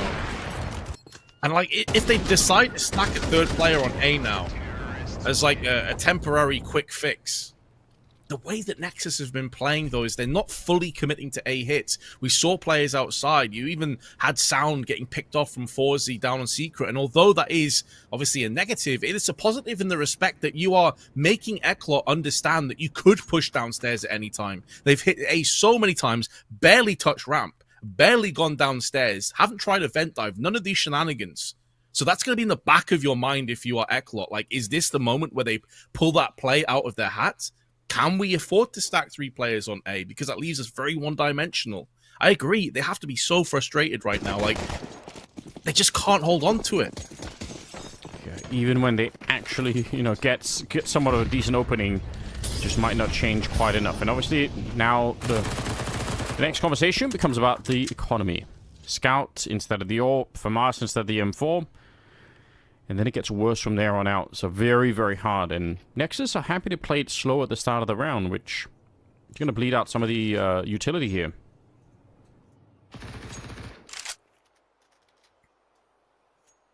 I really think this call is spot on by BTN again. Just slow things down. Any nades they have, let them use them. And you just slowly and systematically choke them out. You just constrict them. ECLOT do stack onto the A side. Makes sense. I mean, their economy's in no position to get a full rifle round. I'm more curious what they're going to do when they have rifles next. And so Mikey is given the luxury. He's given the allowance to push out here. See what he can get done. Does get the spray onto Adrian. That's an AK traded up. He's also going to find the intel that no one's home. And Nexus are not in lobby this time. It's not going to be an A hit. It's downstairs instead. Well, they might come up the vent now with BTN being up here. If he clears the A bomb site, they don't even have to go with the B. They could just wait and see. There is someone right down below. BTN calling that out. So he spotted 1 player in A, 1 at ramp. Actually, that's still pretty good information to work with. The Alive is starting to make his way down. And we'll see if they can find that bomb plant. Mikey does go down, and the bomb is being planted down below. So Nexus, even a man down, and with a little bit of panic in the round, you could see how well they're communicating with BTN finding all the info on one side of the map, the rest of the team working as a squad to get the bomb planted down below. It's really cool. Great teamwork. Seems like ECLOT will be at least able to scavenge out 3 rifles, so their next buy is going to be solid. But yeah, I agree with you. I think Nexus are looking like a totally different outfit. They finally awoken, and it's one of those key words that we were discussing on Inferno. It was like they lacked the clinical touch, like they were not surgical in their precision. They had opportunities. YaLLa was getting tons of entry frags and opening picks on the CT side, and they did nothing with it. This is far more convincing. Nexus, you've given them an inch, they'll snatch a mile away and your life on top of it. They've even came back from being a player or 2 behind in their own right. So yeah, totally turning their fortunes on its head. This is a map, I should mention, that the 2 teams have never played against each other. So maybe, whereas Inferno is a commonly contested game, this is less so. But Nexus, you can see there on the round history, have just been dominant. It's great work, isn't it? Especially because you think about what's on the line here. It's the quarterfinals. They want to make their way to the semi-cello. Just cracks, so kicks down the door, but then politely closes it afterwards. And in the blink of an eye, MBQ is just completely dead. That's the kind of stuff that I associate with Cello. I'm not surprised to see it, but it is so much fun to see him actually get to work. Yeah, and that's one of the things that we kind of noticed multiple times on Inferno, but it was really only him. It's like he would kick the door down, he'd get a kill, he'd die, and everyone else would trip over his corpse and faceplant. And it's like, you just can't get away with that long term. Eventually it's going to catch up with you. So the fact that we now have, you know, Raga on 9 kills, Zello's on 3, but each of them have been super impactful. BTN even fragging out is so huge for Nexus as the prospects. They're sound forcing away any secret presence. 50 seconds left and starting to make a move over on ramp. And again, I don't think the fact that there's 40 seconds now, I don't think it worries them. I feel like Nexus have got such a good read on everything that's going on that they're still going to find themselves in a good position. Look at it, up the ladder, nobody at the A bomb site, 4 versus 4. So at a minimum, bomb is going to be planted here, and it will be a very hard retake for the CT side to commit to because they're quite far away. They don't really have a good position to get back into it. There's a Molotov still left on Adron as well, so one mistake here and you're going to get burned out by the Molotov alone. ECLOT probably feel like they have to do something right now, but there's a chance they try and push for this and lose all the rifles. Yeah, I think unfortunately with half the timer being down as well, they have to save. If it's going to be a kill, it needs to be right now. The Alive's gone down. Surely this is where you stop pushing. Yeah, you're getting 2 kills, but I mean, it's not worth it. Yeah. The T's have tons of cash. They're sat on money bags. They can dry their tears with dollar bills. Like, they're fine with this outcome. If anything, you've played into their trap. You're totally right, and at the same time, it's hard to... You can understand where they're coming from, right? The problem I think they're having is it's a 4-on-4, and if you're going to give up on a 4-on-4 kind of round, it just feels like you're conceding so much. You feel like, all right, if we can't even try and go for that, what are we doing here? And we're also running out of rounds to play with. But I think you're exactly right. What ends up happening at the end is just that you're losing all of your own money. And it's not a problem for Nexus to play down to the 1v1. They don't care about that. Tough break. 7-1 in favor of Nexus.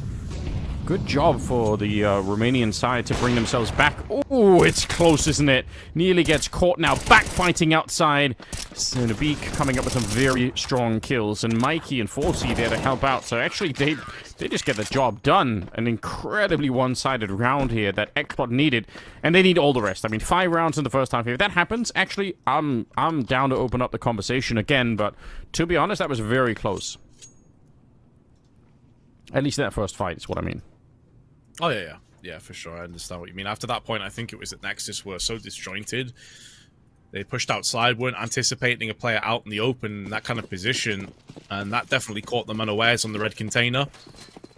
But it's like one of those rounds that looks good for ECLOT if taken out of context from the rest of how the game's played. And it's not the kind of round that you can realistically go back to and rinse and repeat and get consistent results from, right? So, like, ECLOT will be happy, but I don't think Nexus is sweating too much over that result. Like, they're just going to go back to business as usual.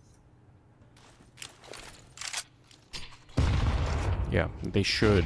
Blowing up on the smoke here. Flash around the corner. It was actually a sick flashbang, but it doesn't matter. Forsey still takes the shot, even if he's blind, and he will get the first one there. And the beat goes down next. 4 versus 4. The Alive...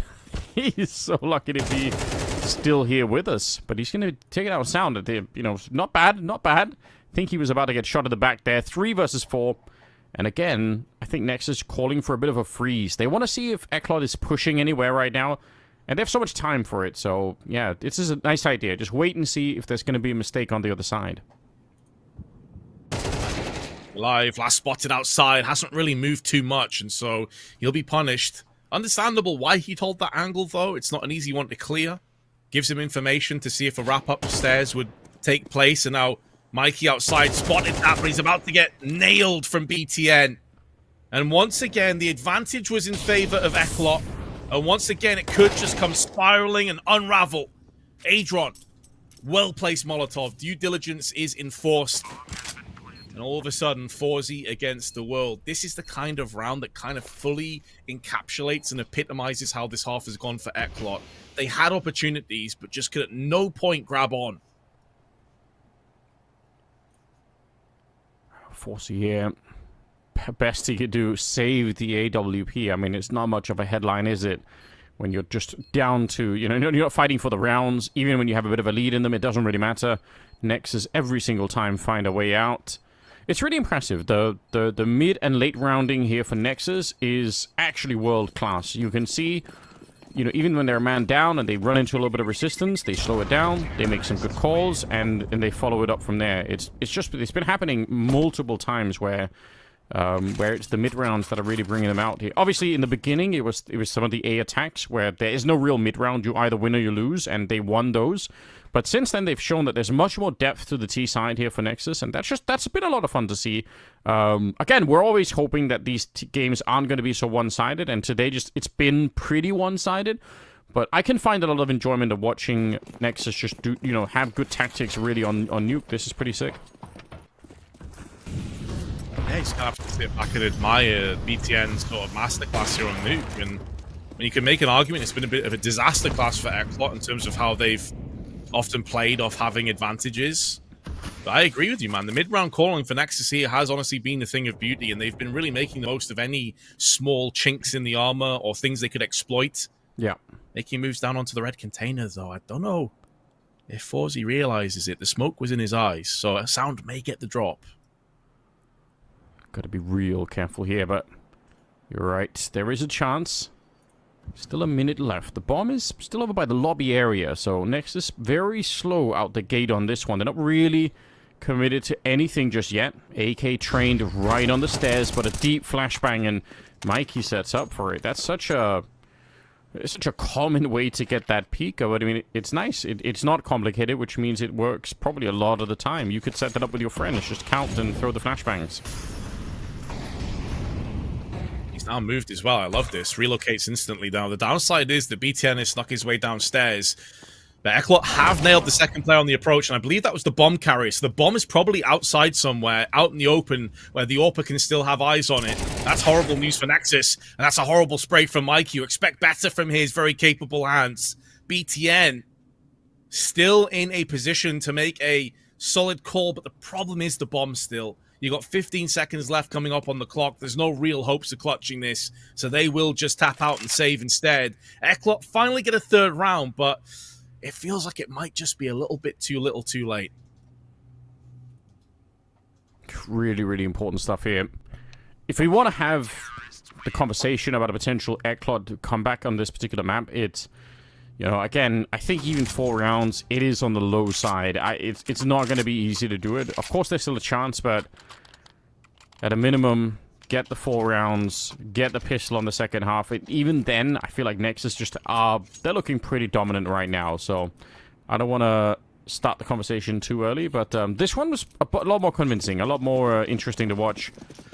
Round number 12 is coming up now. We do have some good weaponry on the CT side, and actually for once it's NEXUS who are running a little bit dry. So you see the Tech-9 there, Galil as well on the Ragger, and a lot more of a quicker push coming out. Nobody's blowing open the smoke out there either, because they're probably worried about it, some sort of an A rush here, so they're all inside stopping that, and nobody's really watching that outside yard. Yeah, I think this is where all of the early pressure being put onto the A site has really conditioned ECLOT to assume that a default will be the A side, and that's opened up so many avenues, like you discussed, downstairs to try and get in towards the ramp as well. Worrying thing for me for ECLOT, though, if they do want to make a comeback, is they typically have a 42% win rate on their T side, and that's with a huge sample size of 25 maps played.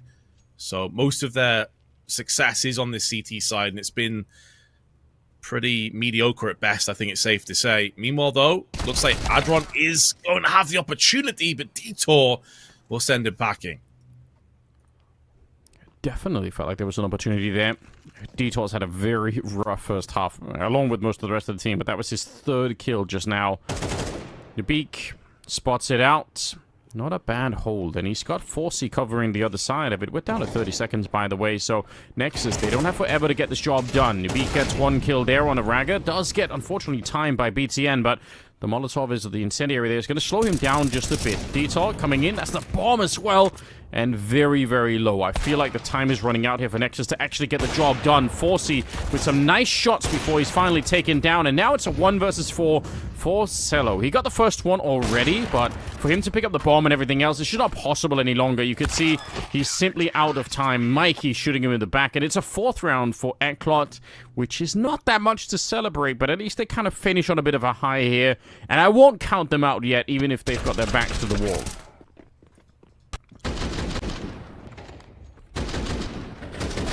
I think that's definitely a wise decision. Don't count them out just yet, but yeah, there's no doubting that they are in all sorts of problems right now. They're going to have to kick things off with a bang. And I think what's also kind of concerning if you are on ECLOT, not just their sort of poor T rounds for the most part, but also how strong Nexus are typically on their CT side. And the big pieces that were eerily missing on Inferno, like Raga, have arrived to the server. So how do ECLOT decide to filter into this T side? Blowing open the door early on, keeping their vision open. They're going to go for the vent dive, but BTN behind the second vent has punished New Beak. Now, the bomb has gone downstairs. They should be able to get a plant in, but they still have to deal with sound and put those Julies to use. Raga and Adron coming up right afterwards. Mikey, he'd really love a bomb plant right now, but it doesn't seem like that's going to be possible. He's tried it once and had to give it up, and Cello just rushing in. No respect here for Nexus. Nice and forceful pistol round where they don't give a lot of space either for the T side to feel safe at all. They just keep on fighting, and it's too much to handle. No bomb plant, and the early success here for Nexus, making it, I would say, increasingly likely that we are going to maybe see that third map on Ancient to decide the series with. Hopefully that will be, again, a bit of a closer affair. It's a bit of a weird day for Counter-Strike here. Yes, every map's been super one-sided, and this looks like it's going to be no different. So, yeah, at least Nexus are administering the mercy and putting ECLOT down, not letting them struggle for too long. That's assuming that something ridiculous doesn't happen here, because there are Deagle to play with, but ForeC is not going to get a chance to pull the trigger. Zello is there, quicker to the punch. Okay, FAMAS doing a bit of work. Sound just making it sing for him. I still don't trust the FAMAS. I just, it's probably a boomer thing. I just can't do it. But yeah, Sound making it look very good. I appreciate that.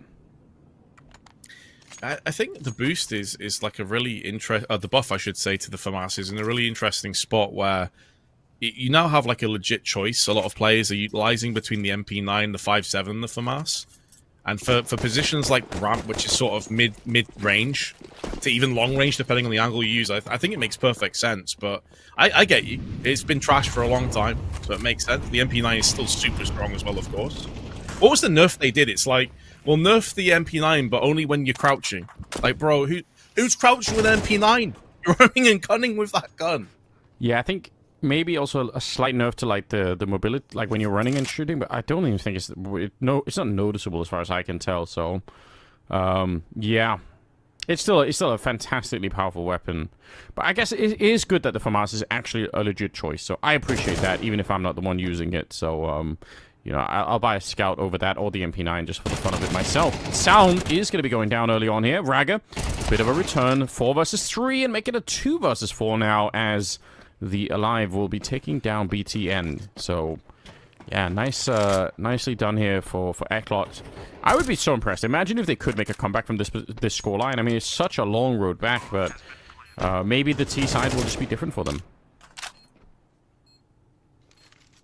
Yeah, because, I mean, honestly, a lot of their CT struggles were based off constantly being hit on A site, and then their economy never really being, like, fully established. And, now you're on the T side, you get to dictate the pace. Economy shouldn't be that much of a problem, as Zello is putting down as many players as possible.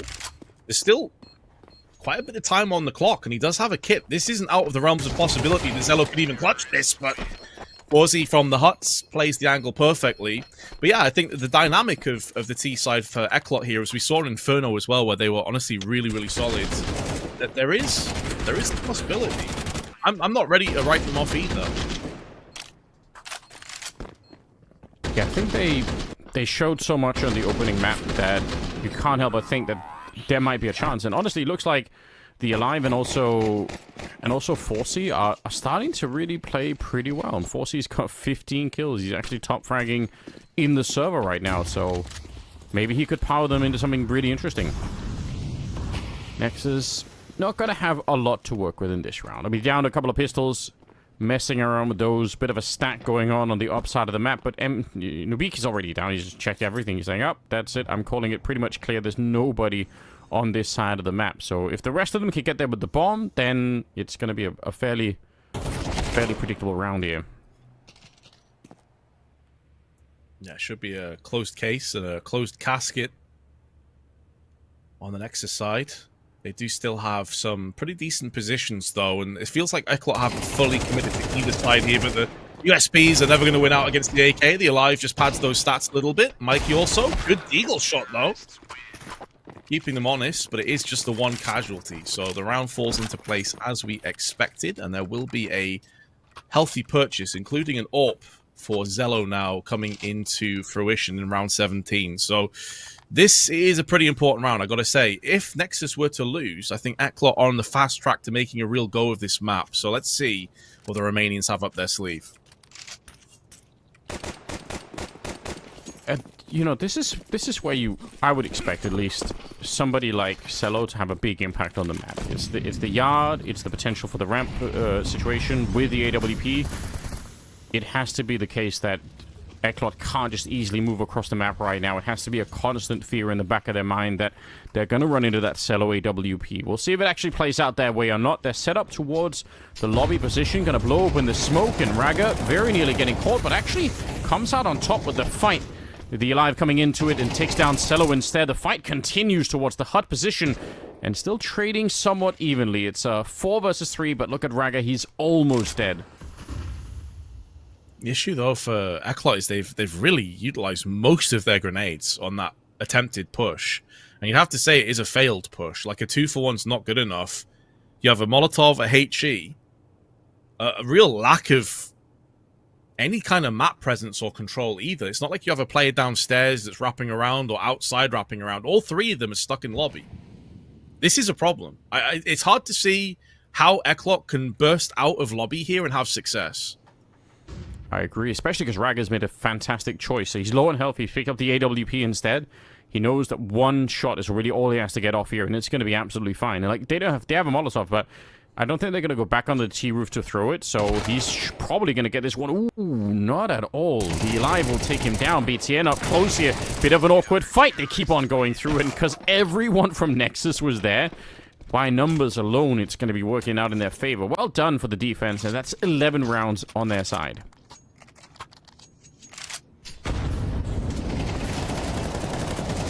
Nice work by Raga. As you say, like, not just the fact that he was able to get the kill, but also survive and bolster up this trifecta that was set up on the crossfire. Yeah, the Alive is quite clearly frustrated at how this one came to pass, but that's the downside, man. If you're too one-dimensional and you just hang around lobby forever, your options are pretty limited. And it was weird disjointed attack as well, I've got to say. Like, there was no pop flash in for the hut players, and they've lost Nubik through the smoke to kick things off. It's not faring any better. And if they lose this round, they're not going to have any money.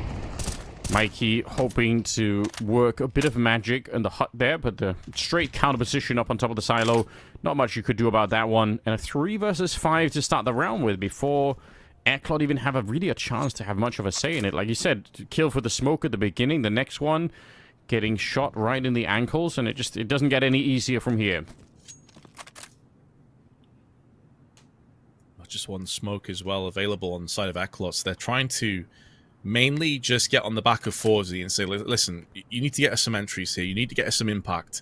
This is your round to shine, your moment to show Zello that he's not the only AWP on the server. And I mean, ForeSee's had a really good map. You know, he's up to 16 frags, even though his team are getting kind of battered. The problem is that it is the Alive again, similar to Inferno, that's there alongside him. Some of the bigger players like Mikey have gone missing. Detour, 4 frags. Nubik, 6 frags. Where are the entries coming from? The Alive once again steps up to the mantle, but Zello knocks it from underneath him as he craters alongside his teammates, and this will be a 12-6, and very likely a 13-6 heading to Ancient. Very impressive turnaround from Nexus after getting battered so mercilessly on Inferno. A lot of teams would crumble, but not these guys.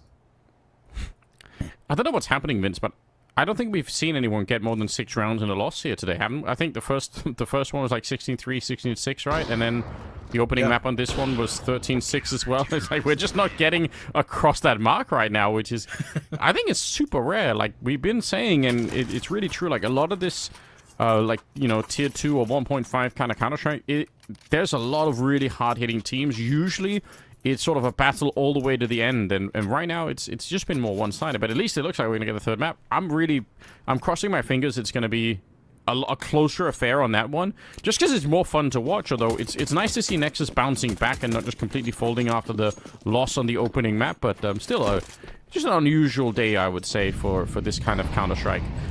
ECLOT, see what they can do. They've got some Tech-9s, 3 of them, the AWP on 4C, and then the 1 Deagle onto Detour, and they're trying to get into overtime by winning 6 rounds in a row. And the first one, probably going to be the hardest one, to be honest.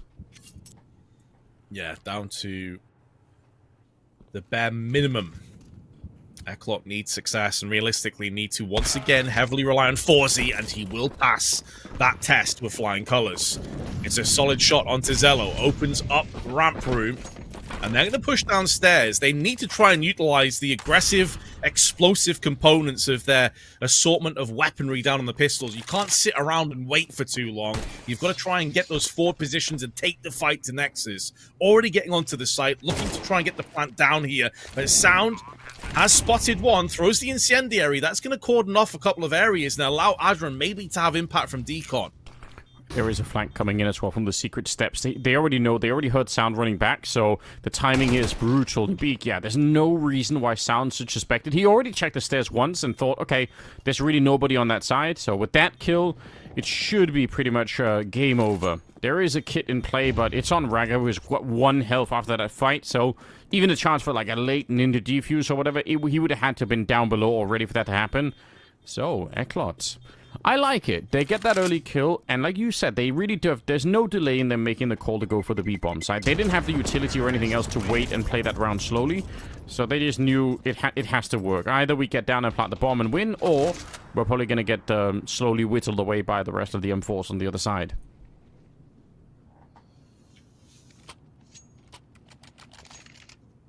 In that interesting position again, where Nexus are on the brink of economic collapse and turmoil.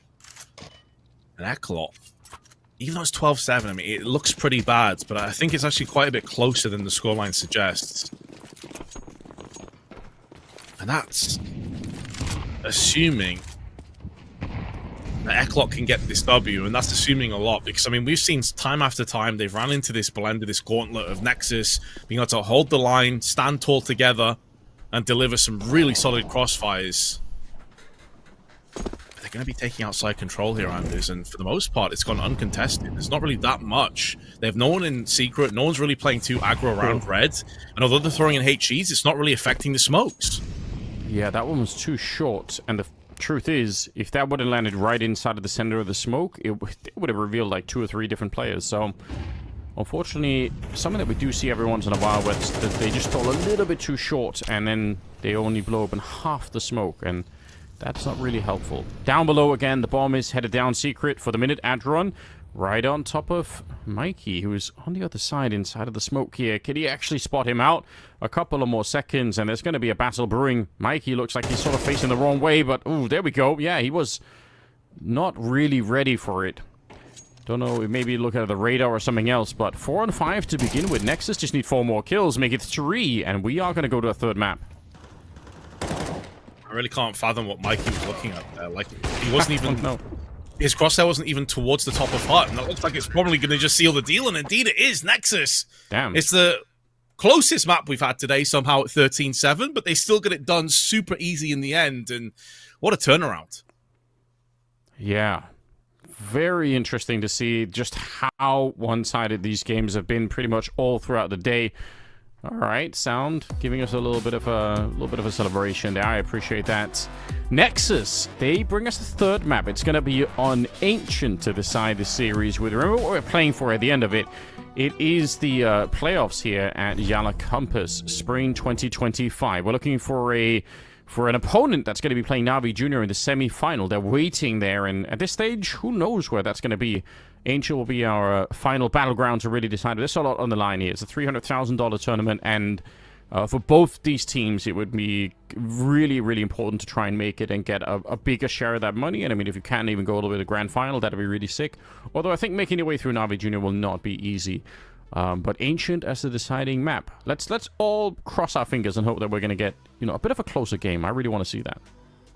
I hope so, man. I hope so. I have to say, though, if we go purely off stats, which don't necessarily mean that much, this is not a good map for Nexus overall. They have played it 7 times with a 14% win rate. And they've been losing to teams, realistically, that they shouldn't be getting beaten by. They lost to Hester, for example, 9. Paravision, who it's not as surprising, but their obviously EU or MRQ is very disappointing. So it's not a great map for Nexus whatsoever. But hey, if they can continue that form that we just saw on Nuke, then why the hell not? It could get close. It could. I hope so. I really, really would love to see it. But honestly, for Nexus, again, it's a nice sign for a good team to be able to turn it around, even after having a bit of a disastrous beginning. So you want to see a team like this be able to turn around and win a follow-up map, even if they kind of got blown up on the opening map of Inferno. So hopefully, you know, now both teams warmed up, locked in, ready to go. 4C was playing very well on the ECLOT side towards the end of it, and really good map for him. And the Alive, I think, is still out there with some pretty good results. So they've got 2 players that are at least locked in and ready to go. Hopefully they can tag in the rest of them. Third map's going to be coming up. It's an Ancient, ladies and gentlemen. So stay tuned, and we'll be right back after the break. Don't go anywhere. She said she loves you, but she can't love me. But I love you. I gotta brag on myself, I amaze me.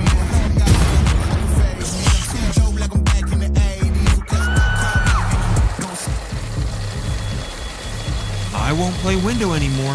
What's going on? Play your role.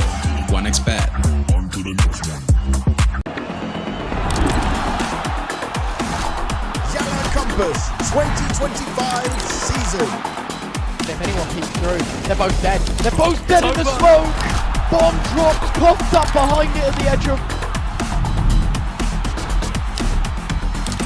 Away with a kill, but quick trade back from Ariel. Still through the YaLLa Campus 2024 champions!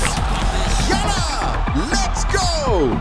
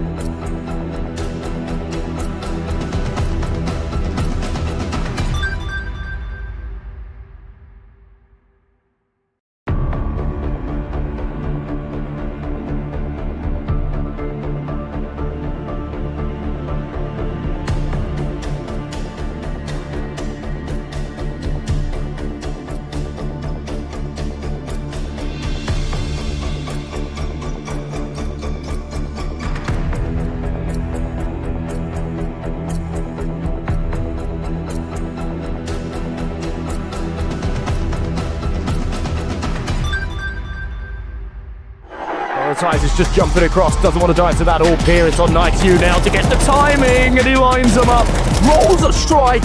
It's a 4K spray down, and nobody's ready for it.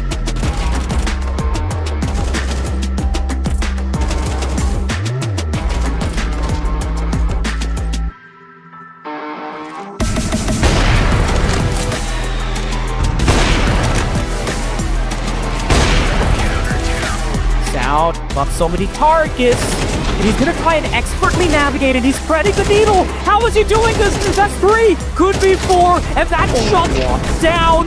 Bedroom South.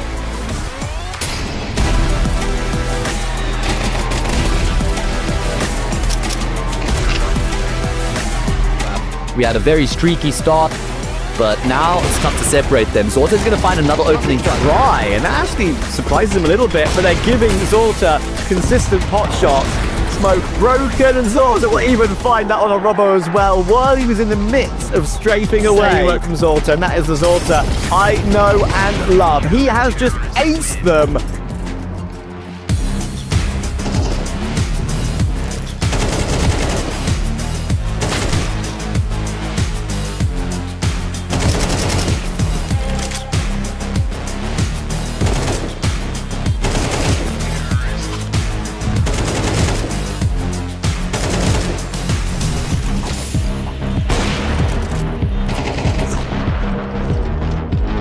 Looking at the right direction. Oh, and the Pandas have just walked past him. And now Kraveni can walk up behind him for a second round consecutive. This was 9 Pandas buy round, but it is suited to play a shot out of apartment. Kraveni makes quick work of that.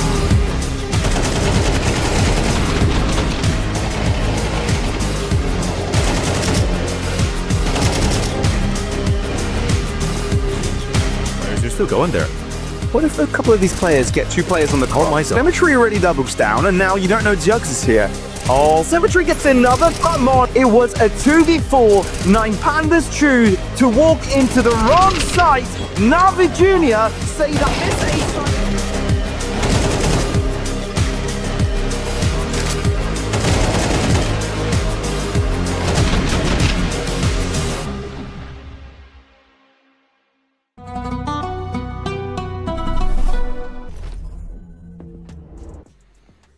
Here we go. We are ready for a third map. It's going to be coming up. It's the final battleground between ECLOT and NEXUS, and it's the quarterfinals here. We're looking for a team to meet the semifinals, where they're going to be up against Navi Jr. So one of these 2 teams will make it, and there's a lot on the line to try and get there.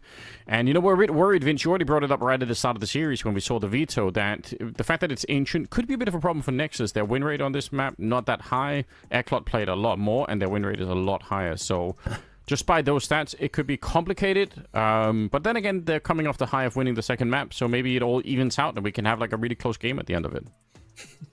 Copium. Hard copium. No, I would love that to be the case as well, Anders. And I'll keep optimistic, but I do need to put into a context like how, at least on paper, this is one-sided in ECLOT's favor. They banned Mirage NEXUS because the last time they played each other, as I mentioned before, they got battered 13-1. They didn't want to go there. Ancient is a really good map for ECLOT. It's actually their second most played map in the pool. 55% win rate. They've won their last 3 maps on it, including Gun 5 and Nemiga. And Nemiga, of course, doing really well in the EU MRQs for long periods. Gun 5, a team that a lot of Tier 2 teams are nervous and feel threatened by. They're doing a lot of work right now. So their previous Ancient performances have been really good. On the other side of the coin, Ancient is not a good map. Whichever way you want to spin it, it's not a good map for NEXUS. They're losing 13-3 to BC game, 13-5 to 9. Like, they're struggling on this map big time. Oof. Yeah. And they don't have it. I mean, this is it. You're not going to have a lot of chances to prove that it's going to be different here. We need a strong start. We need a really explosive beginning for NEXUS. There's no other way to put it. When you're not confident in the map, having to fight your way back from a slow start is just... There's no confidence in the team that you're going to be able to do that. So let's see if they are going to be able to throw something like that in there. For ECLOT on the other side, I mean, even in a loss here, you know, in a 13-7 loss on Nuke, at least they had some players that stepped it up, right? They're probably going to walk away saying, damn, okay, that wasn't great, but we didn't get completely crushed either, and, you know, we had a couple of people that were performing, so there's something to hold on to, I think, for ECLOT to go into the third map here with so much on the line. The other semi-final is already decided, obviously. It's going to be Bet Boom over on that side, having a bit of a good time against ENCE, by the way, which, you know, could have gone the other way, but 9 Pandas just didn't really show up today. So, yeah, it's been a lot of pretty one-sided maps so far. Third one here, we're hoping that it will deliver. Ancient, pretty good map. I think everyone enjoys it. I've never heard anyone complain about Ancient, to be honest, so it's a community favorite map at the moment. Yeah, I think that's also one of the reasons why it's getting a lot of play in like best of ones as well, like BO1 formats, because it's a nice middle map that pretty much every team plays and every team is pretty comfortable with. You know, going back to those stats I mentioned before, the one caveat I will say, so it's not super like doom and gloom, is they haven't actually played it that much in the last 2 months. Most of the games were in February. They've played it twice since then, and they had a narrow loss to Paravision 13-9. So maybe they've been workshopping it, Anders. Maybe this Ancient is like, it's a false narrative that's being portrayed by the stat line, and actually Nexus are better than the stats suggest. That's what I'm hoping for, at least. That would be a sick narrative. Imagine that if we come into this one and suddenly they're just more ready than anyone saw coming. I'm super down for it. Hopefully, fingers crossed, it's going to be something like that. We're here. Third and final map in the series. Winner of this one goes to the semi-final here at YaLLa Campus Spring 2025. NEXUS is going to be starting on that CT side. ECLOT are going to be on the T side to begin with, and already trying to put a little bit of pressure, or at least making noise, I think, towards the cheetah tunnel. But they are going to be wrapping back through middle, right into Raga. He's the only defender here. He has to get probably a double kill for this to work out. What a tough job ahead of him. Already jumping past it. You can see they're so mobile with it. He does get the one, and Adron was actually there to try and help out. So somehow, it's not a bad start. It's so scrappy, though, isn't it? Like, even having the chance to look at the ground to try and screw with the hitbox registration didn't quite work out for him. The bomb is being planted down in amongst it, though, and now Sound goes in for another one. All down to Nubeek in the donut area. Oh, the first shot has gooshed him, though. Down to 6 HP, out to the open. Going to try and sacrifice Sound, but they don't move on the same side, and that's what catches Nubeek off guard. BTN with more than enough time for the defuse, and Nexus will kick off Ancient with a win. Yeah, okay, that's...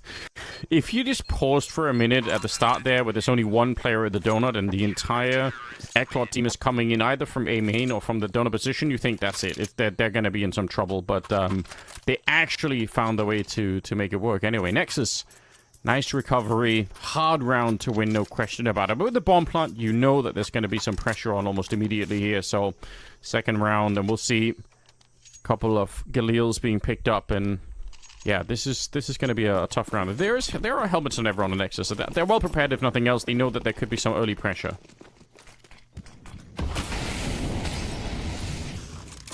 Molly straight out. Trying to bait as if they were interested in pushing into middle, but that's not the case. In fact, it's going to be on the B side, on the ramp. Smoke's fired out, flash in, but it does more harm than good to the CTs. Big kill, though, from Sound, who wants to try and go back in and rinse and repeat, but Detour is going to deal with him and thwart that hold. Tons of smokes and mollies being exchanged, but a 3-on-3 with tons of time left on the clock, so they can back out. I'm shocked that didn't work out better for Dynamo ECLOT, because once you're up of that ramp, the CT's in a very uncomfortable position. I thought that was going to be so much better. Raga taking his sweet time with the FAMAS. No panic there. I really love it. Medium range for the MP9, but it's plenty enough to take down the Alive. And Mikey, from a 3-on-3, now suddenly finds himself alone. None of his teammates manage to answer anything back. He will, however, get the first one. He's in a weird trap right now. Has to try and escape before he gets shot in the back, and it won't happen. Both Raga and Cello combining for the kill against Mikey and Nexus. Honestly, I'm surprised they lived through that early ramp push. I really thought as soon as they were up at the top of the ramp there, that's almost the round over. Yeah, I think there's some really good counter utility tossed in with a Molotov to deny the bomb plant. And then a smoke there as well, where they felt like they were safe enough to actually retreat and pull out. So, yeah, a really good job for Nexus to hold on to the site in the first place after losing players so early on and getting weakened onto the long side of the B site. But they're going to be pushing anyway. Forzy decides to pick up the pace with the Tech 9. Wants to run and gun into the CTs, but Sound in the same position with the same outcome. If anything, it's even more one-sided. Zello picks up a triple. Blink and you to miss round 3. That's so violent as well. 2 of them got blown open with grenades. They just wanted to get the bomb planted inside of that smoke, but absolutely denied. Really well done. Nexus holding on to the B bomb side once again. Round number 4, and yeah, it's a pretty high tempo that's being set right now by ECLOT. They're really making sure that they are putting on some pressure early on. We'll see if they can keep doing that for a while longer here. They've got AKs back out, so it's the first real buy round that's coming out for them. We'll see if they can have any success with it at all. Rushing right in here. Incendiary down. It's a very meta play to try and push the A-bomb side so early, because a lot of the time there will be nobody at the A-bomb side early. It's very common for the CTs to have 2 middle and 3 B, or 3 middle and 2 B, and just 0 people at the A-bomb side. So I think that's what they were hoping for, that they could have, you know, tried to maybe catch them off guard there, but they were ready. Utility was tossed down as fast as possible, so it keeps Dynamo back up. Arms reach again. I do wonder if this continues, this stymieing pushes continue, if they'll start to push the smokes and call the bluff a little bit of Nexus, but that flash is so good. The follow-up damage for Nubik, though, is up to the task. It's equal, and it goes above and beyond. The kills are so thick and fast this time in ECLOT's favor. You're talking about how the tempo has been kept to a fever pitch, and ECLOT not showing any signs of slowing down. That's going to feel really good after sort of being discovered, trying to go for a bit of an A-rush. You slow it down, and you just recommit to the same bomb site. And it absolutely works. You catch them. Not that they didn't have people here, but you just get in every single fight. Be alive with a nice 180 to take down Sound as he was coming through the smoke there. Yeah, very, very hard play from Dynamo ECLOT early on. Gotta say. Not a lot of money left either on the Nexus side, so the truth is, if they lose this early round here, they will be in some trouble to begin with. Deep grenades landing. They're hoping that there's going to be some CTs jumping up. I think they're a bit early on those HEs. If they'd waited 2 more seconds, I think Adron actually would have jumped into some of those early nades from the T side. But regardless, they're out here looking to hit the B bomb side once again. The Sound was not affected by the flashes, and they have to push through a Molotov to get it up close. There's a lot of damage already inflicted, and Sound is being such a pain in the backside, stalling so much of the aggression and just forcing it to him, tanking it and absorbing it for his teammates. Now BTN stuck between 2 players. Make that 3. The smoke is the only thing that separates the 2. When the smoke clears, he spots a firing squad. Zello, though, not for the first time, doubles up. He got a triple a couple of rounds prior, and Detour, 1 bullet away from his demise, no longer has control over the bomb. And he is on the brink of being evaporated. And to make matters worse, he's about to get flanked into. If he's going to win this, unbeknown to him, he's going to have to push forward. And instead, he walks into Raga. 4-1 lead on Nexus. And I love how aggressive this map has been. But Sound is doing so much work on the B side, consistently just holding on for dear life and stalling ECLOT where they stand.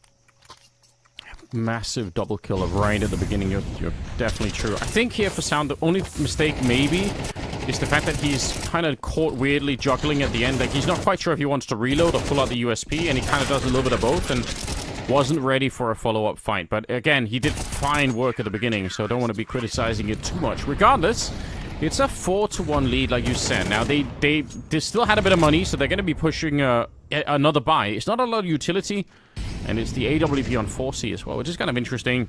T-side AWP on Ancient. You could definitely make it work, but it also suggests that maybe it's going to be a bit of a slower round just to try and line up that AWP. I mean, not that much slower. They're already in the middle with Mikey getting that one.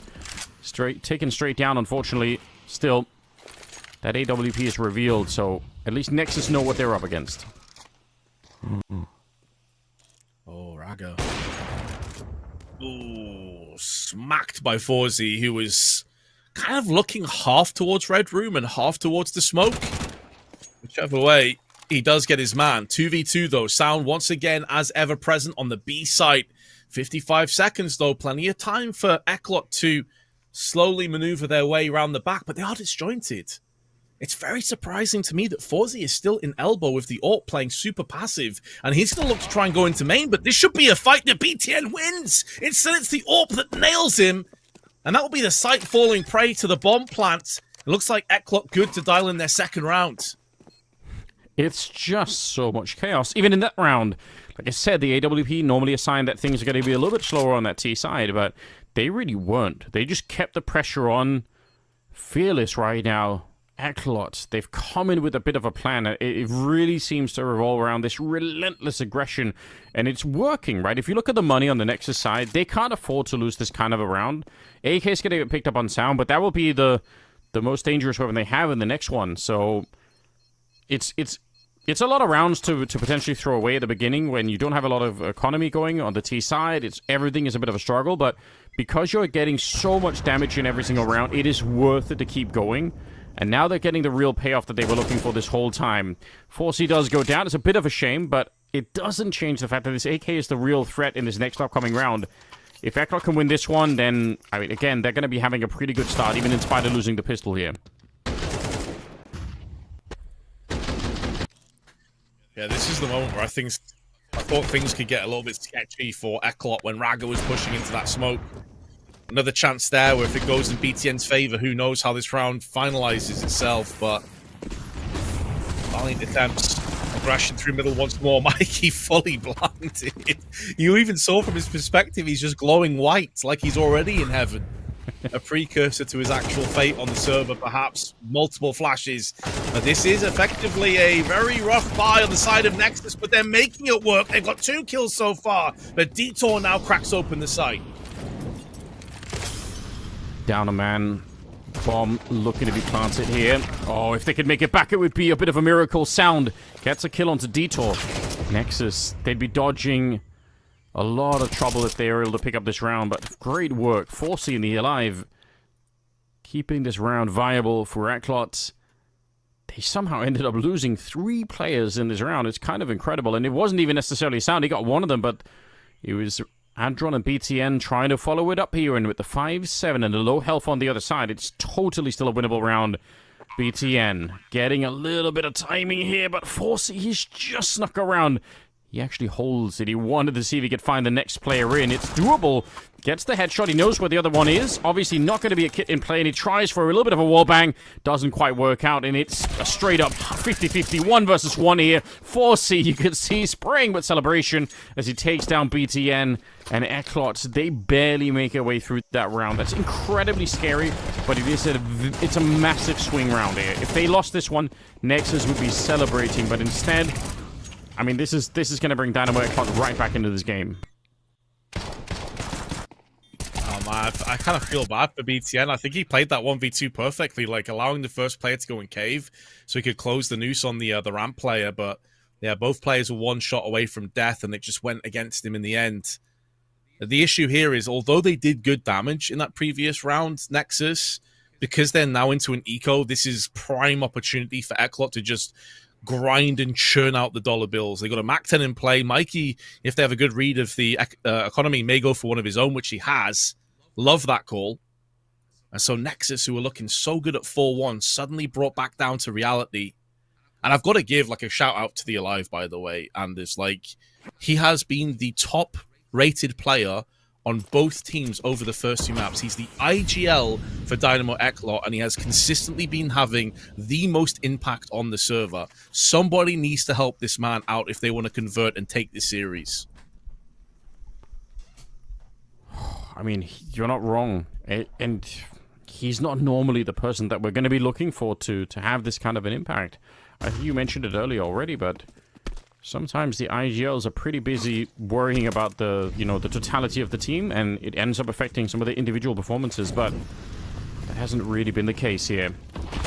Speaking of which, pushing in, of course we did curse him just a little bit. It's tradition, more or less. They're rushing through the smoke, and the SMGs and even the Molotov there on the other side just absolutely crushing them. So doesn't matter, they lose 1 player, but ECLOT, I really think this has been the game plan. I think they've had a sense that if they come into this Ancient game and just apply enough pressure, the Nexus will crumble, and I mean, it's already happened once.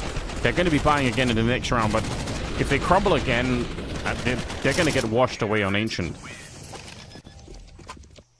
Yeah, that is the threat that's looming overhead, isn't it? And you can see the impact it's having in this round. Like, they don't have an AWP. They'd love to have one for Zello. We've already seen just how much impact he can have with the snipers, whether it be scouts or AWPs. But they're getting aggressive. They're deciding fight fire with fire. They want to push W against us, then we'll take catwalk control, and then we'll try and filter into a double-pronged hit onto middle. But in comes the entry frag again from Forzy.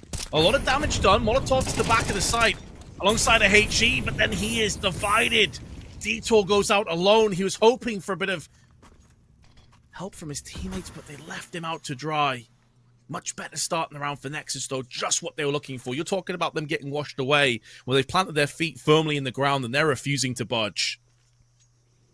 It's incredibly important here. If they want to make the semifinals, then these are the kind of rounds you just have to be able to win. Mikey, he gets the first. There's two people on the other side, and yeah, they're never going to be able to give this one up. Adron with a nice couple of shots. 4C is going to be the last one to fall there. And a lot, I think, was decided in that, like, Cello got one kill in this round on the A-bomb side before he fell. But that was, so this, or it's Raga here, actually. So this one engagement makes a really, really big difference. I think if they're able to convert that onto the A-bomb side, then it's a very different round for ECLOT. But they just never really managed to punch on through. Too much damage being received as they try and make their way in. And as a result, 5-4. Nexus hold on a bit longer. Their economy's still not really that great, and ECLOT, no surprise, they're just gonna continue to buy into these rounds. I mean, they have the money for it anyway. Here it's just a Galil that they're down to, but even if they had less than this, there's no reason to expect that they're gonna do anything differently. It's been working. They're keeping the pressure on, and honestly, Nexus, even with a one-round lead, I don't think they're feeling very comfortable at the moment. No, certainly feeling a little bit shaky, a little bit insecure about how things have been going thus far. I mean, what I do like, what I definitely respect is that last round, instead of being on the receiving end and being dictated to at how fast these rounds are going to be, they took the fight to Dynamo ECLOT. They pushed onto catwalk. They got involved and got in the face of the T's. And so that's going to give them pause for thought. Is it going to happen again? Do we have to sit a little bit more pensive, a bit more reactive? And that allows mid-control to take shape over on the Romanian side. They smoked off elbow. They have a quick peek, but Raga knows that his days are numbered if he stays there because they have no control over Cave. And so the teams kind of just sign a ceasefire, shake hands, and back away from one another. Bit of a stalemate early on in round 10. Yeah, kind of one of the slowest rounds we've seen yet in many ways. Normally, there's already gunfire ringing across the map and headshots being brought home at this stage. And they are going to slowly get into it here. Grenade to blow open. It's a classic maneuver on this map, and nobody's getting caught on the T side just yet. Mikey's taking a bit of damage. He's going to be sneaking close to that red room position. It looks like they want to try and put some pressure on the B-bomb side. Honestly, with Mikey being here, it's a pretty viable idea. You can put some pressure on, and if anyone rotates through, you can catch them. It also leaves the chance that you can rotate back through middle if you run into too much pressure at the B-bomb side. So it's just a powerful position that Mikey is in. But it will start with Cello getting dropped by 4C. Yeah, that should be getting a pretty comfortable plant in. Sound's positioning is always pretty obvious. He's always in the same spots, but it's how brisk and fast those entries are, man. Like, there's not much that Nexus can do about that when you get flashed and double peaked. It's a nice round for ECLOT, and, well, it doesn't look like there's going to be any survivors to tell the tale. Brutal. They got pretty much, you know, once they'd taken down the early kill onto Cello, I think the next 2 or 3 kills were almost simultaneous, so not much of a chance here for Nexus to really reply. And as has been pointed out many times, they do not have the money to lose. This is the power of that relentless aggression that's just, it's paying off. Like, the game plan for ECLOT is super clear right now. 5-5 as they tie up the game. A decent chance they could make it all the way to 7. There will be a little bit more money for Nexus in the next round, but in this one, it's not going to be too impressive here. And the question is, how much do they want to risk? I mean, every bit of a purchase here comes with a risk that you're going to have a worse buy in the final round, and that could come back to haunt you. It's a bit of an eco taking shape. So, question for you, Anders. You mentioned earlier about how Ancient is pretty widely and universally liked. Not many people dislike this. If it was up to you, you were given the keys to the Valve Kingdom. What map change do you bring about after the Austin Major? Yeah, it's a really good question. I think my automatic answer is going to be something like probably Dust 2 and Inferno. But the one big question, the one big thing that somebody said like a couple of months ago is that the problem is that Dust 2 is Counter-Strike, right? Like it's the map that everyone, no matter what generation of the game you're from, you kind of recognize.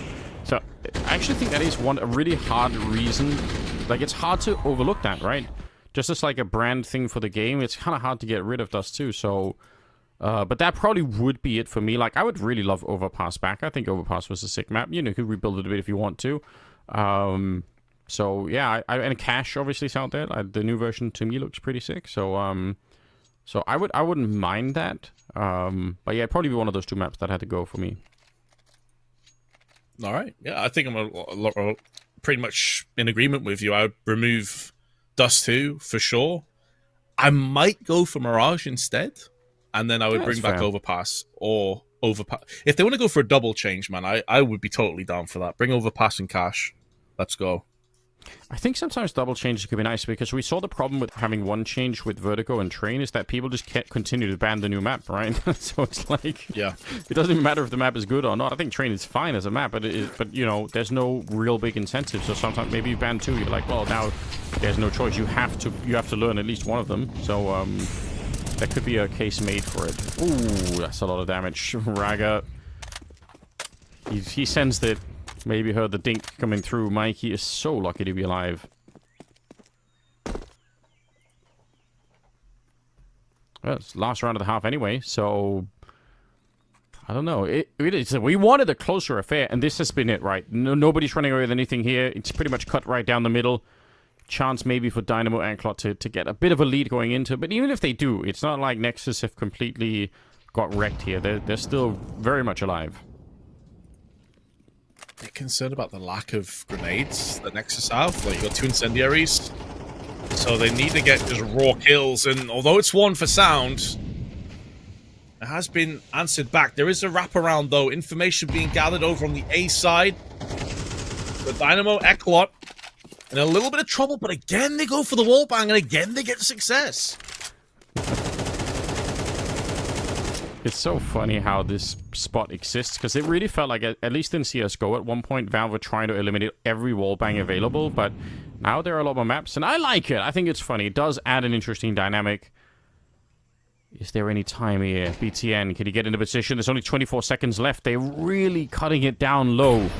Molotov to get rid of him. They're pushing back into the middle. Do they really want to go for this? They're going to catch BTN and run to the A site with only 14 seconds left. But look at Cello nearly stopping the bomb. In fact, he has. They're coming back to fight. There's no time. They can't even plant the bomb anymore. They're looking for kills now. And as long as Sound stays away, he's going to win the round by the fact that he's just living through it. That's crazy. What a way to get round number 6 here on the board for Nexus. It's a great passage of play for Zello, but really, ECLOT, when you have such little time left, no one's watching Red Room? I know. That's absurd. You've just given him the opportunity to clutch against you there. Yeah, hard to explain. Probably quite hard to deal with as well for ECLOT. They must have felt like we've got such a good chance here. But Cello putting an end to it. At one moment, I thought there was the bomb had made its way into lobby or into donut there, but that wasn't the case. It actually did get dropped on the ground. So 6-6 roll tied up going into the second half. It's what we wanted, ladies and gentlemen. Again, spot on the line here to try and make the semifinals here at YaLLa Campus Spring 2025. And who knows who that's going to be right now. Navi Jr. already waiting for them here. A push down towards the lower ramp, and Sound will take down Mike here to set us off in the second half. Now it's down to how ECLOT can try and wrap around back through on the cave side. 2 players strong and be playing up close with no mid control and leaving 1 player on the A site by himself. This is a really sketchy position to be in. You basically have no information to go for rotational plays, so you're effectively at this stage closing your eyes if you're ECLOT and you're flipping a coin and you're hoping for the best. I don't like their chances here, Anders. I do like that Nexus are just biding their time. They're not rushing into anything head first. They're chilling. They're allowing ECLOT to kind of push themselves into this trap. it's also awkward because there's USP. So even if you have a good position here, you need to hit the straight headshots. And to be fair, they do. They absolutely do. Detour gets one more onto Cello. And then Nubique sneaking around, execute onto BT. And it's ice cold as he takes him down. But somehow still ends up in a 1 versus 1. Forsey trying to get there. Oh, in the middle of the reload for Sound. It just can't get any worse. You've got to feel for him. He wanted to try and see if he could find a little bit of info, maybe bait out a shot or something, and instead he finds way more than he was bargaining for there. So the round will go to Dynamo ECLOT. Very well played.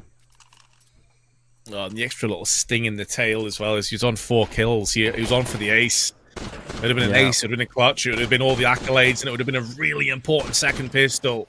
You just joined us. The third deciding matchup in our quarterfinals. Winner faces Na'Vi Jr. in the semis. And that's so frustrating, dude. We've all been there. We hit the reload button and we get peaked, and it's just like, oh, well, screw me, I guess. It's one of the worst feelings, isn't it? But you're right. Every Counter-Strike player knows what it's like, and there's not much you can do about it, unfortunately.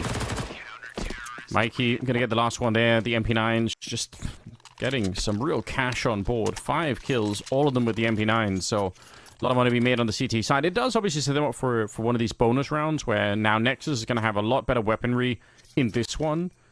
But ECLOT, I mean, I wouldn't be surprised again if we're going to see some real aggressive pushes coming out because of the MP9s.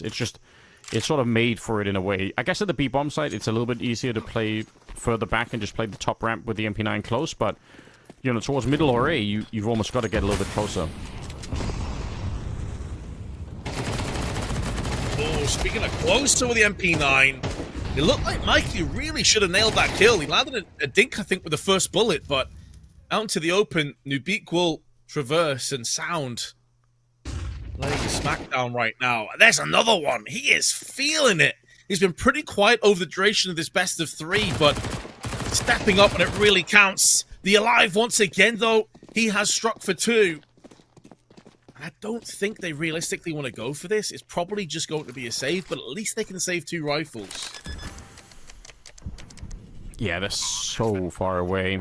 They do have kits. I don't know. Yeah, I think at the end of the day, the economy is just going to be so important on the CT side, and they know it.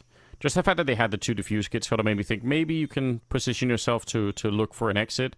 The one thing that's really worth remembering about Ancient is the fact that the bomb radius is so ridiculously far that sometimes you actually will get the T's running away earlier than maybe they should, and it does leave, you know, opportunities to try and go for some crazy late round plays, but I'm not really blaming them for not doing that here. It's not really worth it, I think, at the end of it. So, Nexus, they pick up a round. It was the bonus, so again, for ECLOT, that's also, so just from a, you know, team mentality point of view, you're not super sad to be losing this for ECLOT. You're just saying, okay, well, we knew that could have happened. They're going to steal 2 AKs, in fact. That's really sick. Yeah, exactly. A bonus into 2 AKs is... I mean, obviously, it's not the best case scenario. They could have won the game and the round, I should say, and taken like all the AKs out. But it's a nice little bonus, and the pressure is back onto Nexus again. Like you've won the first round of your T half. You've got a fair bit of money between 3 players, but not much on the other 2. Like, what can you do with this? Sound got 2 or 3 really crispy, clean entries in that last round. But is that something that he can do round after round? Dig you out of these deep ditches that you've been put into time after time by ECLOT's aggression? At some point, that may fold and snap. And do you have a plan B? Do you have a second player that can really come to the forefront? Right now, it doesn't really look like it. It looks very lopsided. If Sound's not performing, it's been a bit rough. Zello has had an okay game, but nothing spectacular. 128 ADR to Sound coming into this round. I mean, he has been a man possessed on Ancient. Yeah, and he has to keep going, right? He can't let off the pressure yet. 1 round separating these 2 teams. We finally get the closer game that we've been asking for all along. The wallbang very nearly working out. Speaking of Sound, all the way down to 8 health. If they had an HE here, the Alive, does he know? Do they have any idea? Ragga's going to go down first, but Sound, yeah, quickly to follow. Nice spam coming through at the moment, and it's NBQ to take down BTN next. So 2 versus 2 actually does get the headshot to Edron.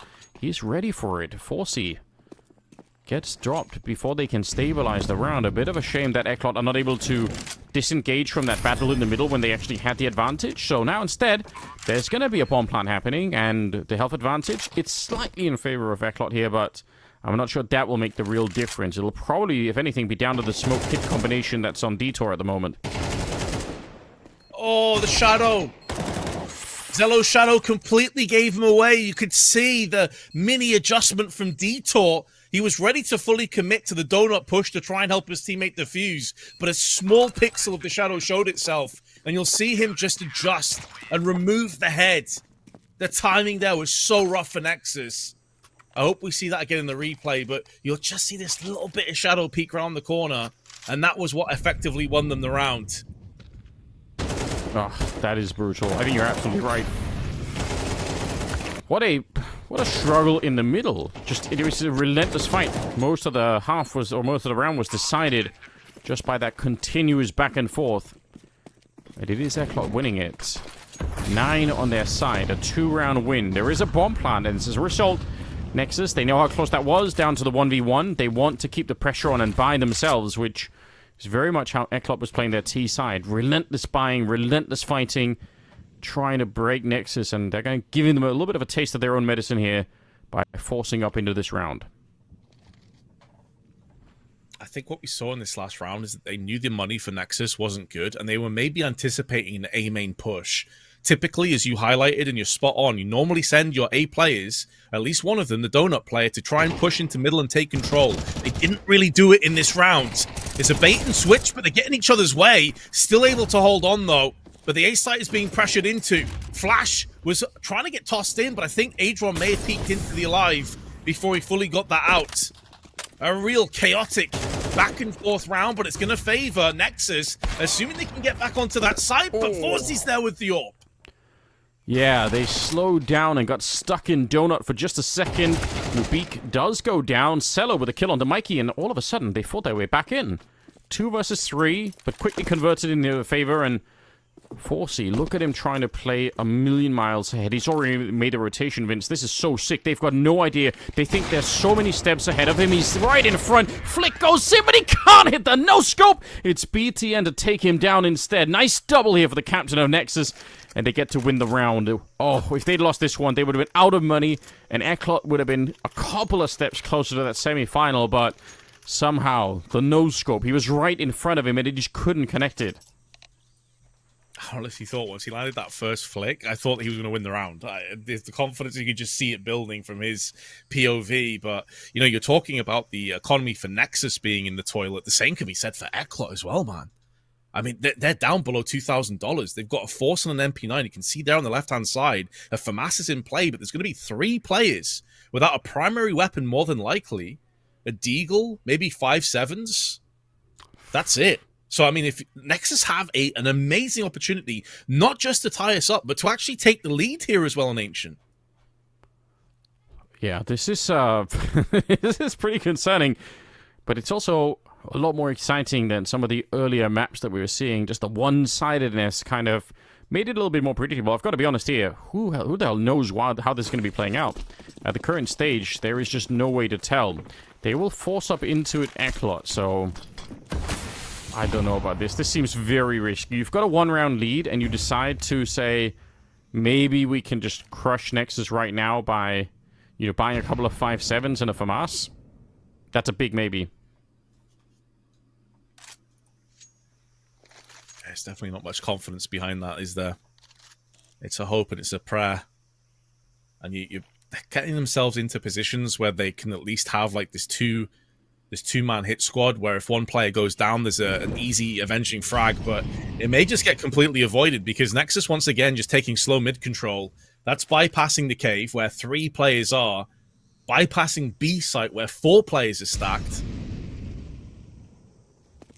But they don't want to overthink this, Anders. Like, you sometimes run into the gauntlet of taking too long, so I like they're picking up the pace and sending Ragger out there. He's one of those expendable MAC-10 players. If he dies, it's not the end of the world. Fully agree. Don't overcook it here. Use the MAC-10 to really what their value is.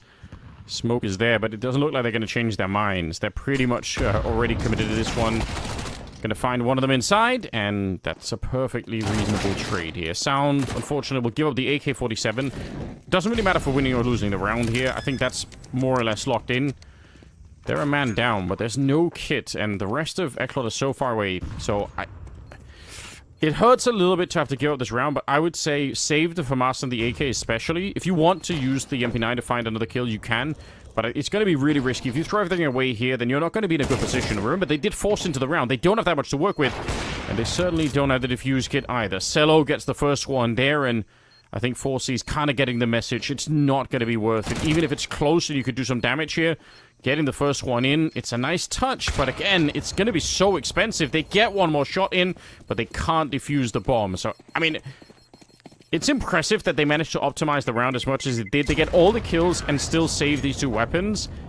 I still think there's a very good chance that, if you replay this round 3 or 4 more times, in every other time here, they're going to lose everything. They'll lose all the rifles on the ECLOT side, and then Nexus get to like a 10-9 scoreline instead. So they did a fantastic job, but I think it's way too risky. I certainly see where you're coming from on that. It just takes one small micro adjustment and they could have lost everything. But in that kind of risk that they just took and the gamble they went for, now both teams' economies hanging by a thread again. They didn't allow Nexus to fully convert and start to escalate their money. Both teams in a similar position. Now, you have to say, the T's are in a better spot. They have more weapons, they have more utility, but still, ECLOT have a chance here. Yeah, they definitely do. I mean, it's actually worked out in an interesting fashion. There's no question about that. Smoke lands up there. Did it go too far? I'm not even sure if that landed properly. Regardless, it's an early trade. Beak for BTN.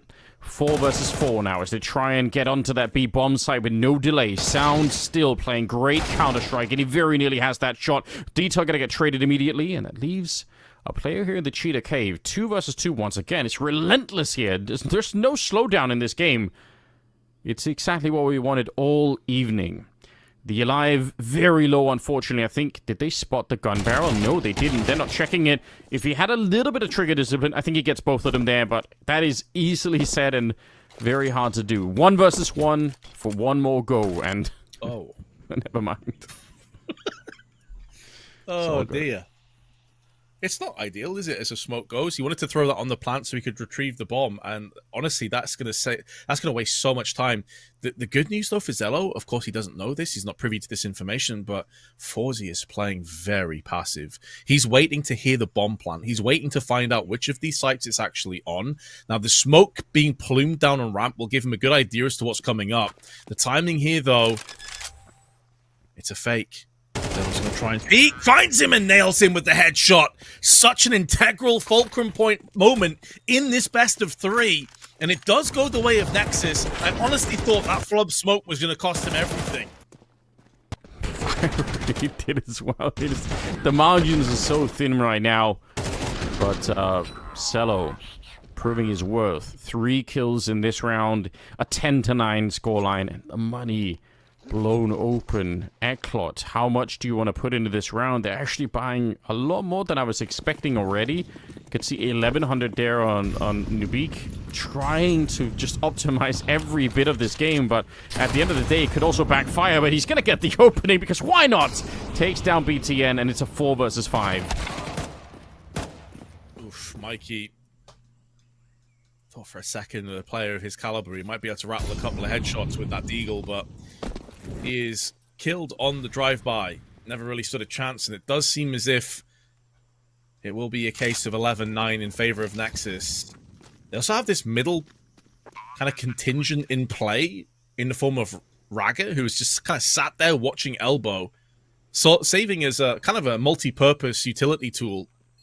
If they push out from Catwalk or he hears footsteps, he can call that, and if not, he can wrap around quickly into Donut.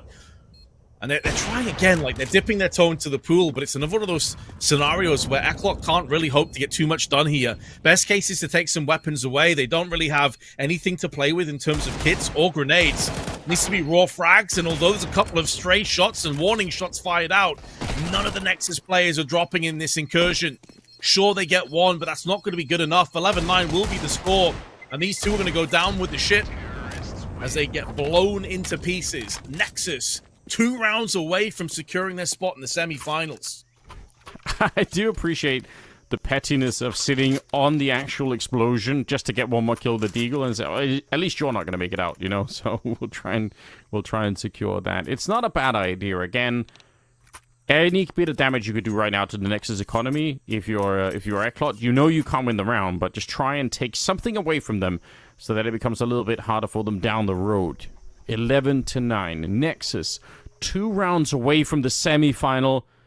The Romanian squad, they've done a pretty fine job right now. It's not been easy.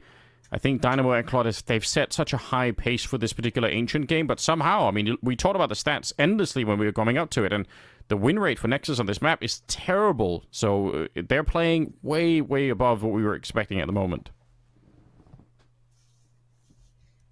That kind of factors into a point that we raised on the pregame as well, though, that a lot of their stats are kind of old in terms of them being a couple months ago. Also, I'm not sure how many of those games were played with Adron, who's like the newest guy to the roster. So maybe these little changes and tweaks have been the difference maker here, but this definitely doesn't look like a team that's struggling on Ancient. They've had some really good rounds, some really good calls, and as they try and push in, Zello's already up close in Cave. He's so aggressive with the AWP. Yeah. Ooh, he does have the scope. I think they heard it. That's why he's running away. So that was heard at least.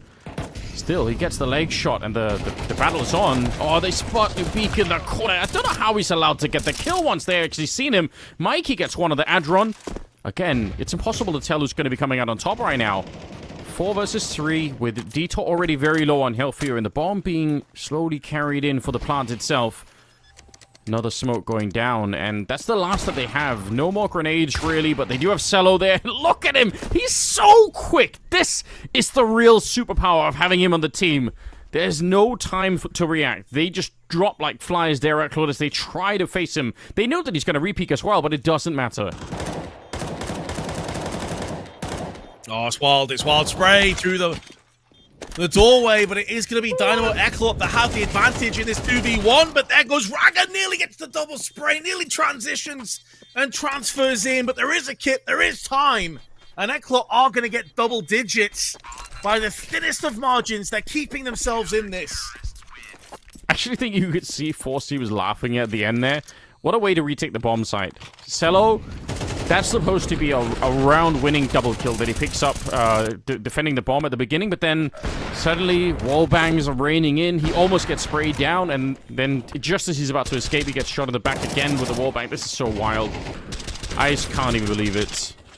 ECLOT, they keep the dream alive a little while longer. If they would have lost that round, it's almost certainly over. They get so close to the edge, but now instead, Nexus are out of money, and Forsey, okay, getting 2 in the middle, fair enough. Well, we asked for a close game, Anders, and this has delivered. It looks like it could go the distance. It could be OT on the cards, as ECLOT about to get us to an even keel at 11-11. There's going to be no kills, no bloodshed on the side of the CTs, and Nexus can dig into their pockets and bring out some AKs again. But man, it's been a day of one-sided maps, but this is as close as it can possibly get.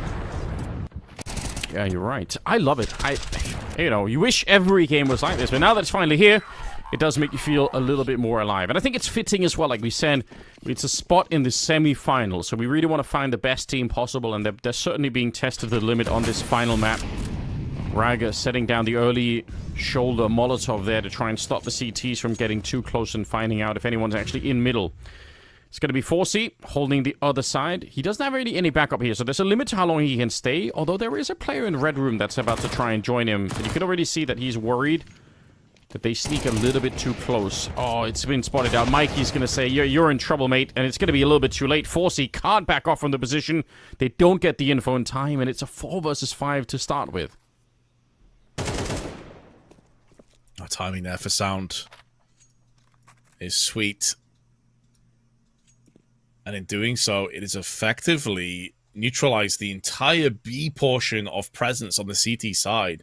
Nexus about to find that out firsthand as they slowly maneuver their way and slither into the site of finding no CTs present, who are basically tapping out just to save, to go the full 24 rounds. Nexus will have a match point on a map that looked a little bit bleak for them. They're in this interesting spot as well as a roster. As we mentioned earlier, where Adran is playing for YaLLa Compass, but then they also have Lonks playing in other events. So it's this team that's going like back and forth with different rosters, with different players, but they're making it work. Yeah, they are. There's definitely some real danger in the lineup. Sound, that we've been mentioning many times, you could see how Cello is really starting to get warmed up as well. Between the two of them, it's hard to put Nexus away. 12 rounds for them. And you pointed it out already for the CT side, saving whatever they can to try and be dangerous and maybe bring this one into overtime. And you know what? They're not going to have a bad buy coming into this next round, right? They got the AK, they got the AWP, they can buy on the rest here. This is going to get real interesting. Wouldn't be too bad if we got a bit of overtime. Just again, based on how the games have been going so far today, the most we've ever had in a loss is 7 rounds, and then it's been through 13-6, 13-6, 13-3 so far. It's been very, very one-sided games throughout the quarterfinals here, but this one is delivering. Certainly is. Look at the beat, he's got 22 kills. Yeah, he's feeling it right now, isn't he? A couple of nades just landed in mid-air. Really didn't do anything. I'm not sure what happened on that one, if there was aim punch or whichever way. Mikey and BTN both break the deadlock. An even trade back and forth will favor the T's in multiple facets. One being there's no nades on 2 plays. New Beak's just got a flashbang. So utility-wise, that is a pretty heavy blow to kick things off and no mid-control to speak of. Nexus have an opportunity here to put an end to this map, to put an end to this series. They've got to be primed to do that. I mean, who knows what happens if it goes into overtime. There's already been a lot of madness. It's been a long day as well for Counter-Strike for them, so you end up in overtime, and a lot more mistakes typically start to creep into the game. You don't really want that. 4C sees the shadow. It's been baited out. That was a very intentional. He knows he's flashing his shadow there. They're not ready for this, though, and very nearly a double kill. They will lose 4C on the other side, so the round is still on. 35 seconds, and Cello sneaking up close. He's not afraid. He knows there could be somebody here. Gonna smoke or flash a little bit deeper, but well aware that there could be a player right around the corner. The bomb is being freighted in towards that A site, Vince. There's 25 seconds left here. I think Cello is dead no matter what here. Just sneaking up behind. A nice headshot. And this might be overtime no matter what here. It's Adron against the world. 15 seconds. Those are one of the 2 players are, but that really is only a small fraction of the problems. They're doing a good job of just stalling this push and the plant. And there is New Beak to take us to OT. You were on the money. It never looked like he had the time or the positioning to make that work, although he tried valiantly. So we've gone from 4 super one-sided maps to finally in our 5th time of asking an OT, a close banger between these 2 squads. Yeah, it had to be that way. I feel like there's a little bit of justice in the universe. We're getting a chance to see a bit of a more interesting game here, and certainly is delivering. Yeah, for Adron, it's hard to really blame him individually. Maybe if he would have stuck that Molotov and just kind of held the position, there was a chance that he could have made it a quick 1v1, but he just doesn't have the information that we do, so it's always very easy when you're watching with the X-ray and the minimap to say, oh, he could have done X, Y, or Z, but obviously, as we all know when we're inside of the game, that doesn't really work that way, so tough break, overtime in effect, and I'm so curious. I mean, it will solve some problems here for both squads in terms of having money, but the question is, do you just keep up with the same pace? Do you just want to relentlessly fight the way that they have, or do you have another plan in mind here? Can you slow down the game and try to, reinvent the ancient on the spot? I think we have to give Nexus a lot of credit here as well, because Adron was in the team. He joined towards the end of 2024. He was replaced about a month ago or so as Lonks came in, but because of the roster lock of YaLLa Compass, they have to play with Adron anyway. So they're kind of playing in this kind of awkward position of playing with their ex again when they've got a different 5th player, but making it work. Putting that to the side, whatever the reason was for him being benched, playing in the team now. Yeah, anyway, OT back in Sanders, here we go. I do think it's important, and you're right, it is a bit of a funky situation for them, no question. Mikey to get the first kill in overtime. Oh, so much damage. count it very nearly a double there for Nubik, who's been a bit of a superstar on the final map. But they will live. BTN and Sound, they're not all the way dead yet. It just looked like that was about to be a bit of a crushing turn of events. Mikey, he's out hunting, and honestly, this is a good position to be in, although Sound also in a spot that's hard to clear. Mikey still actually does it. Gets the kill, and they'll find BTN. Alright, that's a lot of activity on the CT side, and this time it was worth it. Yeah, Zello and Adron now have to try and pick up the slack. Well, that doesn't look like it's going too well. Can get up close, use that smoke, upgrade.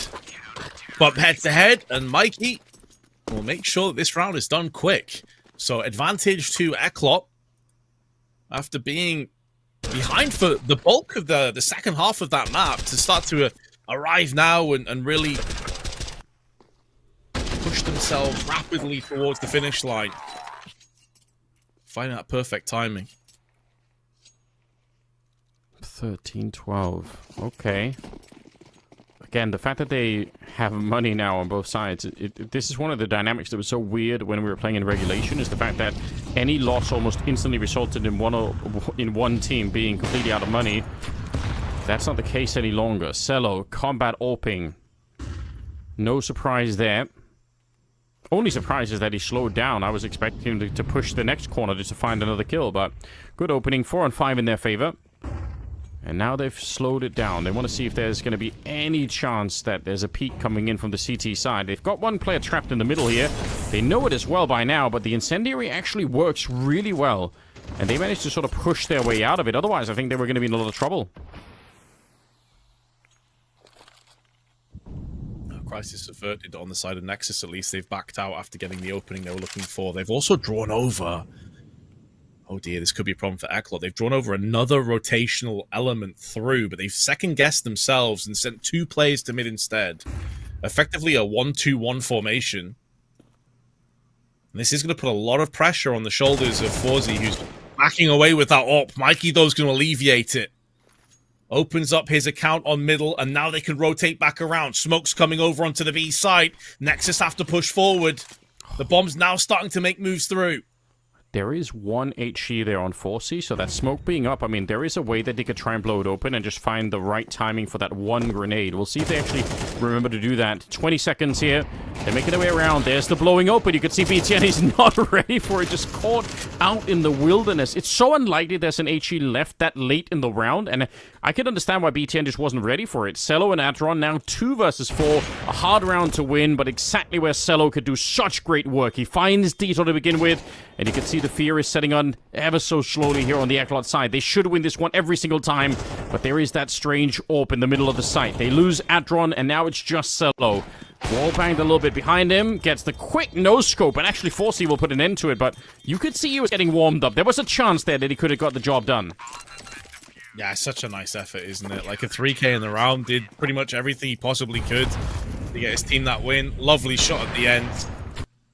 But again, we fall back into a similar kind of pattern as what we were saying earlier.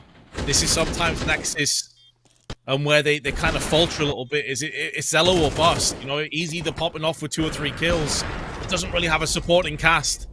And this time, his solo, it just wasn't quite strong enough. First 2 rounds in OT go the way of ECLOT. This is where you're looking at someone like Sound to continue to wring out some kills, some entries. He was so good in regulation on the T half. He was 16 and 10 at one point. Now he's 20 and 20. He's had a very slow last 5 or 10 rounds. Good entry, though, from the Alive onto Adron out of nowhere. Yeah, it just blows him open here. I mean, this is a very successful opening to the overtime. 1, 2 out of 3 so far. Look at it, see if they can make it 3 out of 3 on the CT side. That would be quite something. And you're right, Sound's been slowed down just a little bit, and hard to blame him for that, but the question is anyone else going to be there to try to take over and help out?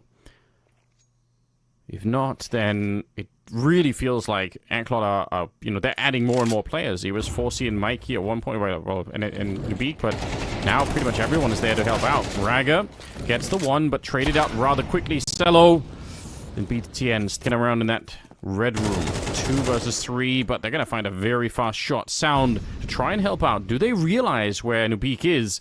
They know that he's going to be on the speed bomb side somewhere, or do they? Maybe not after all. Cello gets a bit close for comfort and just doesn't even touch the ground there before he's dead. Flash doesn't help out, but it doesn't matter because Nubik is just so sharp at the moment. 26 kills, and they will get all 3 rounds in the first half of overtime. That's really convincing for ECLOT.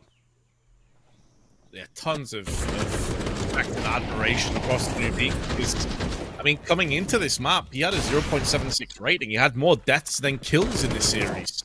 Yeah. So what a time for him to like really step out of the shadows and put himself in the spotlight. Great performance by him. And 3 match points now. Remember, it was Nexus that had match points in regulation. Now it's ECLOT's turn. They have 3 of them back-to-back. Yeah, strong position to be in. There's no question about it. They must know it as well. Nexus, no question. They need 3 in a row to get this one into double overtime. Not an easy thing to achieve at the moment, but it starts well enough with a kill there. Raga does get traded immediately, so that is, again, good teamwork, good coordination between the 2 ECLOT players to make sure that at least there's no free meals happening in the middle. Cello, this is scary. If he dies here, then it's an instant bomb plant, and he is kind of moving forward. Now, he does have the advantage of the shadow showing if they push him, but oh, flashbang, that was not how you want to do it. This one is, though, and he eats it straight up. If they kept pushing him, they might have had him, but they didn't really commit to it. Nubik on the other side, trying to force a rotation. He will go down, and that puts ECLOT in a bit of a weird position. This might seem like a strange thing to say, but I actually think Zello not taking a shot may have just saved his life. I think so. Because I don't think they knew the AWP was up close. If he shoots while flashed, he gives it away, and you're of course going to rush him down at that stage, right? Like, you're not going to be showing any quarter or any mercy. You want to get that AWP out there as fast as possible. It's one of the main drawbacks of the AWP is up close. So I think that may have just saved him. And now Dynamo ECLOT moving back across onto the B site, it will effectively be a 2-on-3 because the rotations are going to be slow. And if they just walk in here, oh, that could be the golden ticket. They have no idea as to where Nexus currently are positionally, but Nexus don't have intel on the T's either. Oh, you're right. You're absolutely right. A little bit of danger here to begin with. Nexus trying to keep the dream alive. Runs out of bullets, though, and somehow it's spun around. It's a disaster. Forsey gets a couple of kills with the AWP, and from a surefire victory into a 1 versus 3, Cello gets blown open, and the victory is theirs. I can't believe it, but Dynamo ECLOT right into the semi-finals here. It took overtime to get the job done in the third, but they are victorious. They are. We asked for a close map, and it did deliver eventually. The first 2 were kind of just snooze fest, to be honest. It was very straightforward, very one-sided, but this Ancient really did show us why the map is so damn good. And ECLOT, I love how aggressive they were on both sides throughout the entire game. Their T-side in particular was so fun to watch. Yeah, it really was. Impressive stuff, and, you know, I think worthy of a quarterfinals here. That also means that they're going to be having the really difficult task of being up against Na'Vi Jr. in the semi-final. I don't think that will be easy. But honestly, the heart that they showed here today and just how hard they were to defeat, hopefully they can keep that same mentality when we're going to be watching them again tomorrow. By the way, tomorrow is not just the 2 semi-finals, but also the grand final. So put it in your calendar. It's gonna be a real good day of Counter-Strike. Definitely an interesting game. I'm glad we got this one in the bag, Vince, because like you said, the other couple of maps that we saw, they were just a little bit too one-sided. So we like a bit of a battle here.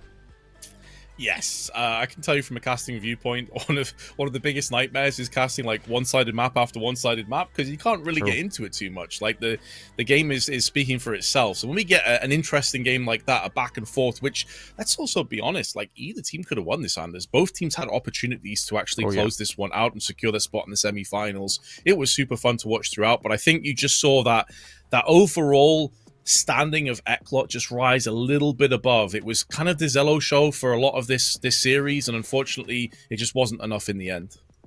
Yeah, I kind of agree. And when Sound was there with him, that was good. But as soon as Sound disappeared from the game at the end, then it's back to Cello doing a lot of the work. And that's pretty tough to deal with. So this time, they didn't quite make it the way that we would have all wanted. So instead, ECLOT coming up with a lot here. And I think, again, I've been following them since the start of the year. So they've improved a lot. But I think we have a bit of a chance for an interview. So maybe we can catch up and get their thoughts on it as well. And see if we can get the dial-in up and running. Here we go. Welcome, 4C. Congratulations with the victory. How you feeling, man? Hello, I'm feeling really good, obviously. It was a tough match, and yeah, I think it was a really good decider, overtime. We came back, so I'm very happy that we won. Yeah, it was sick to see you guys, play. I feel like I was just saying, I feel like I've been watching you guys play since the start of the year. And I feel like the team is looking, better and better every week. So that's really impressive. I was wondering, on this final map of Ancient, it looked like you guys were coming in on the T side with a very aggressive plan to just fight no matter what and, buy all the time. Like, was that a plan from the start of the game? I don't know. Actually, I don't think it was like a plan, but we just let our IGL alive call, and he was calling really good on this side. So yeah, we just believed in goals, and we played some good mid-round situations, and we just managed to win this. Yeah, beautiful, beautiful stuff. Really good work. You guys are going to be facing up against Na'Vi Junior now. What's the level of confidence? I mean, they seem like a really scary team. Is that something you're thinking about, or is that a tomorrow kind of problem? Yeah, we are playing against Na'Vi Junior. I think they are probably the best team right now in this tournament. I feel like they are really, really strong. And yeah, of course, we are confident that we are gonna win. We will just try our best, and we will see. It also depends on the veto, what maps we play. But I think for sure we have a chance. They are really, really good. But I think if we have a good day and we play our cards right, we will win. So yeah. Hey, congratulations, Forzi, on the win, of course, and securing the semi-final spot. You had a great performance on Ancient as well, man. You were landing a lot of shots, you were having tons of impact. Is this a map that you felt like Zello was maybe a little bit weaker on? Because I noticed that you were going for a lot of very aggressive peaks, especially over towards the mid portion of the map. Is this a weakness that you read into him? Because you guys have played against each other quite a lot in the past. I don't think it was a weakness I read, but I think we have kind of good things on Ancient that we know how to play this map kinda. We were playing it a lot on officials, and we just talked it through a lot, and we have a good things. And now I feel comfortable on this map. So yeah, but I think Salo was also playing really aggressive. He was picking cave or something on this side a lot, and he was killing us. So I think he was actually more maybe aggressive than me, but yeah, I know how to move on this map kinda. So yeah. Nice. Yeah, that makes a lot of sense. I guess one final question. I'm just curious. Speaking about your in-game leader, the Alive, how is his calling style? How much freedom do you have? Is it a really structured system where he controls everyone individually, or how much space do you have to make up your own decisions on both sides of the map? The macro style, he's calling. I don't know how I would explain it. I mean, he's calling a lot. On the start of the round, he has the primary voice always. He's the most important word. He's always the first one to talk. But we have freedom. If we wanna, if I wanna do some peek, maybe I can. But if he wants something, he will call it, and we need to do it. And in mid-round situations, we kind of have more freedom. Sometimes I call mid-round, sometimes Mikey calls something, so it's not set. But yeah, I would say he's really improving, and I'm happy with how he's calling now. So yeah. Beautiful. All right, nice. Thank you so much, 4C. We'll see you back here at the semi-final tomorrow, but enjoy the victory for now, and we'll catch you there. Yeah, thank you guys. Bye-bye. Beautiful. All right. So I do like the idea of teams, having a little bit of, players in the team having a little bit of say themselves. That's nice to see. I think the Alive, it looks like a really smart player. I mean, one thing is the calling for ECLOT, but I think even himself, when he's in some tough positions, you can just see that he's he's making just a lot of smart choices. So it's actually a lot of fun to watch him individually. ForeSee here is going to be the MVP. That's really cool to see. I mean, he had a dynamite map on the last one. It was sick. Yeah, he really shone bright on the third map. But it's not like he was quiet on the first two. He was chugging along, but I think the third map is really where he started to spread his wings and kind of soar just that little bit more. And I was interested to see what his take was on facing off against YaLLa, because it's a player that both of us are excited to watch. I was curious from like an Orpus perspective how he kind of approaches that, if there's like certain weaknesses or tells that he's seeing. But it's interesting that from his perspective, he thought that like YaLLa was having a lot of impact on Cave, being really aggressive. That's cool to see. But still, even if that was the case, if YaLLa was having the early impact, ForeSee was just more consistently prevalent. He was more consistently impactful. And I wonder, to like maybe not look too much into this, but was YaLLa being aggressive because he felt like he didn't really have much in terms of a second player to rely on? Did he feel like he had to basically solo win rounds, kicking things off aggressively because he didn't expect there was going to be much in terms of support after that point? Maybe that factored into it as well, because I think ForeSee had way more pieces that were there to help him. New Beak popped off on the third map. The Alive was good throughout the entire series. I think that's a question that's worth raising, and I think we've seen it in the past with players like these, where it's, you know, it's sort of a one-man superstar type of team where that player then also kind of has to try and do everything, and maybe sometimes has to do more than they're capable of just to try and keep the dream alive, so to speak. So it's possible that something like that exists, and you know, for YaLLa, again, he's such a capable player, but it's also asking an enormous amount. Anyway, we've got the bracket all lined up for you here. So tomorrow it'll be BO3 and ENCE playing in the first semi-final, Dynamo, ECLOT, and Na'Vi Jr. in the second, and then the winner of these two is going to be the grand final, which will be later on Sunday. So I'm super excited. I think these games are going to be really, really interesting. I do worry for Dynamo ECLOT, I'm not going to lie. I hope that they're going to be super well prepared and to take that fight. But certainly ENCE and BO3 also going to be an exciting game, and I don't think we're going to be bored. I think we got the sort of the worst maps so far out of the way. I think it's all sunshine from here. Yes, I agree. I think that BO3 ENCE match has the potential to be maybe even the pick of the entire tournament, but that's dependent on which ENCE we see. Do we get the Dr. Jekyll? Do we get the Mr. Hyde? If we get an ENCE like we witnessed today, with Poddy just going, just Herculean, just popping off left and right, that could be a fantastic game, but it could also be BO3 just having their way and effectively cruising through to the grand finals. That's the nature of the beast with ENCE. So yeah, I'm really looking forward to tomorrow's matches. I too hope that NEXUS, or as you can see there, it is actually ECLOT, will be playing tomorrow. I'm really hopeful that they are going to show up and we're going to see glimpses of what we captured today. Less so the Nuke performance, though, because that definitely was a little bit of a flat game. They kind of got bossed. So we'll see what happens in terms of the picks and bans. Well, you got the times regardless here at 12 o'clock Central European Summer Time, so don't miss out. That's when the whole thing starts. You want to tune in for all of it, no question about it. A full day of Counter-Strike that's going to be coming up, and Vince and I will take you through all of it, so I think it's going to be a really, really interesting day for sure. Hope that we get to see the really powerful version of ENCE as well. They definitely look good, and Glaive sounded confident when we talked to him after their victory earlier today, so I'm pretty excited for the whole thing. You don't want to miss it. Put it in your calendar, set an alarm or whatever it is you guys do, and make sure that you're going to be here for it. But Vince, it's been a pleasure for today. We'll see each other back here tomorrow for even more Counter-Strike. So stay tuned, guys, and we'll see you then. She said she loves you, but she can't love me. But I love you.